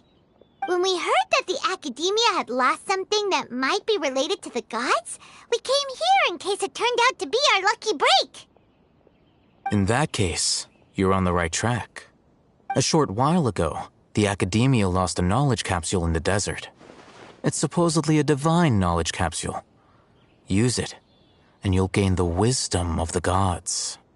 Wow, there's really such a thing as that?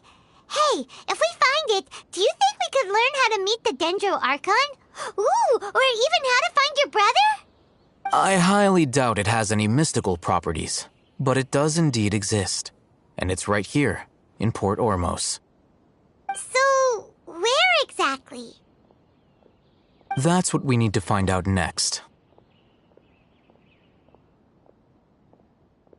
I won't deny that. I am investigating because I'm curious as to what the Divine Knowledge Capsule truly is.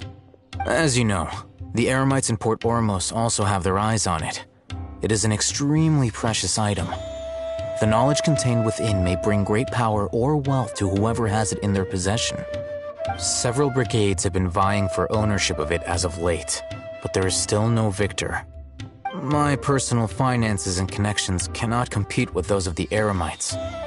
After attempting various methods, I finally managed to reach a tentative agreement with several brigades. I agreed to forego ownership of the Divine Knowledge Capsule in exchange for the opportunity to study it. After all, there's no harm in understanding what it is. However, there are those who are less amenable to negotiation, such as those from Ain al-Ahmar. They adamantly believe that the Divine Knowledge Capsule contains the Scarlet King's power, and that he will return to this world when they obtain it. They refuse to let anyone from the Academia tarnish their deity's soul. So you kept hounding them because they refused to cooperate with you? Yes.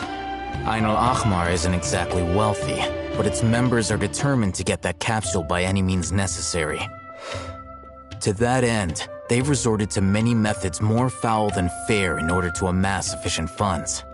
So, I've been sabotaging their business to force them into negotiating with me. The Divine Knowledge Capsule should be up for a secret auction within the next few days. Each brigade will place their own bid, and the prize will be covertly given to the winner. To ensure the capsule's security and to evade the mantra's notice, the winning brigade will not publicly disclose their victory.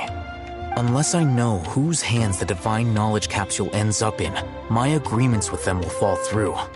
Dory is the most reliable source of information, but that avenue was previously closed to me. With you on board now, the situation is different. In other words, you wanted us to befriend Dory so you could find out where the Divine Knowledge Capsule is. Yes, you can say that. But this arrangement harms none of us. The day after tomorrow, go back to Dory and try to purchase information on the Divine Knowledge Capsule's whereabouts. If she has no information, wait 2 days and approach her again. If I get the opportunity to study the Divine Knowledge Capsule, I will relay my findings to you. Will that suffice as compensation?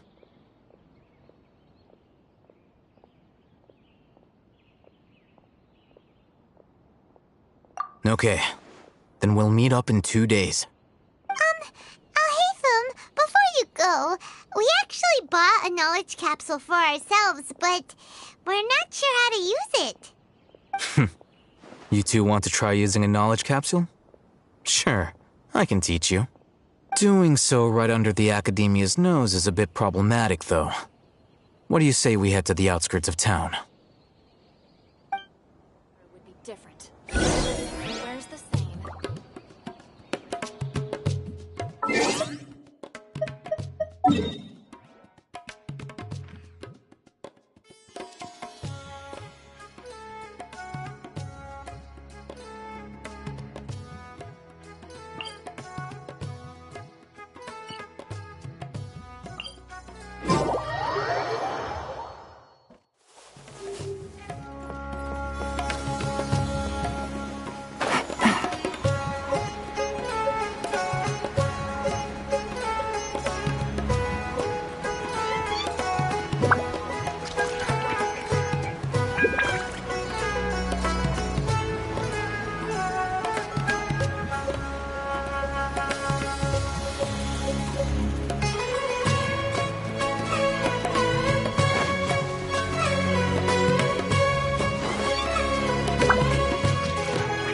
Alright, this place works. Show me the capsule you purchased. Here. Sword Fighting Techniques 8. Huh. A combat class knowledge capsule.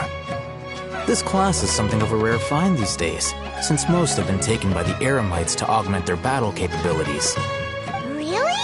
Ah, yeah, what a great buy! If you want to determine the efficacy of this capsule, I can evaluate your combat ability. However, effects will likely be minimal if you already possess a high amount of strength. We can conduct a controlled experiment where you fight 2 battles, one before using this knowledge capsule and one after. While you fight, we can use an Akasha terminal to monitor your various physical parameters. There may be variances in your physical strength between the 2 tests, as well as a disparity in your opponent's abilities. But don't worry, I'll run statistical analyses afterward to mitigate any confounding effects. Wow! Haytham! You must have been one of those guys at the Academia who got top grades on everything. Paimon's curious about something, though.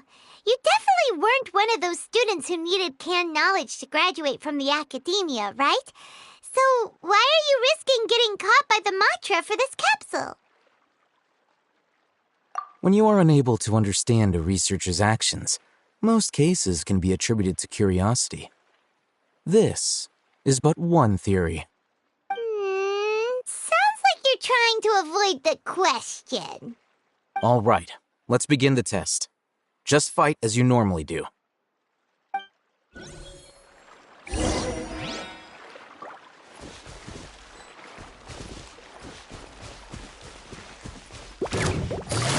Busted! Dissipate! Ta, ta, ta. Huh, yeah. Out of my way! Quietly now.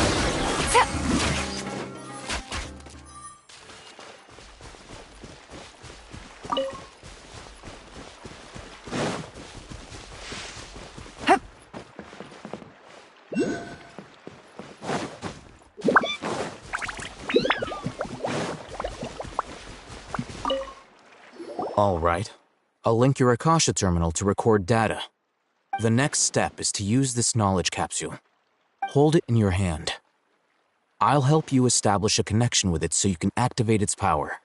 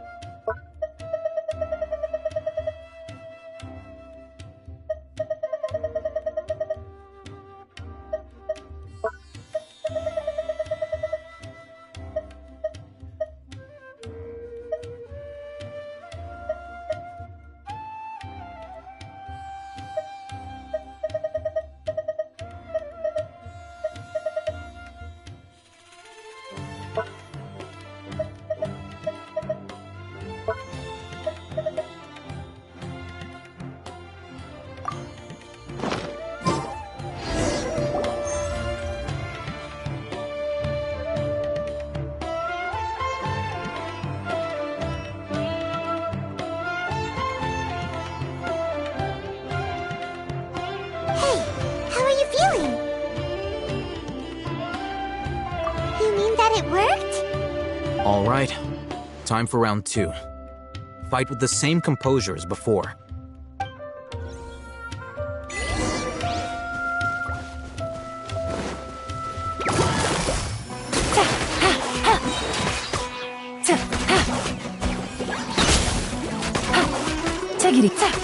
Absorption test. Stand clear.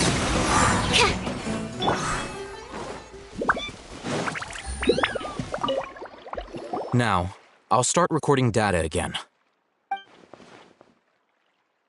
Oh, Hatham, how's it going?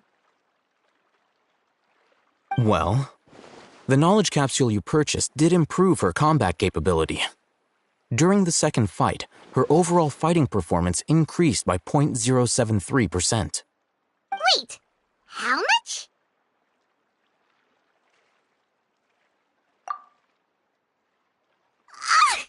Dory's such a jerk! She totally scammed us! 1 million mora? This thing isn't worth a tenth of that amount!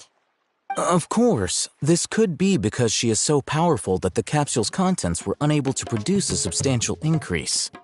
At the very least, this test allowed me to gain more insight into you two. Our deal seems increasingly worth my investment. I'm heading back to Ikela Funduk. I await your response in 2 days' time. This is Mora for when you ask Dory for information. Pay her as much as she requests.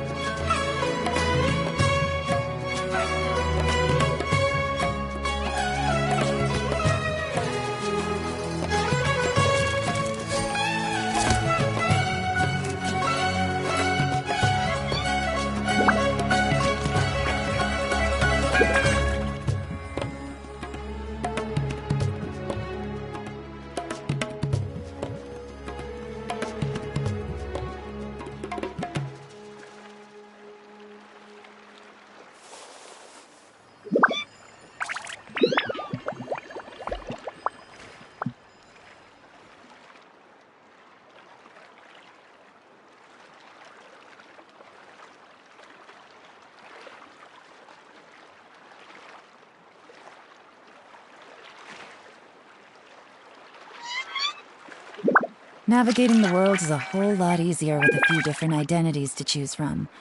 Need me to come up with some for you?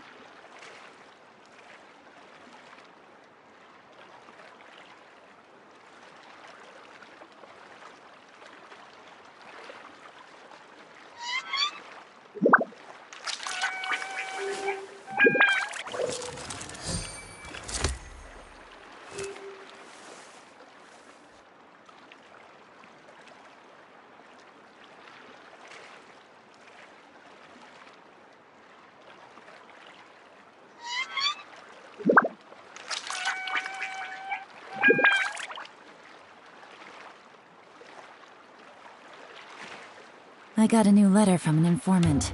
Looks like the situation is...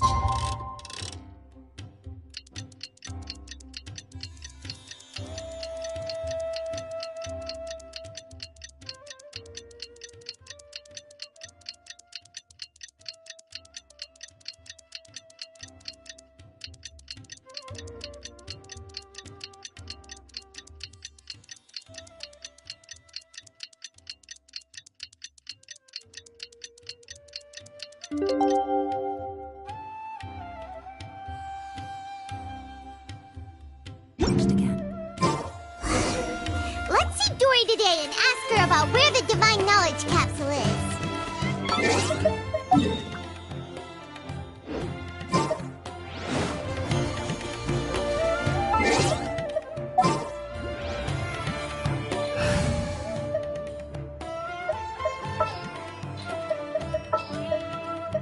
This is...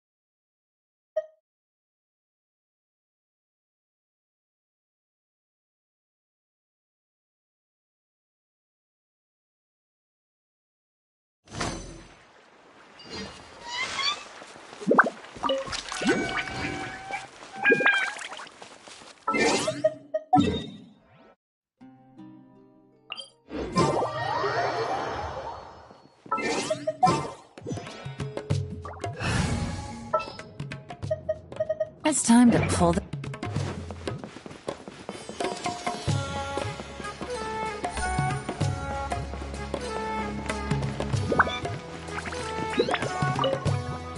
Here, over here!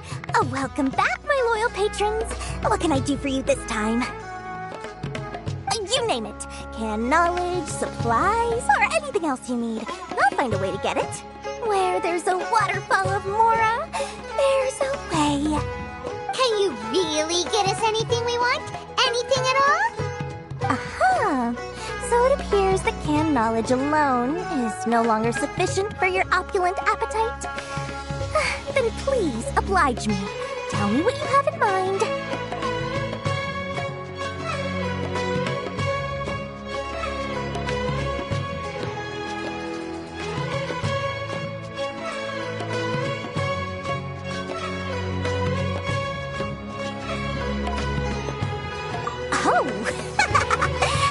Customers with pockets as deep as yours would undoubtedly crave something more profound than ordinary canned knowledge. But you know, that kind of information isn't going to be cheap. After all, I had to work really hard to weasel my way into the auction site. And not to mention that if anyone found out that I was the leaker, I would be in big, big trouble. But how can we be sure your information is accurate? Paimon's curious. How you just happen to have this kind of info the moment we need it? Because to me, anything of value is what I consider to be my supply. Therefore, I must always be aware of what's hot on the market in order to secure more sales. As for the information's authenticity, well, you've no need to worry about that. I used a camera to take a picture of the transaction. That way, no one can dispute it. It's always a pleasure doing business with such sterling patrons. Now that you've paid in full, here's the scoop. The Divine Knowledge Capsule was purchased yesterday by a certain Misery, the leader of Ain El Ahmar. Ain El Ahmar? You mean the Eremites who worship the Scarlet King? Ah, so you're already familiar with them.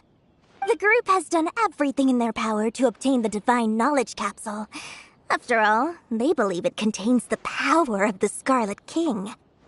That Divine Knowledge Capsule is unlike any other canned knowledge I've seen before.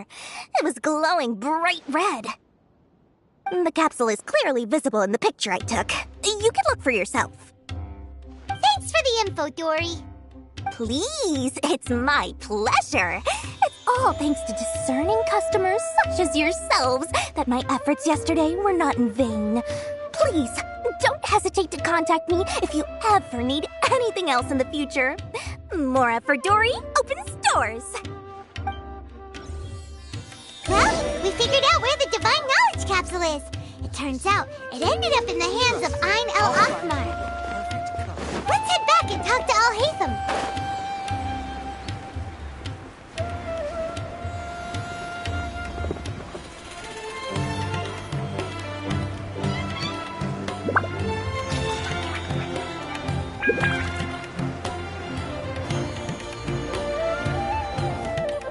Al-Haytham! We got the info you wanted! Really?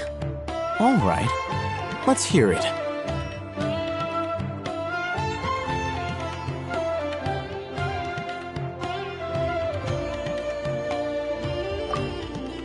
Dory even gave us evidence to verify the intel. Have a look. Huh, look at that. Clear as day. It must have taken some guts just to infiltrate the scene of the Eremites transaction. But then to get close enough to take a picture like this. Bold move, Dory. Very bold move. All right. The person in this picture is indeed Misery, the leader of Ain el-Ahmar. And the glowing red capsule he's holding appears to be the Divine Knowledge Capsule. In which case, if we play our cards right, when we confront them next week, we should be able to force them to show their hand. At first, Paimon didn't get why you were provoking these Ain el-Ahmar guys. But now, it sort of makes sense. Everything's playing right into your hands. After we defeat them, we can finally have a serious talk with their boss and get them to lend us the Divine Knowledge Capsule. Thank you for your time and efforts. Take a few days off while I make some preparations. Let's meet up again on the afternoon of the arranged date, 3 o'clock sharp.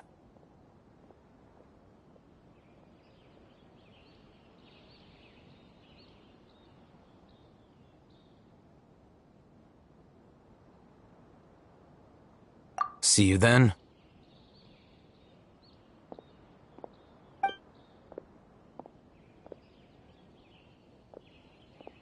Al-Haytham sure is taking his time. Where could he be? Oh, there he is. Sorry to keep you waiting. Let's head to the pier in front of Pharos Lighthouse. Yep, let's go.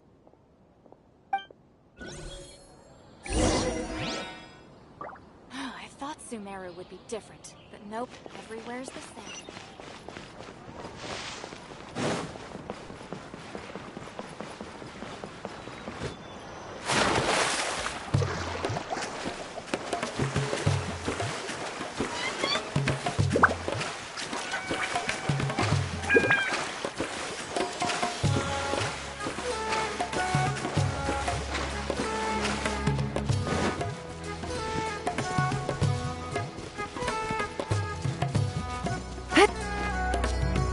Al-Haytham. I knew you were crazy, but I didn't know you were crazy enough to actually show up. It was I who demanded that these negotiations take place. I was more worried that you might go back on your promise. But to your credit, it appears that you're sticking to your word. This is turning into quite an occasion. I also brought some backup. I assume you don't mind. Backup? Aren't you the brat from the restaurant the other day? You've come to support this lunatic because he helped you out? Fine, your funeral. I'm not going to mince my words. Once we're done with you, you'll be nothing more than fish food. Get 'em, boys!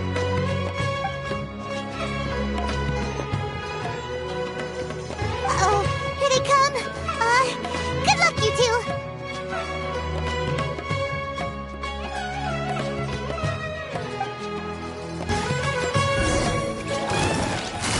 Gotcha! I'll settle this! Animal hypostasis simulation. Animal test 6308. Absorption test. Stand clear. Things are about to get... Academia scum!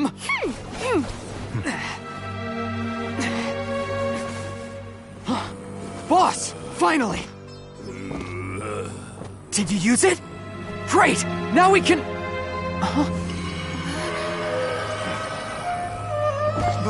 Boss?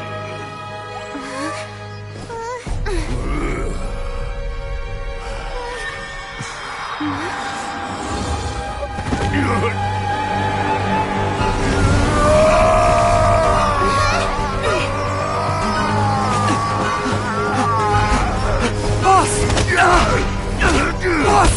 What's wrong? What happened to him? We have to cut his Akasha connection, now.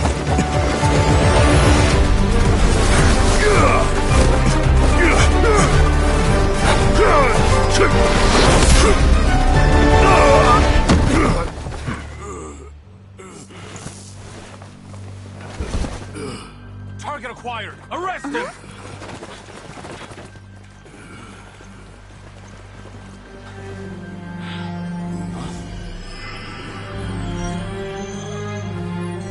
Do not impede our work. Is that understood, Al-Haytham? Of course. I was only trying to help. Take him away!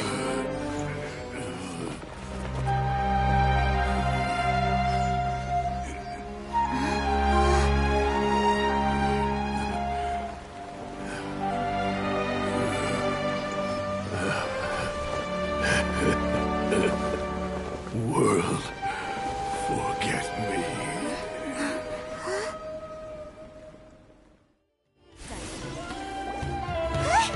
What in Tibet just happened? It's like that big guy suddenly lost his mind. It looks like he used the Divine Knowledge Capsule.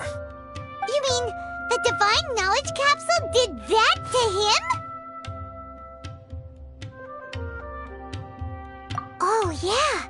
You mean how some researchers go insane after getting knowledge from Irminsul?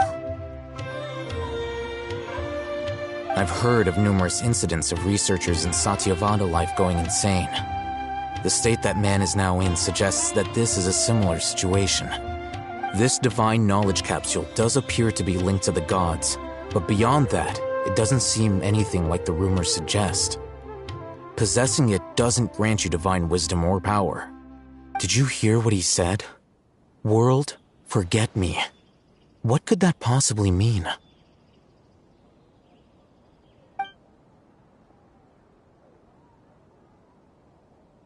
If the mantra took him away, then that means the Academia got the Divine Knowledge Capsule back too. What a shame. We were so close. Still, Paimon didn't expect the Divine Knowledge Capsule would be so dangerous. Imagine if we tried to open it. Oh, who knows what would have happened to us? As things stand, there is no reason for me to remain in Port Ormos. I believe our collaboration has also reached its end. Oh, we were so busy trying to find the Divine Knowledge Capsule that Paimon forgot to ask you something. Since you're a member of the Academia, do you have any idea how we can go about meeting Lesser Lord Kusanali? Truthfully, I don't. Lesser Lord Kusanali appears to exist outside of Sumeru's entire administration. Most of the time, you wouldn't know she exists at all. Moreover, since the Academia possesses the Akasha, a symbol of our deity's wisdom, scholars have no reason to desire to make contact with the deity herself anyway. Everything about Lesser Lord Kusanali is such a mystery! I'm heading back to the Academia. How about you two? It's almost the day of the Sub-Zeros Festival. Maybe we should head back too. We've been rushed off our feet over the past few days, so maybe a little rest and relaxation will do us good. Then we'll part ways here, Al-Haytham, until we meet again.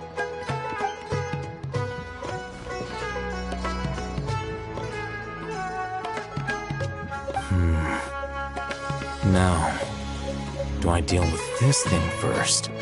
Or should I produce the report that the higher-ups require?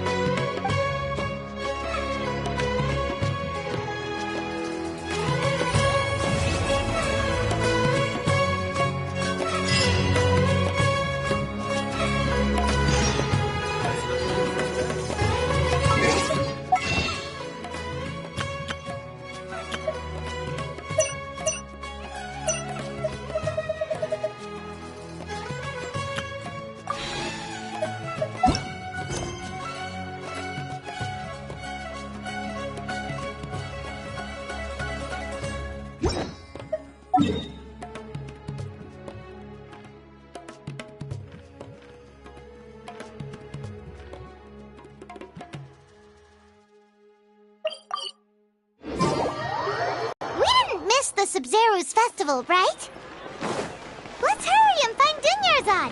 Paimon thinks she must be around the Grand Bazaar, since she showed us around there last time.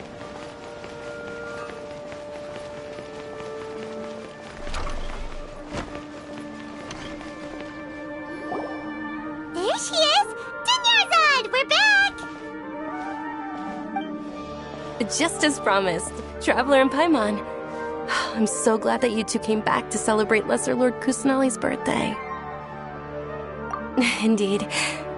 The festival's tomorrow. We've been preparing for so long that I can't help but feel a little nervous. There's no need to be nervous. Paimon's sure that Lesser Lord Kusanali will feel everyone's gratitude. Thanks, Paimon. I hope that everyone who comes to the festival will also have a good time. Speaking of which, did you manage to make your way to Port Ormos? Discover anything over there? Of course we went! A lot of things happened there. I see. Sounds like you two had another exciting adventure. If there is another chance, I would love to join. My lady, if you went to Port Ormos in your current state, we'd both be in for a lifetime of trouble. Dia! You were eavesdropping! It's called covert protection. Keeping an ear out for what's going on around my employer is part of the job. It's alright, Dia. I merely said I would like to go. I know better than to think my body could handle it. The festival's tomorrow. I've been doing nothing but causing trouble for you. So Dia, please take some time to relax. I'll be fine. Even when you put it that way, it still doesn't feel right. Don't worry, my guardian knight. Okay, fine, but only tonight. Tomorrow's a big day, and many no-good scumbags are gonna try to take advantage of that. Oh, you two must be exhausted from your long journey back to the city. My apologies for not realizing this sooner. I've already prepared a room for you to rest. Please follow me. Whoa, you're so thoughtful. Paimon's so ready.